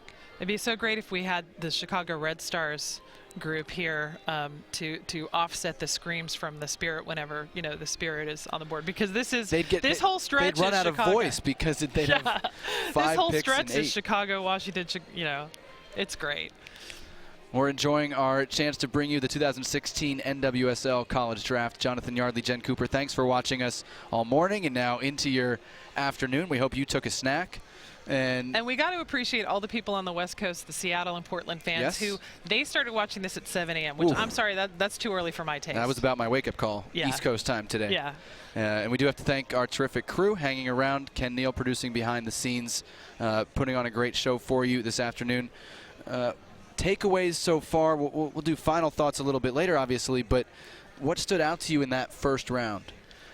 Well, one, that Mackenzie Doniak didn't make it into the top 10. I didn't think she was going to be a top 5, but I thought she'd be a top 10. We'll get more to that later as Washington is up. With the 4th pick in the 4th round of the 2016 NWSL College Draft, the Washington Spirit select Madeline Schiffel, the University of San Francisco. I can say confidently that Chicago Red Stars are now on the clock. The first player from University of San Francisco to be drafted in NWSL. Another goalkeeper, former U.S. Youth International. San Francisco had such a good season this year. That West Coast Conference turned out to be pretty tough with BYU, LMU. Portland's always there. Santa Clara had a good year, and yet San Francisco was the one on top. And Madeline Schiffel was one of the big reasons why. And we said run on goalkeepers. Here's another, Washington, who people had suggested Washington might take a goalkeeper. They take one maybe a little later than people had thought, but they do get a goalkeeper from the West Coast in this case. And, of course, that brings us back to Chicago. Chicago. Well, and again, Washington, like Chicago, being a team that has a reserve system, so this keeper can have the opportunity to get other minutes in a way that some of the other clubs might not be able to provide a backup keeper. I mean, I've seen that firsthand in Houston, the challenge, for Randy Waldrum to get Bianca Henninger minutes other than when Erin McLeod is gone. Right. Here's how the 4th round has gone so far. Weatherholt, Reitzman, Flaws, and Schiffel. And yes, Chicago really does have 5 of the 10 picks, including 2 in a row right now. There's a big hello to all the Red Stars fans from their table. And you even put a hashtag on it. Talk about being social media savvy. We'll get him a big red marker next year. It'd be easier to read. Jeff Plush wouldn't have known what to do with that. He would have had to get some help with that on Twitter. He would have called it a pound sign. Chicago Red Stars up again. And, I mean, I got to say, Jen, they're going to end up with the rights to a whole lot of players. Nothing against these players, but they can't keep them all on the roster. So is this just cast a wide net and see what I get? Well, we'll have more time to talk about that because they have a lot of picks. They're ready with one of those picks right now. With the 5th pick in the 4th round of the 2016 NWSL College Draft, Chicago Red Stars select Adrian Jordan, the University of Northern Colorado. And the Chicago Red Stars are now on the clock. And that's another school not represented before in NWSL, and I'm pretty sure WSA and WPS as well. I can say I did watch a highlight tape on her. I'm not sure why I picked this player to watch. I couldn't watch them all, but 2-time Big Sky defensive outstanding player. She's more of an anticipator, reads the game really well, can play left back, can play centrally some a little bit, and she's a terrific athlete. State finals in track and freestyle swimming. Track, she was doing the hurdles, so she's got some athletic ability about her. Northern Colorado not really all that close to Chicago, but they got somebody with serious wheels who can get around and play a couple of different spots for them. Well, and you talked about, is this just amassing as many players as possible, even if they don't have space for them? One thing to factor into that, they also have rights to, but not currently on their roster, Brittany Bach. Yep. She was waived by Houston, picked up by Chicago in the waiver draft. Here's another player that they were like, well, she's available. She's coming back from injury. If we get her, great. If not, but that's a pretty big pool of players to then not sign. Right. So if I'm one of these fourth-round picks, I'm thinking, I'm like, great, I'm drafted, but what does it mean? You're going to have to show something real fast. I mean, they Right. could set a record today for most number of players whose rights they held at the same time, just based on having 5 fourth-round picks. But, again, it's also true. Some of these kids still want to finish their last semester. Some of the kids are going to not be available right away. You may get to look at them at different times, or their rights may become useful at different times. When you have the picks, might as well use them. Especially at this round, when you know these are not players that are going to come in and start immediately. Right. Where you need They're those projects. You need those players to have completed their degree for the most part. Chicago, one more time. And there's actually one more to come after that. With the 6th pick in the 4th round of the 2016 NWSL College Draft, the Chicago Red Stars select Candace Johnson, the University of Missouri. I had been wondering The Washington Spirit are now on the clock. if and where Candace Johnson would go. Athletic center back out of Ursuline Academy in Dallas and the University of Missouri. She also was capped by Panama. Her mother is native Panamanian and did appear for did appear for Panama in her history. Athletic center back out of the SEC. Do you know if that was a friendly or was that qualifying? I believe it leading was Centro Americana qualifying for Olympic World Cup qualifying. So she is cap-tied. I believe. She's cap-tied. Candace Johnson, another one going to Chicago at 36, which means Washington is back on the clock. We're seeing some really familiar faces at this point in the day. At number 37, behind the Spirit, Kansas City, Chicago, and Seattle to round us out. Here's Washington. Earlier this round, they picked up the goalkeeper Madeline Schiffel from the University of San Francisco. Earlier in the day, Allie Murphy, midfielder from Texas Tech, and Shayna Williams and Callie Farquharson, kind of the 2 picks that were the highest and that we thought might be guys who would have relatively quick impact. They were able to get a couple of those. Now they're kind of working on projects a little bit. Well, and I also look at the Washington Spirit roster, and I see some great players, but who are pretty close to the end of their careers. You know, they know that maybe they'll get another year out of Diana Matheson, maybe 2, if they're lucky. Joanna Lohman, she's been around a long time. She probably would have been drafted in the 4th WSA draft if there had been one. That's her age range. Tiffany Weimer, who's come back last year from an ACL injury. So there could be some turnover here, and maybe that's one of the things that the Spirit is looking at. Washington is up with the 37th pick overall in the draft here in the 4th round. You can see the clock right behind me. Still a minute left on Washington's time. We certainly hope they don't use the timeout here in round 4 as they Don't get give to them any add to this. suggestions. I don't think they're listening. I hope they're not listening at the table. But as you talked about, Washington already has a lot on the roster. So this is a depth pick, a project pick, a see what they show us in camp pick, one would presume, at this point in the draft. And just having those rights, again, as we said, even if the player doesn't come into camp this year, it means if once the player finishes their degree, say they haven't finished their degree, that they do want to pursue this, well, you've got dibs on this player. Yeah. So Washington on the clock right now for their 2nd pick of this 4th round, and still Chicago has one more. I know it doesn't seem possible, but they do have an additional pick remaining in this 4th round. You don't need me. The fans will tell you who's coming up. With the 7th pick in the 4th round of the 2016 NWSL College Draft, Washington Spirit selects Kara Wilson, Duke University.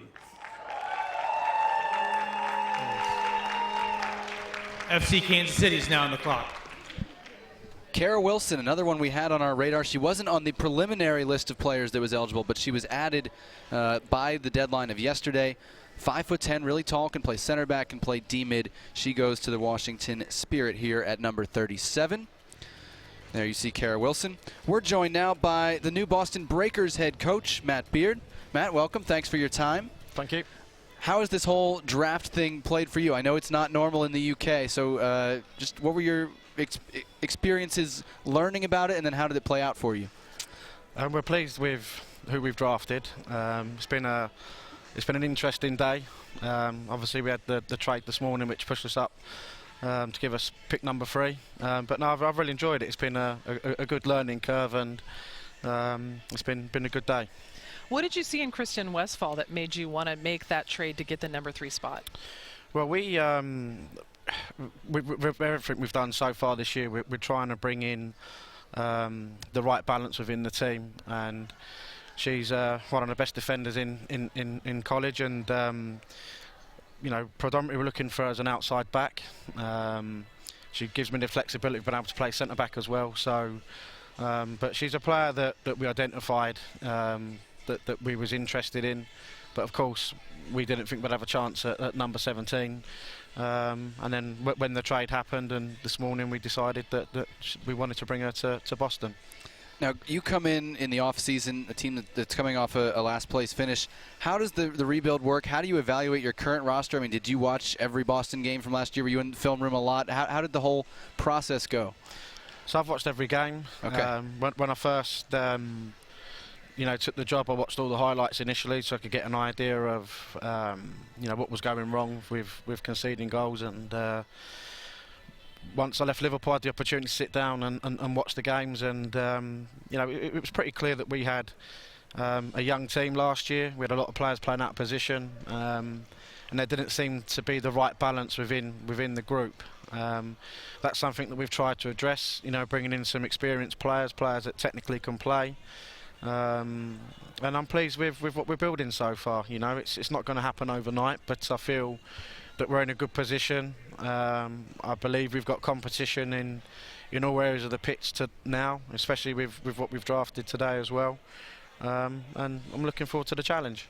Great, Matt. Thanks for your time. Best of luck as the season gets underway. Thank you. Good luck. Matt Beard, the new Boston head coach, joining us as FC Kansas City is on the clock here at number 38 out of 40 picks. And the pick is in. With the 8th pick in the 4th round of the 2016 NWSL College Draft, FC Kansas City selects Alex Arlett, Louisiana State University. Chicago Red Stars are now on the clock. Another SEC selection is Alex Arlett from LSU. Goes to Kansas City. Another one just like Kara Wilson before her. We've seen her both at center back and D-mid in her career. And first for LSU to have a player in the NWSL draft, and I'm pretty sure it's first Houston player. Clear Lake High School for Alex Right. Arlett. I should mention she played attacking mid, defensive mid, right back, center back, and left back, all in her distinguished career at LSU, which had one of its better years this season. So the SEC getting a couple players to go in this round with Alex Arlett to Kansas City. That brings us to, wait for it, Chicago. You knew they were coming back one more time. Oh, well, somebody's not too happy about that. Dad's coming home soon, don't worry. Chicago here with the pick at number 39. We're not going to try and predict this because there's flat out no way to, unless it's Ashley Ellenwood. I got lucky before. I don't think it's going to happen again, but we'll see. But to go back to, now we have a second. We're almost done with the draft. Takeaways from this as a whole, and is there a team that jumps out at you? They got better today, and why? Well, obviously the Dash with 3 first-round picks and 3 solid picks. Even though we know Recaro probably won't play until late summer, well, then she comes in when they're losing players. So that's not a bad way to approach it. To get Janine Becky, who will very likely be allocated, I like that means that there's some roster relief per se. When they need players, when period, they past need the players. draft. The Dash came in with the fewest players on their roster. I really like what Western New York Flash has done as well. One more time, Chicago. This is their last, I promise. With the 9th pick in the 4th round of the 2016 NWSL College Draft, Chicago Red Stars select Ashley Ellenwood, University of Arkansas. Seattle Reign FC is on the clock. Clearly they telegraphed that to you somehow, Jonathan. I swear I was not informed of that ahead of time. I did my homework on who played for the Red Stars, and I covered the SEC a lot. And I saw Ashley Ellenwood a lot. And here she goes. She's another one coming off of an ACL injury. Ashley Ellenwood, people hate to play against her. She's someone you want on your team. Physical player, but technical with her feet. She has a long throw, and it's not a flip throw, but it's a long throw-in. She led the SEC in assists in 2014, her last healthy year. Somehow didn't make first or second team all-conference because teams didn't like playing against her. And then she was off to a good start this year and tore her ACL. So glad to see Ashley Ellenwood get a chance. She had trained with the Chicago Red Stars several summers while she was in college and played for the reserves team. So it wasn't a total shot in the dark, knowing that she had that connection as Reitzman did with the reserve team. So Chicago has picked 5 players in this 4th round: Reitzman, Flaws, Jordan, Johnson, and Ellenwood. Red Stars fans, you're going to learn a lot more about them. And we're down to our final pick of the day. Are you sure that Laura Harvey's not going to trade this pick? Because clearly she hasn't made a trade today, right? There's no guarantee. Right? I mean, we know the website is still out there. You Has think, Laura Harvey you think made Chicago, a trade today? Chicago wants another one? I don't think they don't have Chicago anything wants left to another trade. one. Yeah. One thing we'll say, nobody has traded a pick in next year's draft. And next year's class we expect to be particularly strong. And I mean, the 3 names that jump out to me: Savannah Jordan, Rose Lavelle, Kadisha Buchanan. But believe me, the list goes way beyond that. I'm just not going to say all 15 names. It is a deep class for next year's draft. So we've seen a lot of trades of those picks before the draft and all through last season. Yeah. And I think decisions in 2015 really could come back to haunt people all the way at the draft 2017 because of how strong that draft class is. Yeah. So that'll be something to watch for next season. Long way away now, but we hope we'll be back with you for next year's draft.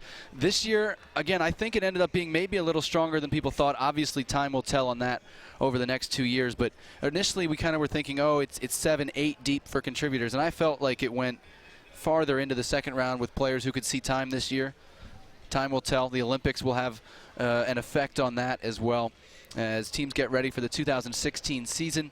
Preseason opens in March for most teams, so about a month and a half, and then games start mid-April. Hopefully we'll get that schedule soon. Final pick of this year's draft headed your way. Yes, with the 10th pick in the 4th round of the 2016 NWSL College Draft, Seattle Reign FC selects Lindsay Luke, the University of Utah. And with that pick, that concludes the 2016 NWSL Draft.